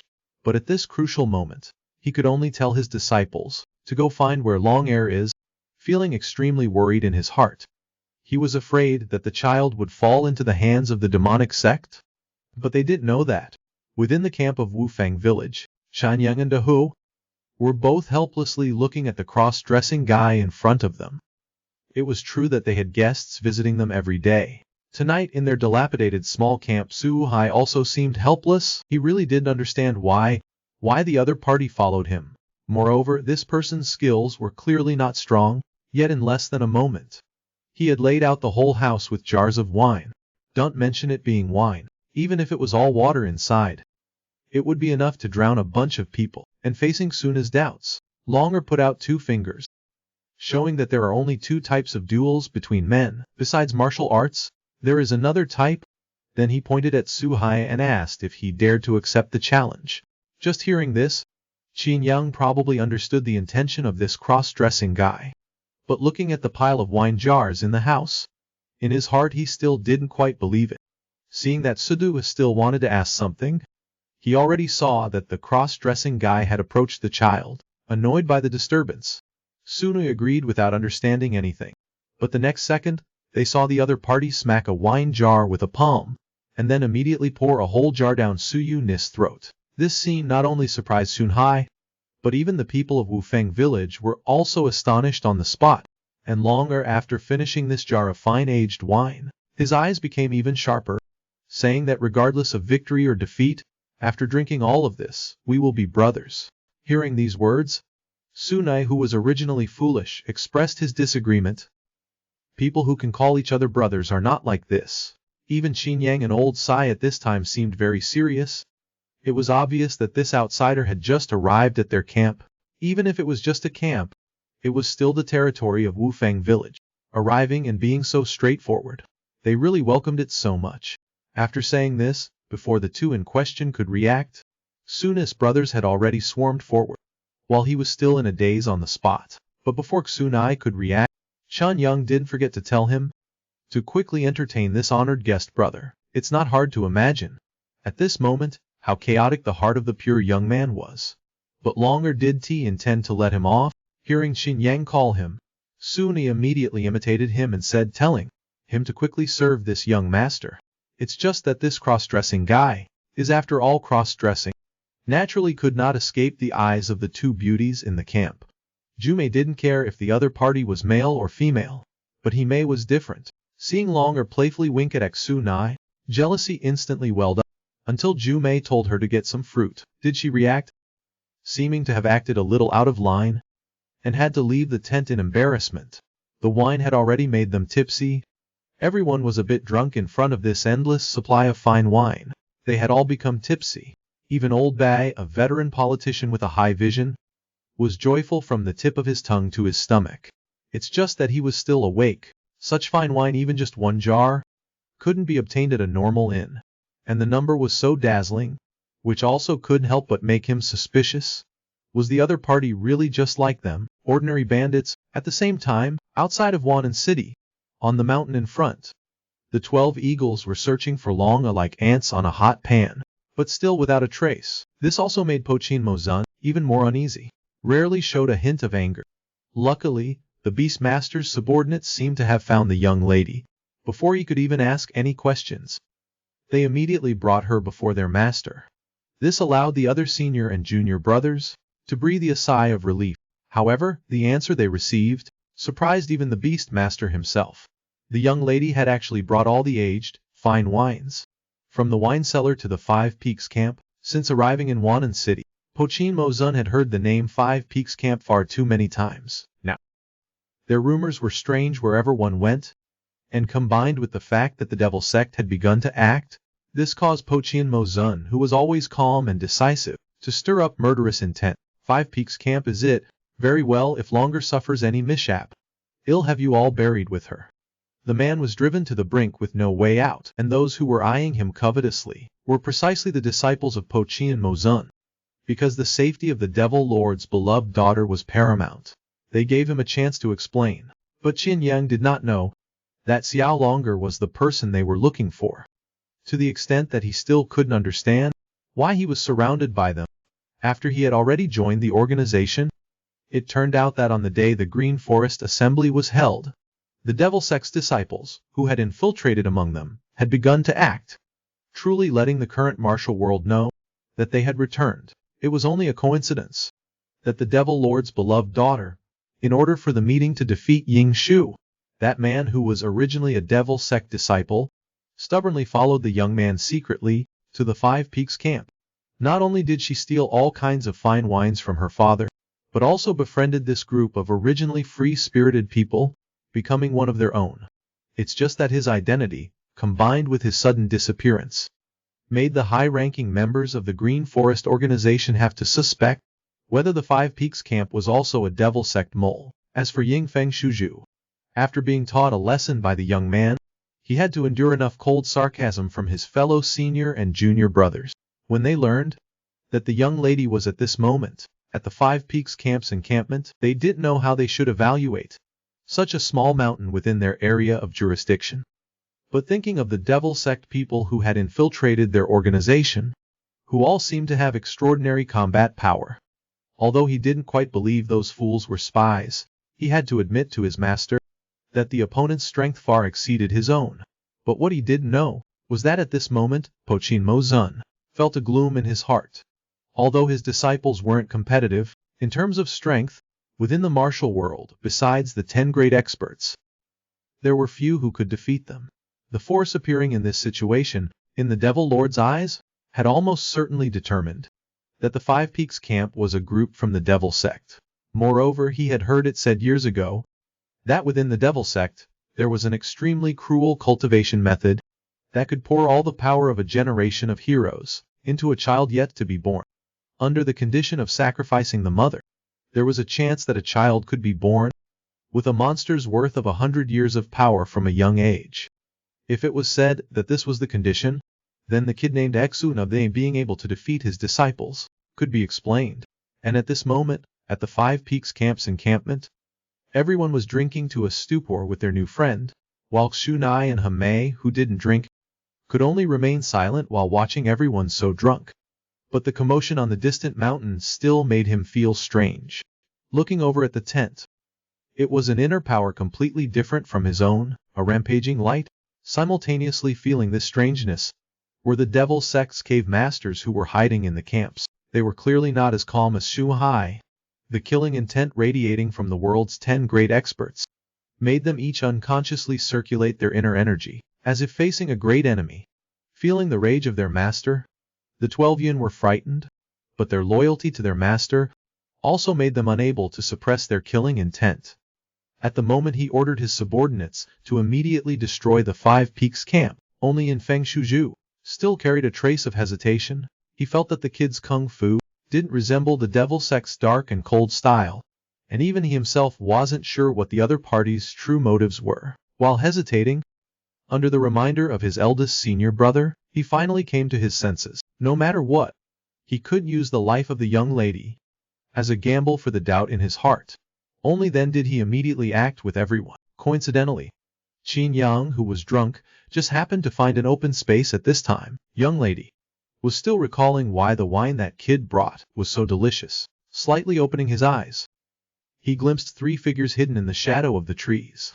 Before he could even tighten his belt, 2 people had already grabbed him, and in a flash, they had struck his deep acupoints. Shendao Orksho Ying Zhong. Sunai seemed to feel that something was a bit strange outside, but Longer was still drunk. After thinking for a moment, he still chose to get up and go outside. It's just that Qin Yang had already been knocked unconscious at this time. By the time Sunai went out, he didn't expect that his big brother had been taken away. It was not until they brought him to the secluded lakeside and woke him up that Qin Yang finally realized that he had been surrounded by those petty thieves they had taught a lesson to last time. Originally thinking that they had come for revenge, Qin Yang arrogantly mocked them for coming here. The 3 people seized the opportunity of his cold response and attacked, immediately gritting their teeth. Different from ordinary people who grab from the ground, they grabbed the person upside down.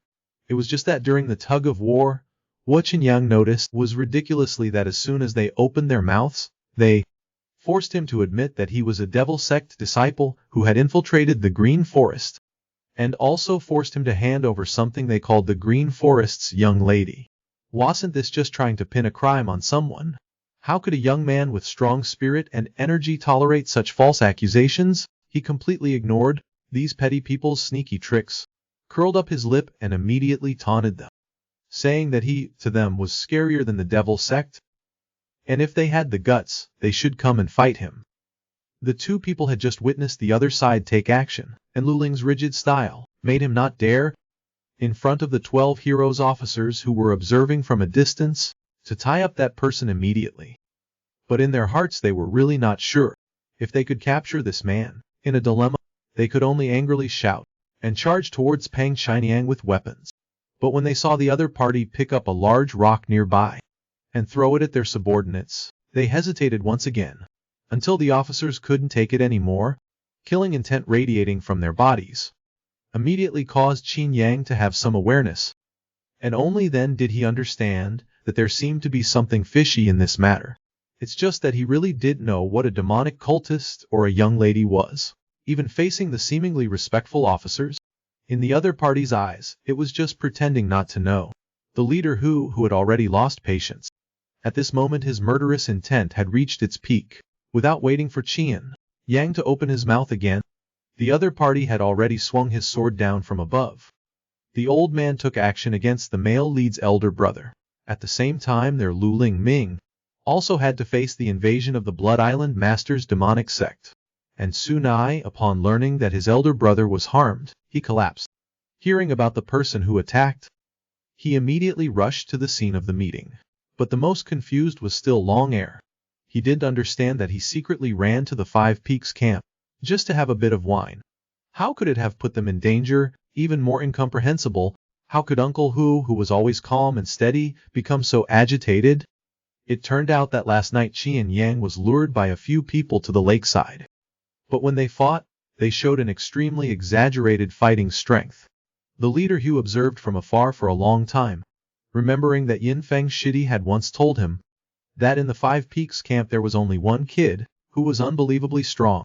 But it was very strange that half a year ago the strength of those people was only at the level of wild bandits, but this time they met. It seemed that they had all become experts. Thinking of this, looking at Qian Yang's performance below, it made the leader who was already suspicious, reveal an even more suspicious look. If it wasn't because he had accepted the demonic cult's cultivation method, then even if it was the Jingshen Tu Lu gang of his master, it was impossible to become so outstanding in half a year. Thinking of this, even more ruthlessness rose up in his heart. After confirming that the other party could not possibly reveal the whereabouts of the young lady Longhair, he instantly approached Qian Yang and attacked ruthlessly. It's just that the elder brother didn't return for a night. The next day it rained heavily. Only then did everyone feel that something was wrong, and went to search everywhere. They went through many camps and mountain strongholds around, searching without any results. A dark cloud became more and more dense in everyone's hearts. At this time in the crowd, only Longhair was still calm. When passing through the Qianfu mountain stronghold, he suddenly noticed something unusual. Seeing this, Longhair immediately reminded everyone that there was a suspicious person on the hillside. It turned out that it was the stronghold leader of Qianfu dragging his unconscious subordinates. It took 2 hours to drag them back near the stronghold, and then discovered that the people from the Five Peaks camp were all here. He panicked, so he did not dare to appear, only secretly observing from afar. When he was discovered by the other party, he didn't think about anything and immediately ran away. But seeing Sunis' gaze turn cold, a sharp sword energy immediately shot out from his hand. In an instant it hit the body of the Qianfu stronghold leader. Taking advantage of him slipping and falling, everyone only then caught up. At this time no one was not angry and resentful. Seeing this, the Tianfu stronghold leader didn't dodge at all, and loudly admitted that he was the one who ambushed their elder brother, Pang Qianyang, but he was just following orders. Who told the Five Peaks camp to dare openly kidnap the leader's daughter? But although everyone heard him speak endlessly, not a single one could escape that terrible phrase, ambushed the elder brother. That terrifying phrase? Sunis' killing intent erupted even more, drew his blade to strike and finish him off. Seeing that the young man was really going to strike, he panicked at this time, while dodging and shouting that he knew where their elder brother was, and if they didn't go, it was likely that Pang Qianyang would die with no hope of survival. Hearing this, the young man was so scared that he almost forgot to breathe. Half an hour later, in a small stream behind Qianfu Mountain, a man's life was slowly flowing away with the stream. When everyone rushed over, Chanyang seemed to have lost all vitality. After the third brother examined him, only then did they discover that Qianyang still had a little bit of life left, but was too weak. He also didn't know if their elder brother could get through this hurdle. Just as the brothers were in a complete mess, Sune slowly stood up. The long blade in his hand, gripped tightly, made cracking sounds in the rain. The brothers also discovered Sunis' abnormality. Turned their heads to look. They saw that the young man seemed to have calmed down, and clearly heard the voice coming from his mouth. The Qianfu stronghold leader has confessed that it was old who caused the elder brother to become like this. Second brother, a third brother, fourth brother, fifth brother, and old Bay. I'll leave the elder brother to you guys. I will leave and then come back. And the Green Forest Conference at this moment, although stormy, did not hinder but concealed many undercurrents. Besides the one who had infiltrated with the identity of the Wolong stronghold leader, the Blood Island Master. The other 11 island masters were also vying for Longgiwis' attention, so everyone had lost their patience, competing to rush onto the martial arts stage, and the opponents they chose were all personal disciples of the Shattering Heaven Demon Lord. The 12 heroes who once led Luling Ming in the past could be considered as the ones below 1 person and above 10,000 people. At this time, were being beaten by those demonic cult island masters, until they failed repeatedly. In the end, everyone was like their second brother, heavily injured and falling down. A situation turned upside down, making the remaining people feel their hearts sink even more. and Long who had left the Five Peaks camp one step earlier, rushed back to the Luling conference, and seeing this scene felt even more confused. The current situation? Was it really related to the people of the Five Peaks camp? The current situation, he could confirm, the demonic cult had truly infiltrated his Luling Ming. Moreover, it was absolutely unrelated to Xu Nai and them. But it was too late, as they were about to wait for him to clarify the situation. Xu Nai had already arrived behind Longer at this moment. Tell me, where is old Hu? Wait a minute, little Xu. The matter is not clear yet. Can you wait for me a moment? It was just that before Longer could finish speaking, Xu Nai had already walked towards the dueling platform with a gloomy face. Seeing this, he knew that he couldn't persuade him anymore, and could only remain silent, looking at the teenager who was advancing step by step. But currently, the demon cult island masters on the platform were lining up to be slapped in the face. Lu Ningming saw a brat who still smelled of milk coming up, found it extremely ridiculous. And those on the platform still hadn't seen the situation clearly, and were even more loudly shouting, cheering for this ignorant teenager. Some were even worse, casually picking up a stone from the ground, and immediately threw it at Xu Nai. But how would they know? The teenager's anger was about to erupt at this moment, and instantly released a golden ray of light. Those on the outside and several island masters on the platform were instantly flung away by Xuna's sword Kai. Even a single move caused the island masters who had just beaten the 12 eagles to have no power to retaliate, to all be injured by the sword. Tell me, where is old Hu? Otherwise, this old man will flip you all over. Lulin Ming. The teenager, wanting to stay by his big brother's sides, had given up the chance to compete with the experts in the alliance, but his big brother was ambushed, severely injured, on the verge of death. The fire of anger in his chest had already begun to erupt, knowing the perpetrator was old Hu, the big brother of Lulin 12 Eagles, a man with a sword, immediately charged directly to the annual Lulin Ming, the magnificent scene. But coincidentally, the current Lulin summit was already in total chaos. 13 demon-called island masters had successively infiltrated Lulin Ming, intending to defeat Lulin 12 Eagles on the dueling platform, who were once invincible. Quickly, within the entire Lulin Ming, a scent of conspiracy filled the air. But it was the bloody rain that came with raging fire that had completely messed up their plans. And old Hu? This time it seemed he still didn't see the reality of the situation, that this young kid could seriously injure with a single move.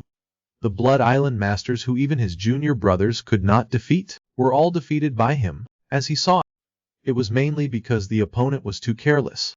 Plus the teenager in front of him roared in front of many people, telling him old Hu to get out, causing a sense of humiliation to rise in his heart. It was just that the next second, as old Hu sprang up, Xu Nai had suddenly appeared before his eyes, in eyes that no longer held any emotion. A slash came down, missed. If he hadn't seen the teenager make a move earlier, then at this moment, perhaps he would even have the chance to mobilize his true ki, and would already be a pile of minced meat. He thought this, and immediately drew his weapon, as if he had a countermeasure. The heaven-crushing demon venerable saw this scene, and became even more doubtful. Could it be that this brat really wasn't from the demon cult? Although the teenager had broken the rules of the summit, but his heart had reached this point, he also did not choose to immediately take action to stop him. And Angsu saw old Hu like a rat scurrying everywhere, becoming even more annoyed, with all his heart, wanting to kill the culprit who dared to injure his big brother. But old Hu was waiting for the opponent's recklessness. He had followed his master for 18 years. His power far surpassed his junior brothers. Even though he felt like he was bullying the weak, he still unleashed his signature technique. His true Kwai transformed into purple lightning, striking down heavily on the unsuspecting teenager. This one strike not only caused the audience below the stage to erupt in excitement, but even the little beasts who saw their senior brother's ultimate technique also felt that this battle was probably decided, and Xu swung his sword to vigorously resist. This bolt of purple lightning made him slightly sober up, understanding that fighting against this kind of opponent with some strength, he couldn't be too reckless. But old Hu had no intention of stopping here, only to see him move his 2 fingers down. Xu, who was still in mid-air, was instantly smashed onto the dueling platform by him. The powerful impact force caused the audience present, along with Longer, to be unable to open their eyes. Even though it was raining, The entire venue was filled with smoke and dust spreading in all directions. Until Old Hu slowly descended, did he realize that within the smoky haze, the figure of the teenager seemed to still be standing straight. At this point, Longer understood clearly, even though he and Sunai were the same age, the difference between the two of them was no longer something that he could measure. Even the heaven-crushing demon Venerable rarely stood up, concentrating his gaze on this teenager. It was just that Sunai had indeed been too careless just now. He understood that Iron Mountain Lean was originally based on skill and speed. Recklessly getting close or still in mid-air would only become a living target. If that's the case, as long as you cannot keep up with my speed. Thinking this, Sunai had in an instant appeared before his eyes. And Old Hu was shocked to discover the teenager's movement technique was so bizarre, he was even more horrified and lost color. In his urgency, he could only rely on his inner strength, which was probably greater than his opponent, and recklessly thrust his sword Kai wildly towards the teenager. But he still underestimated the marvel of the Nine Heavens' mysterious ladies' martial arts, whether it was speed or true ki. It was not something he could gain an advantage in. The moment the two exchanged blows, just the sword Kai that spread out, the audience below the stage nearly lost their lives on the spot. Fortunately, Iksunai had no intention of dragging it out with him, and once again abruptly accelerated and slashed, hitting the opponent's body from afar, causing him to fly far away and hit the wall. It was just that before he had time to react, Sudo once again lightning fast launched a kick. Old Hu was like a leather ball, and was kicked back onto the platform. It's your fault for hurting the person most important to me. Old Hu, you can die now. And at this moment, the most anxious person was still Long Air. If Uncle Hu were killed by Tsunei, then even if this matter had many misunderstandings, I'm afraid there would be no turning back. Fortunately at this moment, on the high platform, a surge of terrifying power suddenly erupted, arriving in front of Tsunei in an instant. Helplessly, the boy had to once again brace his blade horizontally before his chest to defend, his eyes slightly raised. After one person is defeated, another comes. If you have the ability, why not all come at once? Little one, your name is Shu Yunai, right? I don't know why you're doing this, but the chaos you've caused is enough. They are my disciples, also my children. If you insist on doing this, then I can only take action myself. Ridiculous, utterly ridiculous. This so-called Lulin alliance always says everyone is family, but what you truly protect are only those select few. Precisely one of them has harmed and even threatened my family's lives. I don't care who you are. I will definitely get this debt back. It seems talking is useless. Then I'll be your opponent. This scene made the fools of the Lulin alliance below the platform, as well as the island masters of demonic sect mixed among them, all stunned. The one who is recognized as the strongest in the world right now would actually go down the stage himself to deal with a brat like that. The moment the two engaged in battle, in that instant, Suna clearly felt the opponent's power. Only now did he understand what the so-called number one in the world actually held in terms of weight. The man in front of him right now, compared to UGZ, whom he met last time, was 10 times stronger. Maybe I will lose. Just as this thought appeared, Sunai gritted his teeth, immediately pulling his injured body after a single move, and jumped back onto the platform. And Pochin Mozun at this time fell into contemplation.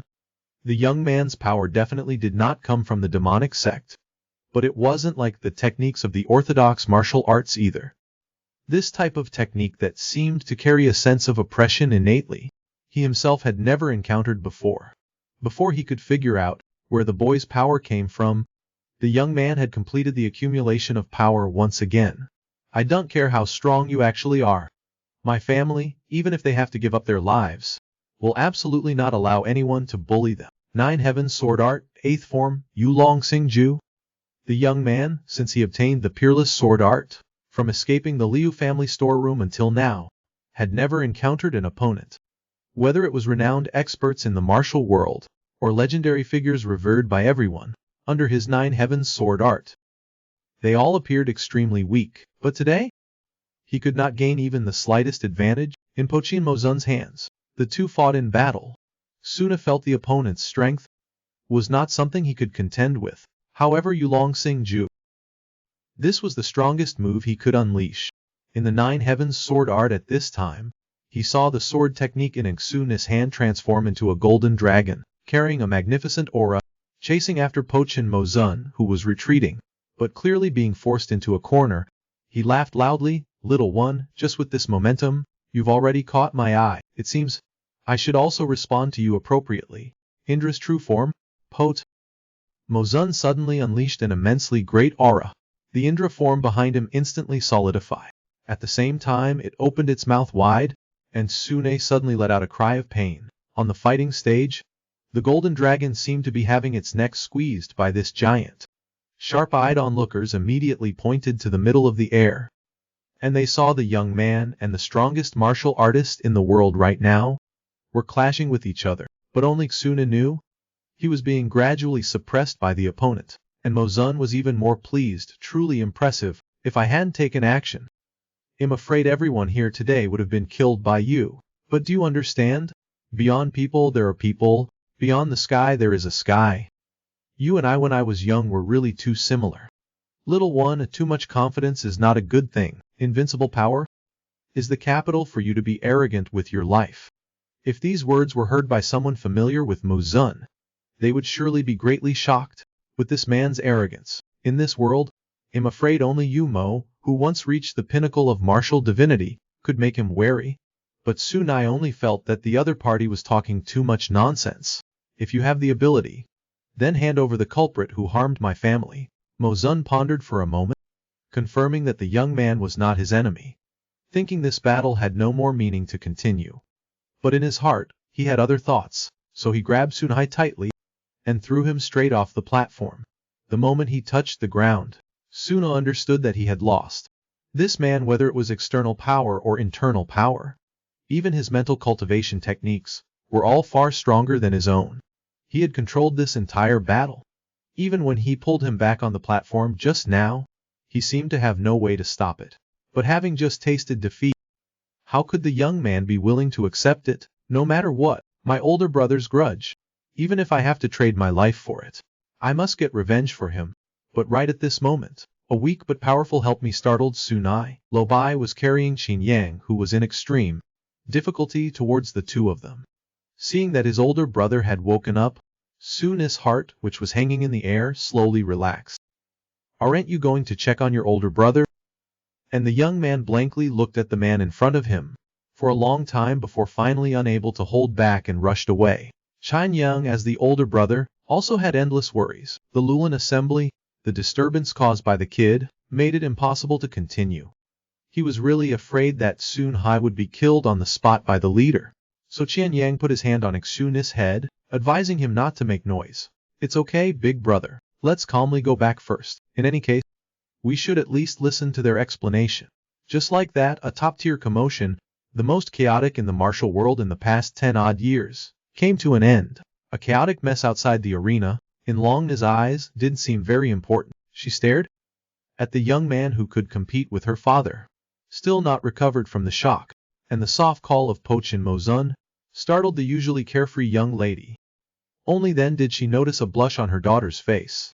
The somewhat guilty girl didn't pay attention to her father, turned her head and ran away. And the current leader of the martial world was truly dumbfounded at this moment. Looking at his daughter's back, then looking at that young man, could it be impossible? The more he thought about it, the more his head hurt. In annoyance, he ordered Xiao Shou to clean up this mess. But as the leader, he didn't forget the killing intent on those demonic sect followers, and once again burst out. This time the tournament failed to choose a winner. Later I will personally go to each house to give out rewards. It's better if everyone doesn't rush to leave.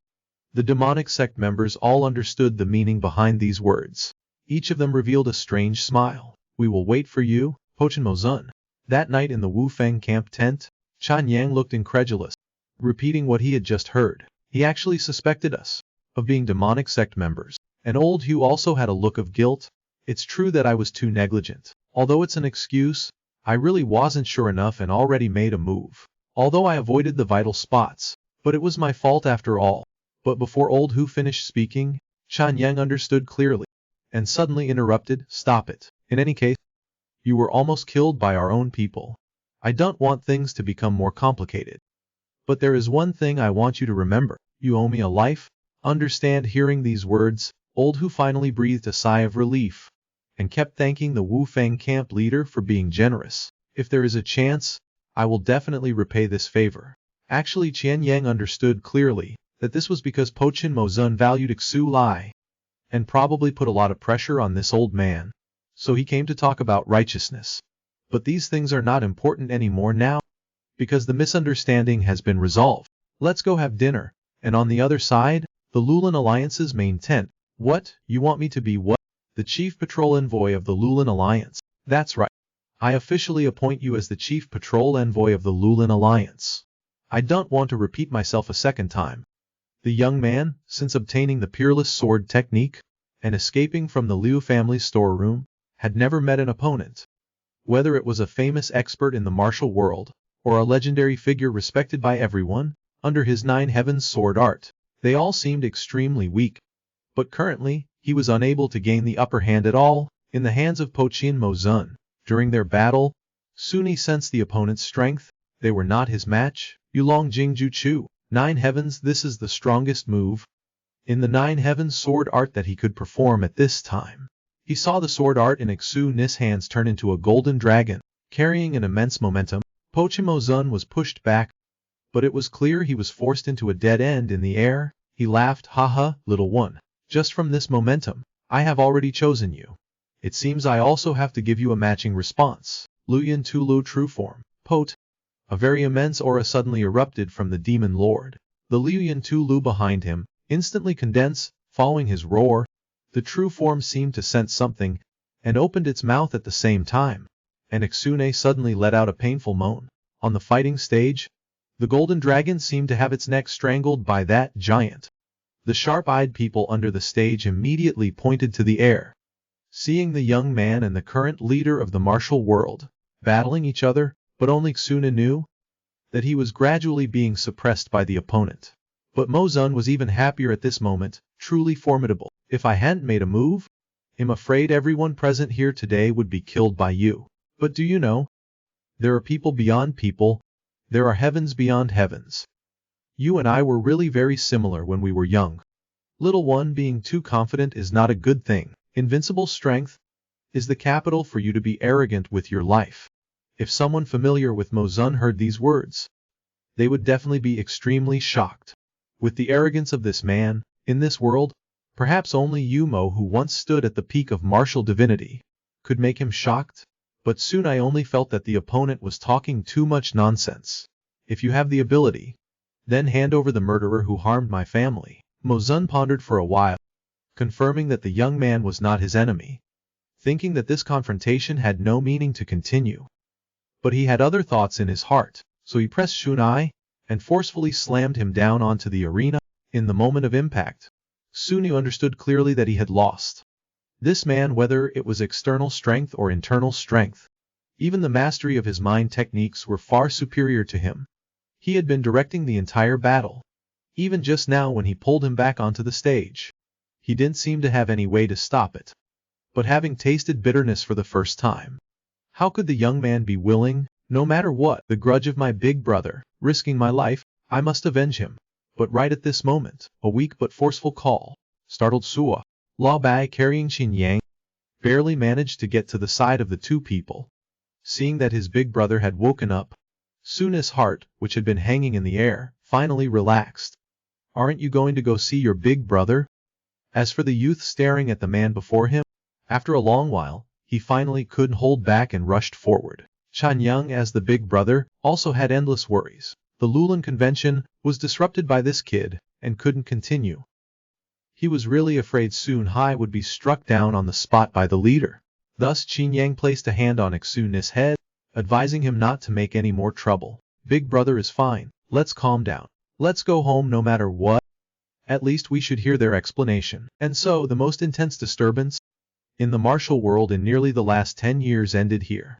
The chaotic events after the battle, in Longer's eyes, seemed unimportant. Staring intently at the youth who could fight her father, she still hadn't recovered her senses. And the demon Lord Po Chin suddenly called out softly, which startled the girl who was normally so unruly. Only then did she discover a red mark on her daughter's face. The flustered young girl ignored her father and turned and ran. The number one person in the current martial world was truly stunned at this moment, looking at his daughter's back, then looking towards the youth. Could it not be? The more he thought about it, the more his head ached. In his irritation, he ordered Xiao Shou to take care of this mess. But as the leader, he couldn't forget the killing intent on the members of the demon sect. Once again he released his powerful aura. The winner of this convention cannot be chosen yet. I will personally go to each house to award everyone. It would be best if everyone did not rush to leave. The members of the demon sect understood the meaning behind these words. Each person revealed a sinister smile. We will wait for you, Demon Lord Po. In the tent of the Five Peaks camp at night, Chan Yang repeated with an unbelievable expression the words he had just heard. They actually suspect that we are from the demon sect. And Lao Hu also wore an apologetic expression. I was really too hasty. Although it's an excuse, I really did act without enough certainty. Even though I avoided vital points, it's still my fault. But before Lao Hu could finish, Chan Yang understood in his heart, and suddenly interrupted, forget it. No matter what, you were almost killed by one of our people, and I don't want things to become more complicated. But there's one thing I want you to remember. You owe me a life, got it? Hearing these words, Lao Hu finally breathed a sigh of relief, thanking the generous Five Peaks camp leader. If there's an opportunity, he would definitely repay this debt of gratitude. Actually, Qian Yang understood clearly that Demon Lord Po Chen valued high, and had probably put all kinds of pressure on this old man. Which was why he was now coming to talk about righteousness. But these things are no longer important now. Since the misunderstanding has been resolved, let's go eat dinner. On the other side, in the main tent of the Lulin Alliance. What are you asking me to do? The General Patrol Envoy of the Lulin Alliance. That's right, I officially appoint you as the General Patrol Envoy of the Lulin Alliance. I don't want to have to say it a second time. The pampered young lady again couldn't escape the teasing of fate. As the daughter of the sword deity of the Nangong family, favored by the heavens, allowing her to possess the rare ability to see through people's hearts, she was powerless before what Hai had to endure. While depressed, upon returning home, she locked herself in her room, not wanting to step outside. Until tonight, the Nangong family suddenly had an uninvited guest. Nangong Hu saw that the person who had come was the sect leader of the Chengqian sect, and prepared a feast to entertain him. But the other person had come in a hurry, urgently, and after drinking a cup of water, went straight to the point, saying that his sudden visit to the sword deity Nangong was a necessity.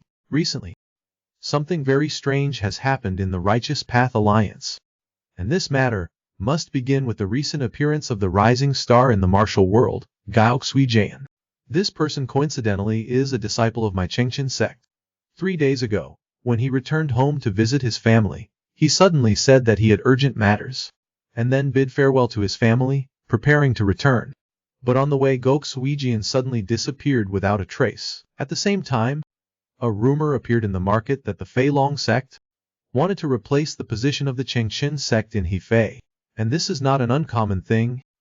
But I have never heard of this sect within our Righteous Path Alliance. And the Righteous Path Alliance seems to tacitly agree to their existence. How could this not make people suspicious? After hearing sect leader Luo's story, Nangong Hu finally understood his intention. The Feilong sect appeared out of nowhere, and furthermore has the strength to dare to compete with an old power. Coupled with the Righteous Path Alliance turning a blind eye, it doesn't seem like an ordinary sect rivalry. So he asked sect leader Lu what he needed the Nangong family to do.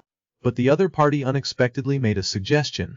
Hopes that the sword deity's daughter, Nangong Dai, who legend says can read people's hearts, would personally investigate this matter. These words startled Nangong Hu.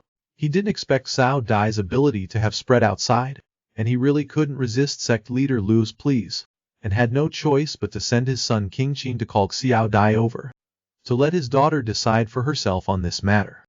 But as Nangong King Qian arrived at his little sister's door, and was about to knock, a soft voice suddenly came from within the room, "Older brother, it's okay, come in." Hearing these words, King Qian sighed with a smile. Sometimes, I really don't know why my little sister knows everything. Could it be that just by hearing my footsteps, she can recognize me?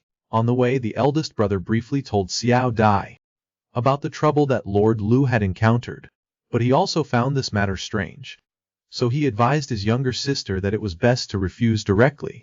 When the two returned to the main hall, after paying respects to her father, Nangong Dai went to the table, and Lord Lu recounted the entire matter in detail again. After hearing the whole thing, Cao Dai then slowly stood up, and without a word, left the room, accompanied by a loud thud. Although Nangong Hu and King Xin understood Xiao Dai's intention, they were also truly helpless. Seeing Lord Lu's face full of doubt, they then explained. Sai Dai intended to set off immediately.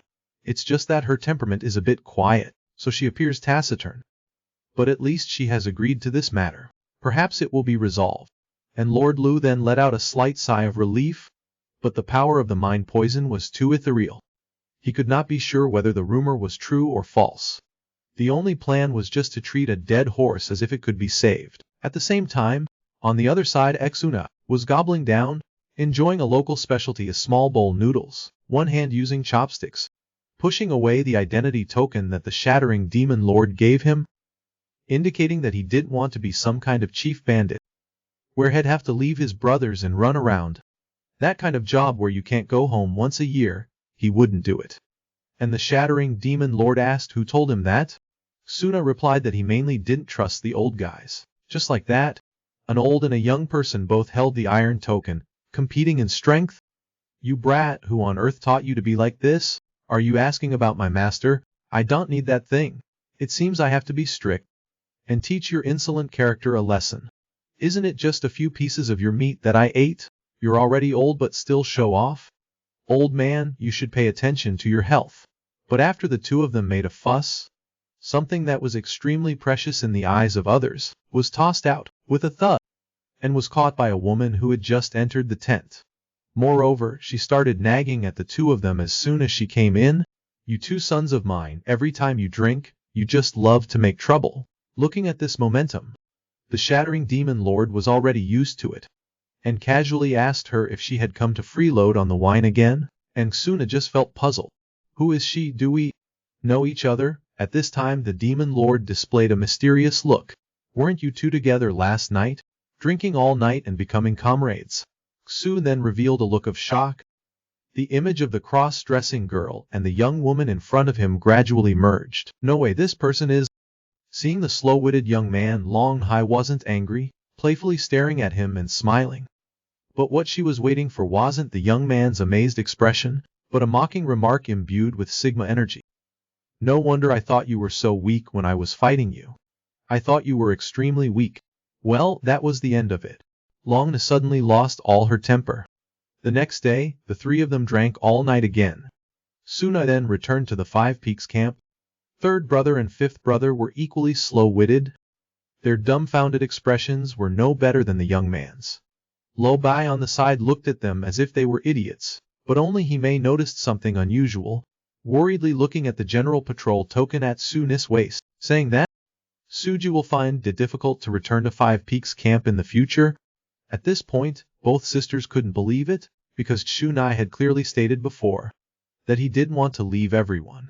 And Su Nai looked at the small thing at his waist, then explained that last night Long Nai had reminded him the road from Wanan City back to the Five Peaks camp was far, and that there might be restless individuals, and that his eldest brother was seriously injured. If people were lying in ambush from all directions, no matter how high his martial arts were, he couldn't guarantee that everyone would return safely. But with this token, it's different, so I advised him to accept it first and think about it later if he didn't want the mission. Hearing his persuasion, Sunai chose to take it back, and third brother also agreed after listening. Our journey here has indeed been full of hardships. I'm afraid the journey back will be even more difficult. Lo Bai displayed a look of world peace. He just liked to tease those few people. You need someone to remind you of such a simple matter. It's so embarrassing. Just at this moment, a crisp clap came and Qian Yang, on the contrary, was extremely excited. Everyone think about it. Our Five Peaks camp has produced an absolute high-ranking official of the Green Forest Alliance. Isn't this something to be proud of? Hearing these words, Ninth Sister didn't feel anything. He may felt even more bored. But the remaining brothers calmed down for a moment. It was as if they too had discovered something amazing, and immediately became excited. This was absolutely a group of people with Chunabu, not even knowing shame. shouting loudly, "Our camp's person, the General Patrol Envoy of the Green Forest Alliance." This sentence made it loud and clear for people in the other camps to hear. And so, under the commotion of a bunch of people, the young man's face turned red, and he called out loudly, "Big brother, let's set off quickly." But next, another clear voice rang out. Everyone turned their heads to look, and saw Long Nai standing on a high platform waving to them. "General Patrol Envoy, next time we meet, we have to drink for 3 days and 3 nights. We're friends after all." Sunai could only smile bitterly, and waved his hand, indicating that it was not a problem. At this point, the group of people started their journey home, and Long Nai on the high platform sighed softly, seeing the kid leave. She felt like things were about to get boring again. Then she glanced at the man behind her. "So the General Patrol Envoy's first task. When are you planning on sending it out? To barge into the Green Forest Convention, and with one sword, injure those few damn worms? Is that the reason why you chose him for this position?" Hearing these words, the shattering demon lord laughed instead. "I thought you only knew how to drink wine. I didn't expect that you could see through so much. No need to say more. Who do you think I am?" After a while, Ninth Sister took out a map of the official road to the 5 Peaks Mountain. "Our next stop is Hafi. This old woman has lost her son, but that person was originally a rising star in the martial world, and is also under the protection of the Righteous Path Alliance. He should have been in little danger, and could have achieved his status and destiny, but he died. When he was found, his body was in one place, his head in another, leaving only the identity token that fell beside him, which can prove that this is the person that Xiao Dai and the others are looking for." Although internal conspiracies within the Righteous Path Alliance are common, to openly and legitimately kill someone who was just beginning to gain some fame like this, it seems too unbelievable no matter how you look at it. Nangong Kingshin thought this, and in his heart he also felt his scalp tingling. He looked at his younger sister, but she said that all the leads are currently broken.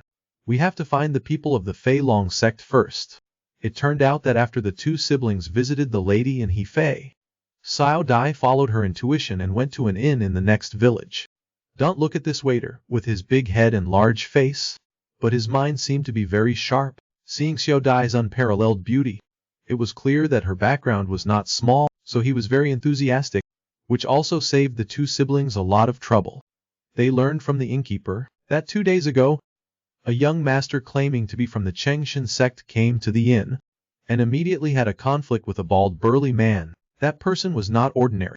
He is the most powerful force in the vicinity, from Yanhuang Cave, but for some unknown reason, he seemed to be very wary of the Chengshan sect.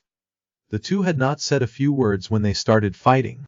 Although such a conflict was very impactful for a small inn, the influence was really great, but I must say, the way the 2 of them fought was really beautiful. It's a pity that that young master seemed to have been ambushed first.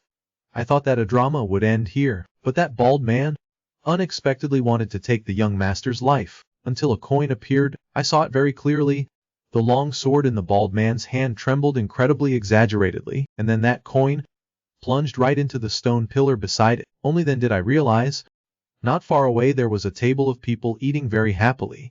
The person who made the move had red hair. It seemed to be a teenager, although he dressed plainly. His face was like jade, more like a scholar, and that bald man wanted to reason with them, telling them not to meddle in other people's business.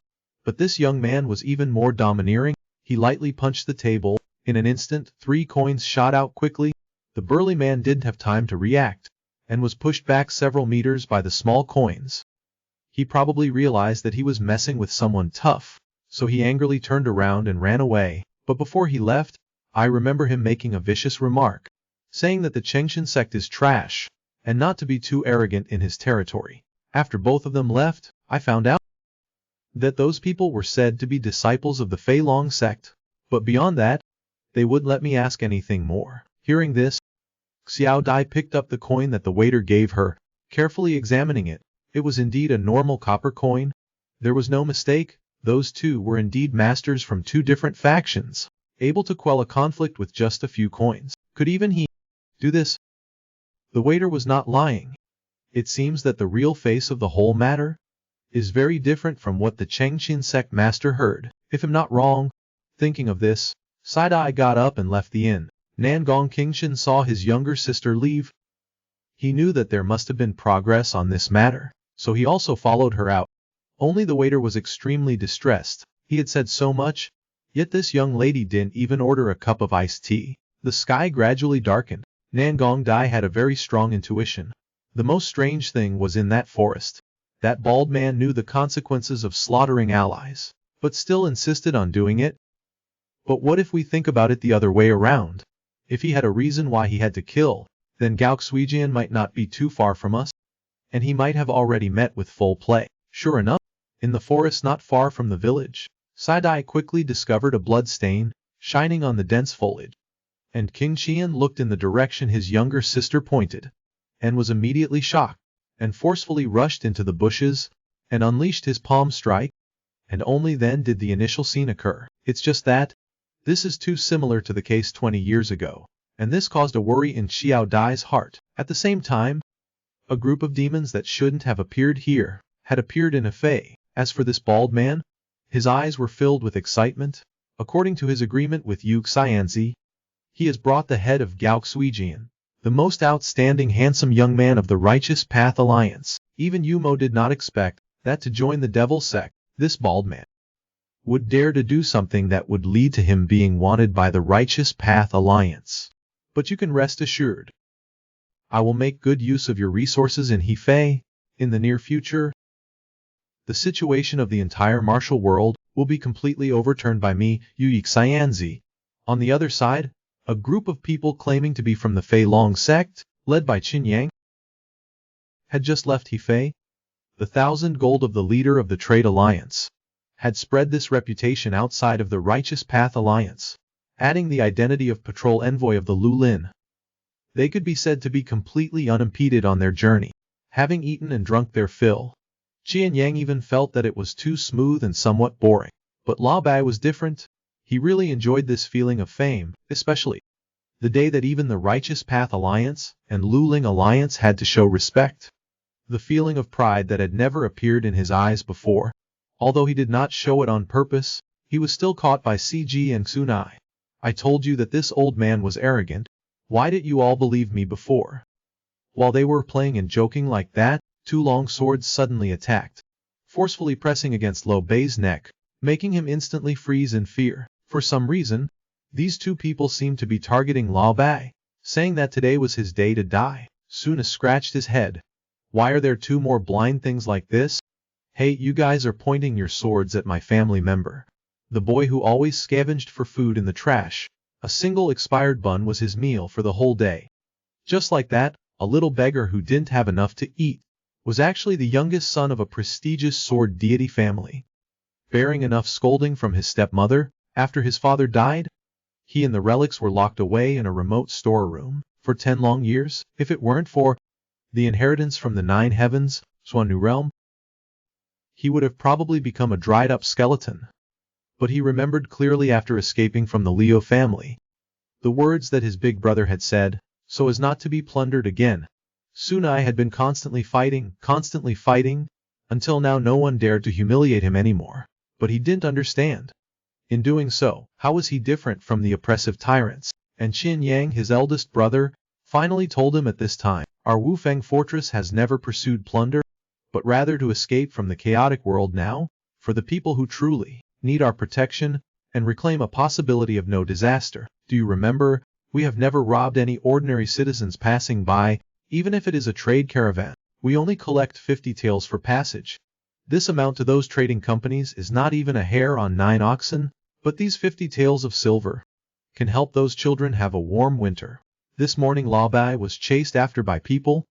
If I had hoped to solve everything by strength, then I would have let you act without hesitation to resolve these two people, rather than making up a name, telling them that they had the wrong person. Lao Bai might have had a bad reputation in the righteous path before, but here you have also seen his change. Whether it's Lao Sai or Ju Mei, even he might have all put down their initial prejudice against him. And since knowing this old man, you can also see that he is not the type of person who likes to lick blood from the blade. So that's why I gave the other party a step down, while letting you intimidate them. Luckily one of the two of them was quite intelligent, and took that kid and ran away. If not, if you had made a move, then it would truly become whoever's fist is stronger, is the one with the reason. So Xuno must believe in Big Brother. You know, after walking mountain roads all day, your other brothers although didn't say it, but are already sleeping like pigs now, you don't know. During the day you seem to be carrying a heavy heart. It was Lausa who noticed it in time. I couldn't sleep, so I came to find you. Don't make your brothers worry about you. On another side, Xiao Dai and Big Brother had brought back Cao Xuijian's remains today. This matter caused the Tianjian sect and Yanhuang cave to officially become enemies. The Righteous Path sect, in order to avoid the two factions from fighting, sent several high-level figures to mediate. The result of the handling was only to let Yanhuang cave compensate the Tianjian sect, and the handling of that bald head wasn't mentioned at all. This not only made Ka's mother almost cry her eyes out, but even Qingshan almost buried his head in the ground. However, the methods of the Righteous Path sect chilled people's hearts. But Xiao Dai grasped a bit of abnormality, the aura on that bald head's body. He could clearly feel the existence of demonic energy. This made Xiao Dai temporarily not even have time to feel heart-touch for Ka's mother, but secretly told Big Brother what he saw and heard, and only then hurriedly changed their initial plans. This matter was related to the demon sect, so it was best to return to the family first. After all, in the world today, the person who knows the most about the five gods Yu-Mo is only their father. Just like that, Xu Nai and Xiao Dai were like being teased by fate, about to pass each other by, and Bai Yukan of the Liu family sword deity. In order to consolidate the family reputation, when they were missing a sword deity to guard them, finally chose to let her eldest son Liu Yuan personally participate in the escort team of the Righteous Path Alliance. But when they were about to pass by Wufeng Mountain, his subordinate told him, "This mountain is very strange. It's said that since a year ago, all the trade caravans that pass through here, no matter how high your martial arts are, you must leave behind money for the road." These words wouldn't matter much to others, but when they entered Yuan's ears, they seemed to have changed in flavor. The escorting was already dry and boring. With such experts here, then would it be nice to go meet them for a while? He is the one who hurt the teenager the most deeply, and he is also the one with the greatest power in the Liu sword deity family, and his greed is like a wolf, as if aided by the gods. The Liu mansion today could no longer fill the void of a woman who had never been loved. Even if her eldest son Yuan had returned successful after his studies, originally given more time, it would have been possible for the Liu family to once again recover the ultimate style of the second family. She instead set her sights on the position of the Righteous Path Alliance leader. And Yuan's son and his father were arrogant by nature. Since childhood, because he had an uncle who was a sword deity, he did not put anyone in his eyes. Now he was used by Bai Yukan to let him build a reputation for Wolong Manor. But the Liu family and Wufeng fortress were originally close to each other. Liu Yanwu was anxious to achieve merit. The people on both sides quickly had their first meeting. He did not put the reputation of Wufeng fortress in his eyes at all. Seeing those who were in his way with ordinary martial arts, he was even more joyful. So in order to rise in the Liu family, Liu Yanwu made a move against the people of the fortress, not holding back at all, and the small people of Wufeng fortress. Most of them were originally just trying to find a way to survive, and were forced to become outlaws. So even if they were beaten now, they would only blame themselves for being incompetent. This further increased Liu Yanwu's already arrogant momentum. "You rats! Even if you become bandits, with me Liu Yanwu here, I won't give you any place to take shelter." Then he acted displeased, turning around and saying, "I thought your reputation could shake even the righteous faction in Luoyang, but now it seems you are truly overrated. Steward, order the guards to attack. Leave no one alive." Heavy rain poured down. Thunder roared. It was still less than half a day's journey to Wufeng Mountain, but Sunai and the others could only find a dilapidated temple to take shelter from the rain. With this situation, traveling through the mountains tonight would likely be dangerous. So Qian Yang had everyone rest here for the night. It's just that this dilapidated temple was eerily gloomy. Zhu Mei and He already had goosebumps all over their bodies, and with Lao Bai adding fuel to the fire, it made Zhu Mei forget all about respecting the old and loving the young. As for Xunai, he didn't care much. Lao Bai being scolded on the way wasn't a rare occurrence. It's just that like this, no matter how you look at it, it's all too stifling. At this moment a strange sound came from the forest. Sune clearly sensed that those who were coming were all experts. So he immediately signaled everyone to be quiet.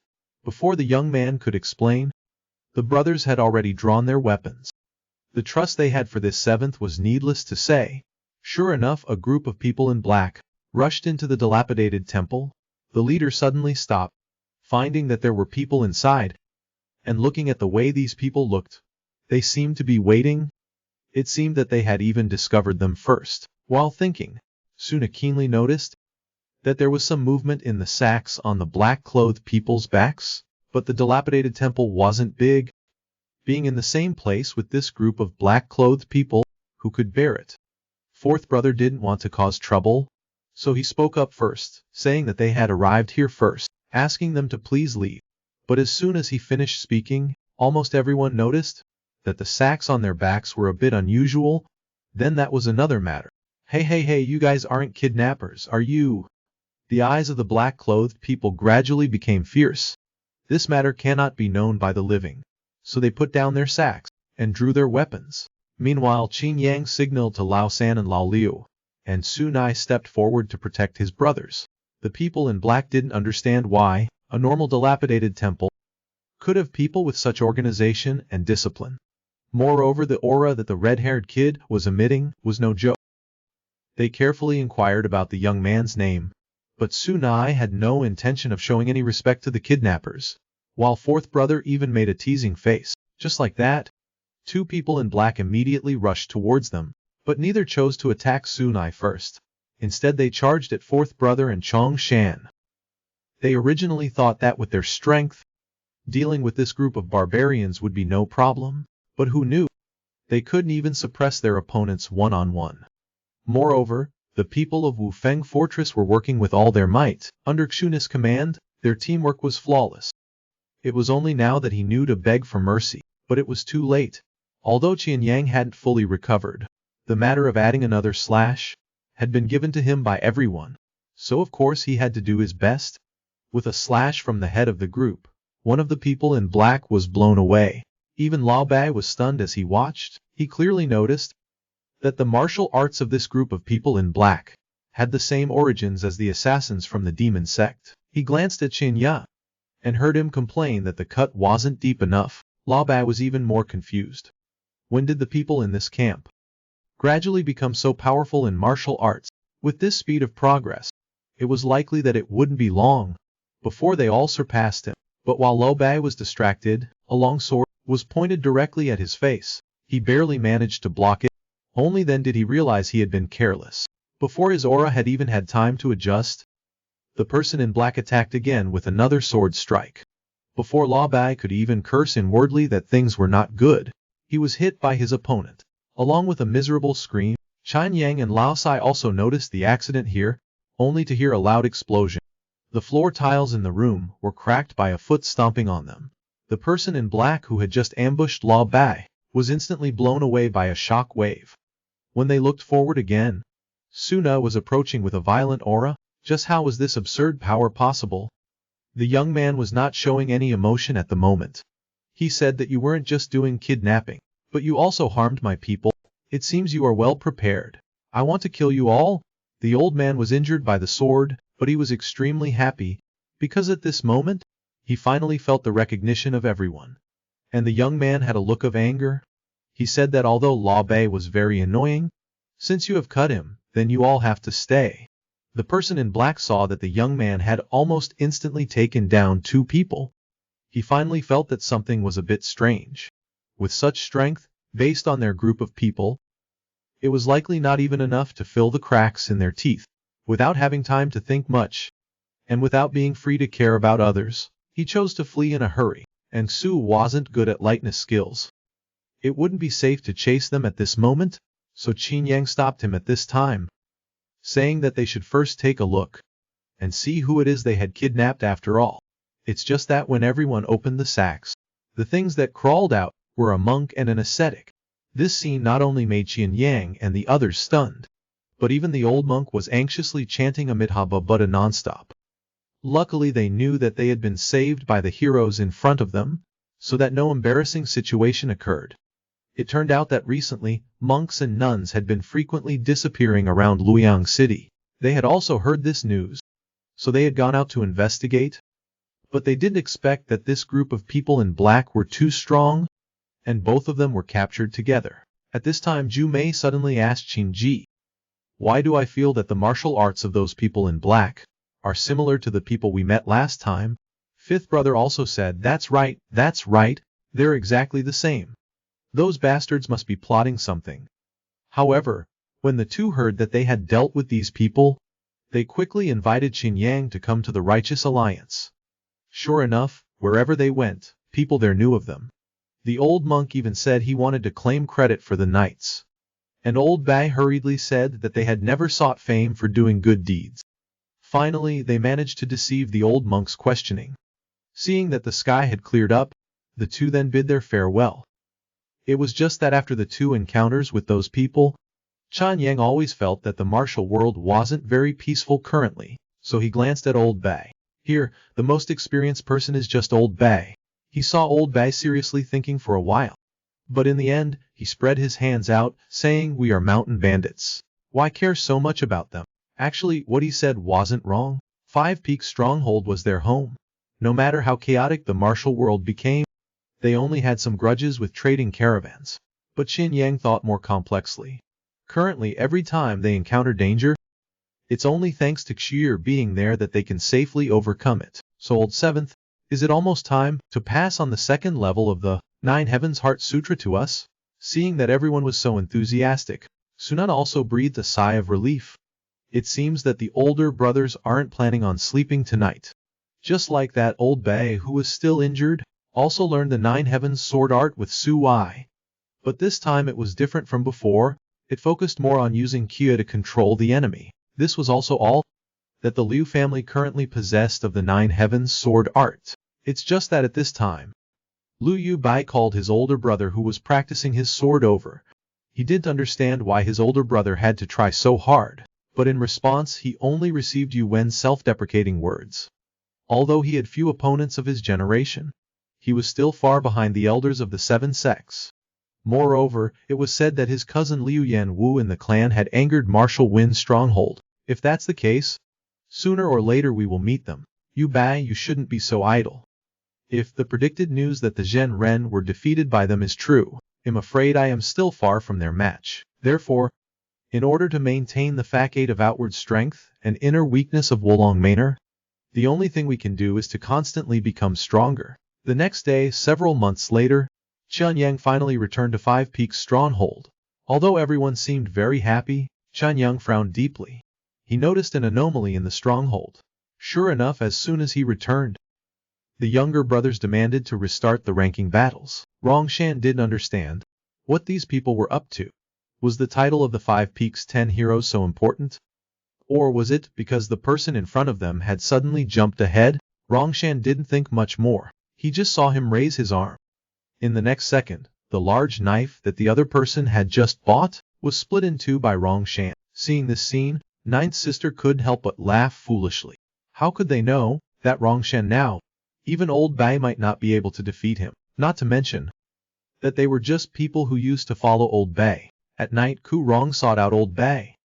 He couldn't figure it out, that after barely managing to start the ranking battles, why didn't old Bai want to participate? You should know that the 5 Peaks 10 Heroes is the highest title in all of Henan province. He had spent a lot of effort to persuade the head of the stronghold, and now, just Rongshan alone could control them already, if he doesn't take action.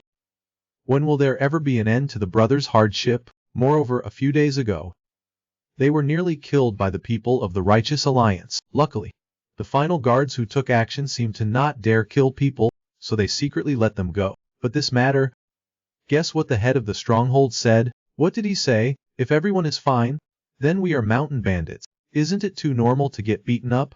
After saying that, he turned around and told the 4th leader that he could finally use internal force. Hearing this, old Bai was shocked again.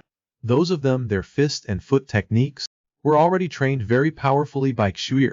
Now they even know how to use internal energy. Moreover, the internal energy of the Heart Sutra that Xuer used, I have personally witnessed it, That excessive destructive power is definitely not normal martial arts. Seeing Old Bai's appearance, Ku Rong thought there was hope, but who knew Old Bai would immediately kick him. You want me to go fight them? Are you trying to kill me? Ku Rong actually also felt quite wronged, but at this time he could only reluctantly leave. And Old Bai, thinking about the whole journey, their youthful bodies, their cultivation speed, especially the head of the stronghold, was really progressing 1,000 miles in a day. Thinking of this, Old Bai was actually quite discouraged. Has already old, learning anything is too late, in the days to come, has afraid he can really only be a small old man in this stronghold. At the same time, on the other side, the brothers just finished today's training session, and everyone had also heard about what had just happened. Old Third and Old Fifth were actually also quite surprised that the Five Peaks stronghold had been insulted like this. No matter what, they should go get back some face, right?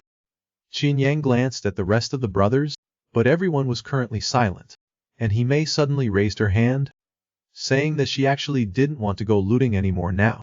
Old Third hadn't even had the time to react yet, and half a day later, the two of them were startled in fright.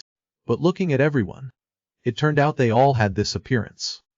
Ninth sister also said that she went up the mountain before because she couldn't protect herself. Though I also once thought that going to find women and demand some money was nothing big, but after this journey and experiencing so many things, I discovered that I want to do something to help others more. Moreover, it seems that the ones with this thought aren't just the two of them. Old Fourth looked at the head of the stronghold. In his eyes at this time, joy and anger could no longer be seen. Qin Yang asked Old Third and Old Fifth, "Do you think it's good to continue being mountain bandits?" The answer he received was affirmative. But because everyone had now shown a difference of opinion, the brothers still decided to listen to the arrangements of the big brother. Half a day later, Qin Yang raised an eyebrow. At this moment he spoke solemnly, "Then, the position of leader of Five Peaks Stronghold will be taken over by third brother and fifth brother from now on. As for me, from today onwards, I officially resign as the big boss of Five Peaks Stronghold. This is an irresponsible stronghold leader, but also a pitiful person who has to leave their homeland. Originally having his own wife and children, life though not easy, could still be considered happy. However, a rope always breaks at its weakest point.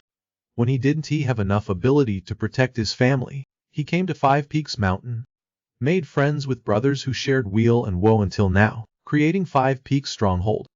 It's just that currently, he wants to leave again. The appearance of Xunai has given him the power to protect his family. Therefore, Qin Yang is even more eager to return to his wife and children. At the same time, He Mei also wants to open a tea house, while Ju Mei dreams of having her own inn. Even when Rongshan mentioned this matter, in his mind he only thinks about becoming a diligent and hard-working waiter. Clearly, these brothers, whose natures are kind, are not meant to be mountain bandits to begin with. Just the first 100 words of the Nine Heavens Heart Sutra has already caused them to be almost completely transformed in a short time. But Qin Yang also understands, leaving in a short period will be a devastating blow to the stronghold. Therefore, he plans to go into the background after handing the position of big boss to La San and La Wu. First, it's just that like this, He Mei appeared to be both happy and worried. Thinking that Five Peaks Stronghold will only be a name and title from now on, her heart was still always empty. But in regard to this matter, Qin Yang was very clear. Each person will have their own mission. No matter where we are, we will still be good brothers who are willing to live and die for each other. This cannot be changed by anyone. Lao Wu was originally quite sad. His dream was to follow his big brother as a mountain bandit until old age. But when he heard Lao Sai plans to follow big brother to his hometown to play, the whole group almost turned the vinegar pot upside down. "Damn it, big brother, why don't you take all of us with you?" But what they got in return was only Qin Yang's helpless smile. "Until now, we have overcome so many difficulties together, until finally being recognized by Lulin Ming. This is the most glorious moment in my life. But in the stronghold, only Lao Sai does not have a place to rely on. This time when we go back, after my family and I have settled down, I will definitely invite everyone to come and play. After all, we are the best of brothers." At the same time, on the other side, Lo Bai found Xu Nai dozing off halfway up the mountain. Turning his head to look at Xu, he completely changed his usual appearance, appearing extremely frightened. Seeing him like this, Sunai always felt, this guy has some other sinister plot in mind, again. But what she heard was Lao Bai pleading for him to teach him the 9 heavens art. Although very shameless, I've lived for a whole lifetime. Now I've come to disregard power, only martial arts is my only obsession. There was a time I thought martial arts were only used to bully the weak, a kind of means, but after getting to know Brother Xu, I've changed. I discovered that using martial arts for good causes will actually make it more attractive and valuable. Even when I was being hunted by the righteous sects, I never had this feeling. Hearing this, Sunai on the contrary didn't look happy. If family members want to learn, they just have to say so. Why do you have to put on such an act? But then immediately after that Xu Hai changed his tone. Lao Bai once secretly learned demonic arts that the righteous sects strictly forbade. Now is also learning the 9 heavens sword art. I'm afraid it'll be easy to become possessed, right? If you happen to die? Lao Bai's face turned from green to white upon hearing this. Seeing Sunai about to send him away, he hurriedly said it's alright. He said, I've already prepared my funeral arrangements long ago. Just like this. Suna planned to bring him up the mountain to cultivate his inner energy first, but Lao Bai, after his days of struggling, his spine could not bear it anymore. The mountain path was rugged, but he did utter a word, even when Sunai repeatedly reminded him that the martial art of the 9 heavens sword art must absolutely not be used for unjust deeds. Lao Bai only gritted his teeth and said that he would absolutely not do so. At this point Xu Hai didn't say anything more either. Teaching the inner energy technique to Lao Bai was easier than it would be for other people. In just a short time, he already memorized more than 300 words of the 1,000-word Heart Sutra. His Kai circulation was also more effective and practiced compared to Qian Yang, making Su very surprised. This shows that shows Lao Bai's future achievements in the 9 heavens sword art will far surpass that of their big brother. The next day Lao Bai's body was rolling with golden light. His entire body was like a youth from those years, floating in mid-air. But Sune, who had just woken up, revealed a look of horror. Lao Bai's face was very bad. The young man understood very well what this meant. Indeed, a mouthful of fresh blood spurted out of Lao Bai's mouth. After flashing a carefree smile, he immediately fell to the ground. Suna hurriedly checked his injuries. Only then did he discover that all of Lao Bai's meridians seemed to be running in reverse. If this continues, it wouldn't be long before he would explode and die. Suna could not care much at this time. Frantically poured his inner energy into Lao Bai, protecting his heart meridians, but the effect didn't seem significant. Fresh blood continued to gush out from his mouth. At this point Lao Bai was completely unconscious. Continuing like this would not be good. Sunai hurriedly carried him and ran back to the stronghold. Luckily the 5 Peaks stronghold currently had its own physician, but the time from the top of the mountain to return was too long, so Sunai decisively gritted his teeth and jumped down from the top of the mountain. His lightness skill was not good, but his accuracy was still very high. Utilizing the uneven rock outcroppings, he was barely able to bring Lao Bai out of the path of the King of Hell. I really don't know what I was thinking. He insisted on reaching the mountain peak to cultivate. Old Bai on his back was also laughing at this moment. This is a wonderful path. Then he fainted again, which made Shu Ni's heart sink. He hurriedly pulled Old Bai and rushed towards the medicine hall, until dusk. His complexion seemed to recover slightly, but according to the physician's words, elder brother Bai's meridians were all damaged. To recover would be harder than ascending to the heavens, and Qin Yang had arrived at the medicine hall long ago. After confirming again and again, he learned that Old Bai's martial arts were probably beyond recovery, but his life could still be saved. Hearing this, Chen Yang seemed to heave a sigh of relief. Only Xunai, without a word, left the medicine hall. He stood blankly under the setting sun, staring into space. Yesterday Old Bai was still expressing his obsession with martial arts. Now his martial arts were completely ruined. Wasn't this no different from killing him? Old Bai, I shouldn't have let you learn the 9 heavens Heart Sutra. And so on the practice field of Wufeng Fortress, another lonely figure appeared. His back was hunched, as if blending into the withering autumn leaves. But his expression seemed even gloomier than the fallen leaves. At this time Su slowly walked to his side, just sitting silently beside him like that, not knowing what to say, but on the contrary Old Bai spoke first. Xu brother, are you worried that I, a cripple, might not think things through? and bite my tongue to commit suicide. But it seems this autumn is colder than in previous years. Old base martial arts were completely ruined. Even in Wufeng Fortress, it still couldn't stop him from enduring all kinds of humiliations. Those former subordinates who once followed him showed no mercy. They wanted to use their fists to shatter the humiliation of once bowing down in submission. How laughable! The one who stood up to protect him now was actually Tsunai, who hated Old Bei the most. According to what the young man said, although Old Bei once had superior martial arts, he had never bullied anyone who had no power to fight back. While the actions of these people before his eyes were even more excessive than Old Bei in the past, Drew became enraged. Seeing that these three were not to be trifled with, they hurriedly apologized and fled faster than rabbits. After that, the young man turned back to ask about Old Bei's injuries. Responding to him was only a bitter smile. Very clearly, his heart was even more uncomfortable than these wounds. Looking at the old man who was once proud and upright, but now had become like this, to say that Su-Ni's heart was completely unmoved would be impossible. Although Old Bei had long seen through the coldness of the world, he had now felt the helplessness of the weak.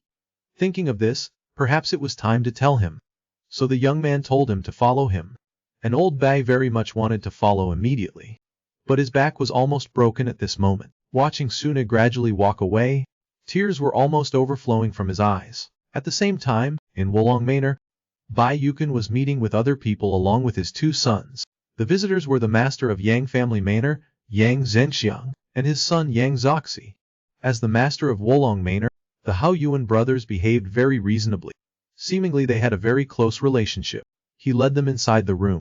The light shone through the window. It was very clear that they were talking very happily. The young father and son were even more admiring this young master of Wolong Manor. Before leaving, Bai Yukon also personally saw them to the door, emphasizing that he would quickly deliver the betrothal gifts to their residence. As for the Yang father and son, they were very happy. Lu Yuan was truly a rare talent. If they entrusted their daughter to him, there probably wouldn't be anything to criticize. Only they also saw a problem. The true master of Wolong Manor was actually Madame Bai. She was hastily expanding her sphere of influence, to the point of offending quite a few people. The future would surely be troublesome, and Bai Yukon finally heaved a sigh of relief. He knew that the Yang family's daughter was known as the beauty of Zhengzhou. Even his younger brother beside him was teasing him. Talented man and beautiful woman, a perfect match. It truly made others envious. But on Liu Yuan's face there wasn't the slightest expression. In his eyes, this was nothing more than a political marriage without any feelings at all. Bai Yukon was unhappy with Yuan's appearance. He knew that this son of his, 8 out of 10 parts, had still not forgotten that rude little girl from the Nangong family. But very clearly, Bai Yukon was even more concerned with the power he had now, telling him not to think recklessly. He must put the overall situation first. Yuan understood that his fate had always been controlled by this mother of his. Then Bai Yukon remembered his daughter, who he never saw the shadow of all day. After Liu Yuxu inquired, she found out that recently, in the common people, a martial arts anecdote about Luoyang was spreading. Recently, violent gangs of robbers had increased significantly. The bandits of Luling Mountain had all infiltrated the city to rob. The city of Luoyang was no exception. The lives of the common people were extremely miserable. But recently a rumor had emerged. A merchant in the west of the city was robbed by bandits under some pretense, but they seemed not to please the other party. In a moment of danger, a young woman quickly rushed out from the crowd, drawing the sword in her hand. She then executed the first move of the 9 heavens sword art, soaring dragon ascending to heaven, and with the sword, her figure flashed past. The bandits died in one hit, and the person who came was our little sister, Liu Yuxu. The bandits, who were originally bullying innocent people, discovered that there was actually someone who dared to disrupt their good deeds. They were very angry, but the young woman's face showed no sign of fear. In her eyes was full of ridicule. We martial heroes of Luoyang have never feared the threats of people like you. But when the robbers rushed towards her, she discovered that she had seemingly kicked a hornet's nest. At this time a burly, muscular man pushed everyone aside. His eyes filled with killing intent as he stared at the young woman, and then swung his saber and charged towards her. But suddenly a man appeared from behind. I was wondering why you hadn't arrived yet. So you were causing trouble again, huh? Yuba then launched a lightning-fast attack towards the person who came. Before the burly man could react, one of his arms was dislocated. The bandits were all astonished. Looking at the elegant back of the man, they finally realized, this person is Huang Dongji, the big boss of the Luoyang martial arts world. Just as the bandits were preparing to rush up to attack, another gust of wind blew in. How could such a fun thing lack us? It turned out to be the second elder, Wu Zongshan, and the third elder, Sun Shangju. In just a moment of fighting, they simultaneously flipped over two bandits. Just like that, the initially fierce bandits were now like balls, completely unable to resist in front of them. Seeing this, they were initially frightened. Then they all rushed up in a throng. But the more they fought, the fiercer they became, seemingly not taking the large number of people into consideration at all. It is said that our little sister is carrying a 3-foot Qingfeng sword and killing the most enthusiastically.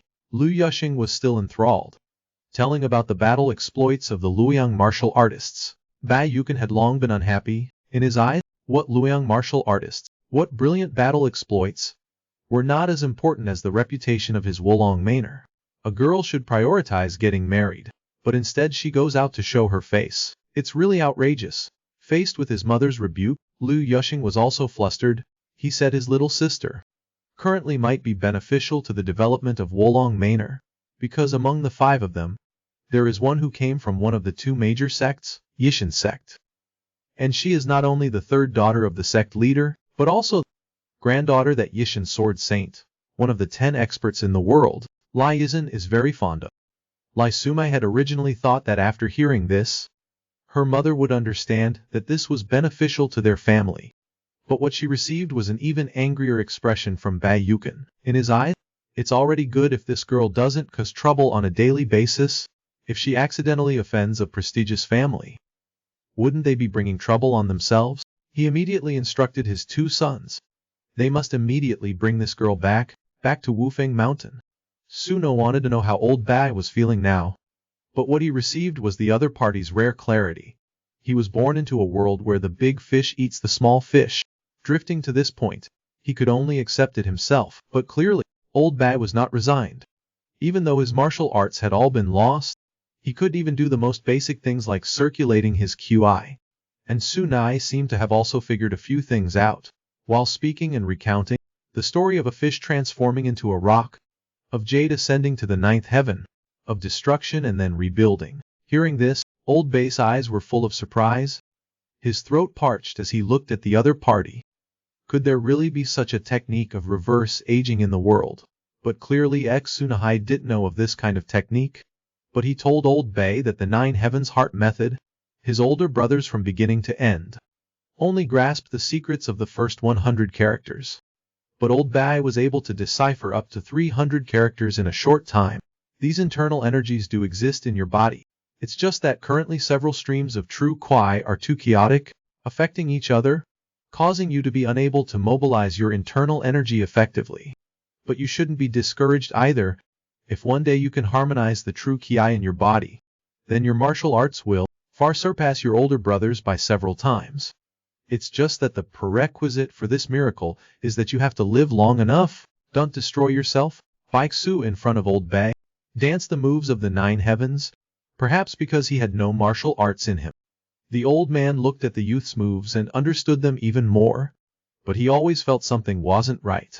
A moment later, he suddenly started trembling. Bro, why do I feel that your moves are more like using a sword? The 9 heavens sword art was originally Xuhai learning dance with a silver gold wooden staff from Xuan knew from a young age.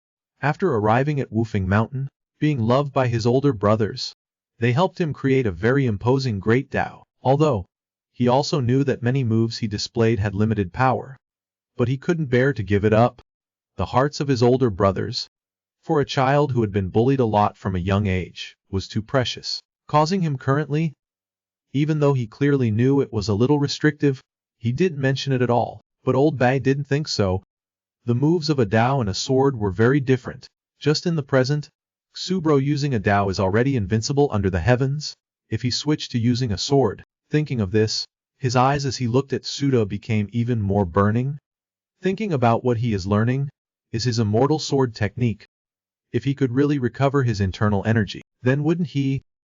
The more Old Bay thought, the more parched his throat became. He was very clear. This will be a wide road that he didn't dare to think about before. But at this time, in a certain mansion in Luoyang, the Luoyang martial artists were currently extremely pleased with themselves. These young heroes naturally didn't want to live under the shadow of the previous generation. Therefore, in order to be able to achieve the highest level of fame in the martial world, the 5 of them finally decided to point their swords at the Lulin Alliance. Just like that night, Yishan Sect, X6 Sect, and Wolong Manor all received letters from their descendants. It was clear that the whole lot, Bai Yukon, had been completely enraged. The teenagers didn't care about such things, especially the 2 female heroes. These years they had been arranged for marriages numerous times. Both girls were extremely opposed to this. But both of them had the same circumstances. But their relationship didn't seem to be very good. Lai Yizhen especially liked to poke at other people's weak spots. This atmosphere made Sun Shangju also unable to turn a blind eye to appease the flames between the 2 girls. Since they had already decided, then they had to act early before being caught by their families. Hearing this, Lu Yuxu was also a little anxious. No matter what, Wolong Manor was also within the boundaries of Luoyang. Staying in the city, they were afraid that the next day they would be caught. Therefore, they decided to set off tonight from the east gate of the city, and their first opponent was the Chifeng camp, stationed on Pingding Mountain. Moreover, these young people did not seem foolish at all to paralyze the opponent. They even hired a group of laborers to act as a merchant caravan. Just like that, in a few days, 5 young heroes, with Luoyang as their center, eliminated 8 camps of varying sizes on the road, and their target finally was directed at Suyulai's Wufeng camp. At the same time, in Nanjing City, the main headquarters of the Righteous Path Alliance was located here. And the alliance leader, who should have been on top, Qin Changzai, wore a worried expression. Very clearly, they didn't care about the petty fights of the younger generation. But what made him worried at this moment was the Spear King Jia Jiyun opposite him. He said to him, before that the Yanwu Merchant Guild was surrounded. According to the clues provided by A2, it could be basically confirmed that it came from the demonic sect's assassination squad. After 17 years of hiding, what did their action this time mean? Causing Qin Changzai to become vigilant. But the most dangerous thing was, according to what this little girl said, the person who had saved him from trouble was a Fei Long sect that had never appeared in the martial world.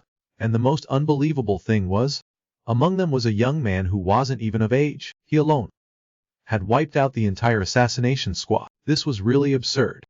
In the martial world, it wasn't that there weren't experts who could do this, but they were definitely a minority. And saying that it was just a young man, how could it be? It must be known that since 17 years ago, when the 2 sword deities had cut down Yumo, the youngest was already over 20 years old. Also at that time, the Nangong sword deity had supported me to become the leader of the martial arts world. As for them, the survival or destruction of any sect in the entire martial world was only a sentence. But if the current martial world had such a godlike figure appear, perhaps to prevent it from falling into a nightmare again, eliminating his existence might be the crux that was making the demonic sect stir up trouble right now. But the Spear King had a different opinion, because if that child was another despicable person like Pochin Mozun, then we would have big trouble. Luckily, they claimed to be a force of the Righteous Path Alliance. So regarding the recent disappearances of disciples, the demonic sect was still the biggest suspect. I did think of this point at first, but recently, in Henan, a large number of monks suddenly disappeared. Add that to the intelligence provided by that girl. This matter is very likely the demonic sect's human sacrifice. And on this point, Qin Changzai's guess was correct. The demonic sect's human sacrifice was originally a type of evil art that absorbed the essence of others.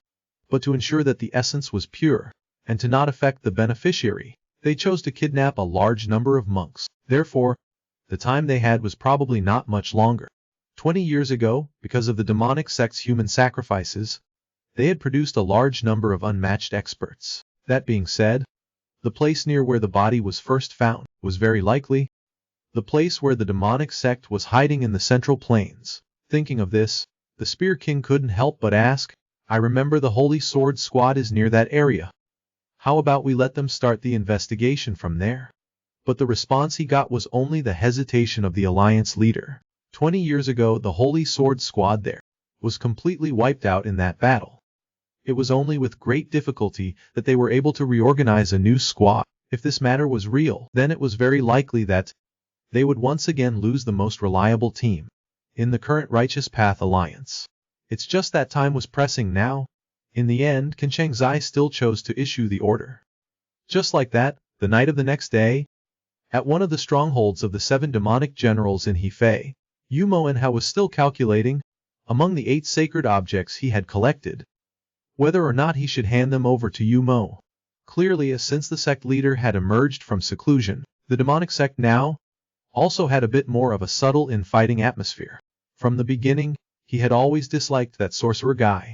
Also, having become a member of the demonic sect, to put it fairly, if Yu Mo intended to join hands with that guy and organize a human sacrifice, then he would plan to hide his share first. After all, each of the 8 pearls had a different function. He didn't want to help that disgusting guy succeed. No matter from which point of view, each as one of the 7 demonic generals naturally did want to let a minor demonic general like that easily get the upper hand on him. But at this time, a piece of news was suddenly transmitted, saying that a group of elites from the Righteous Path Alliance was approaching. It seemed very tense, but Enha suddenly slammed the table.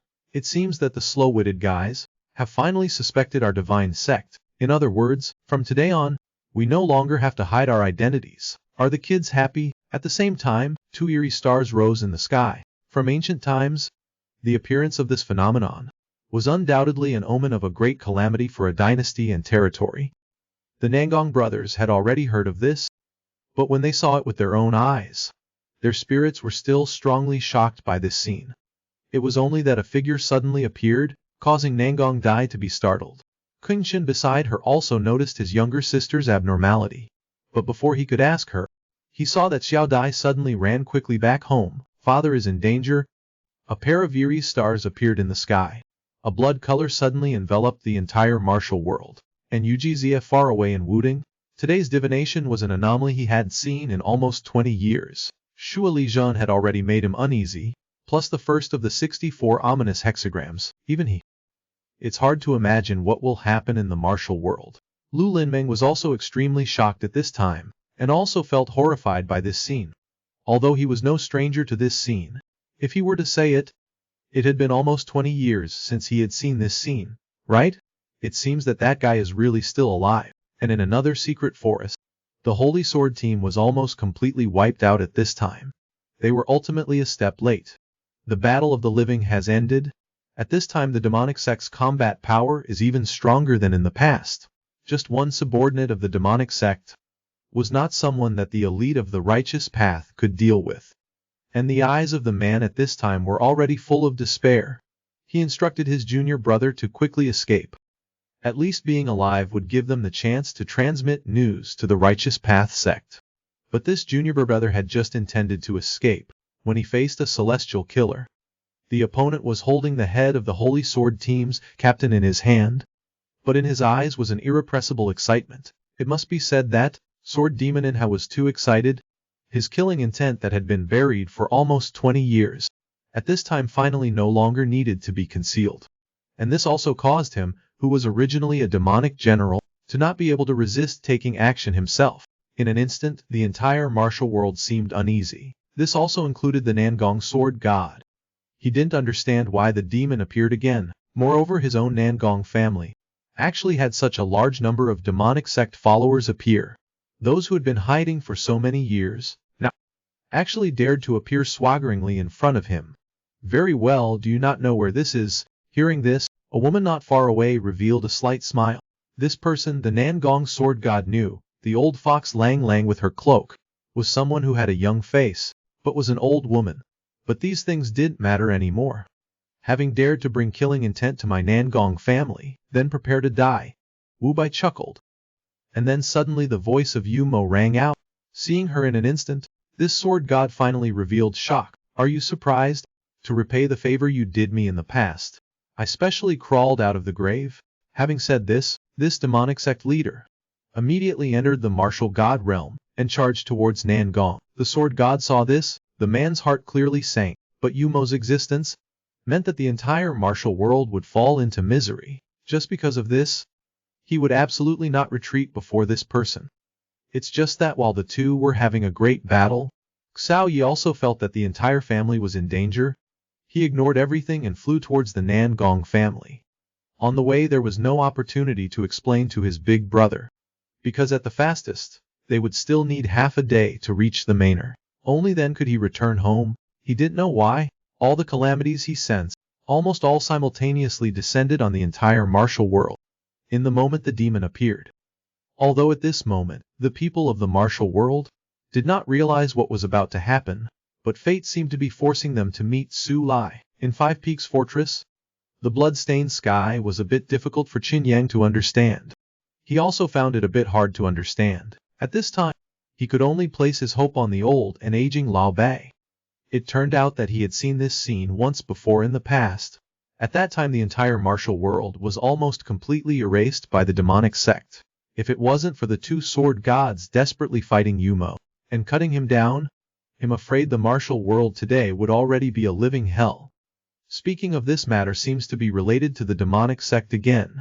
In Laos's heart there was also a kind of illusion. Those monks who were captured seemed to have little chance of survival. At this time, Lao Bei said again, if Yumo hadn't died in the past. Wait a minute, Lao Bei, don't scare us. This is just your speculation, right? Seeing that he was interrupted, he didn't look impatient at all, and just continued to say, the martial world today, the Nine Heavens sword god is dead, the Nangong sword god is old. What if it really was like that? Wu Bai and the others instead smiled brightly. There's no what if, no matter what, don't we still have reliable people, especially Xuya, our Five Peaks fortress? Doesn't it always have enemies to deal with? But no matter what, as long as everyone is of one mind, no matter what kind of challenge, we will all overcome it. Hearing this, An also smiled. That's right, no matter what happens in the martial world, the people I want to protect are only my brothers. No matter who the opponent is that we have to face, I will not back down.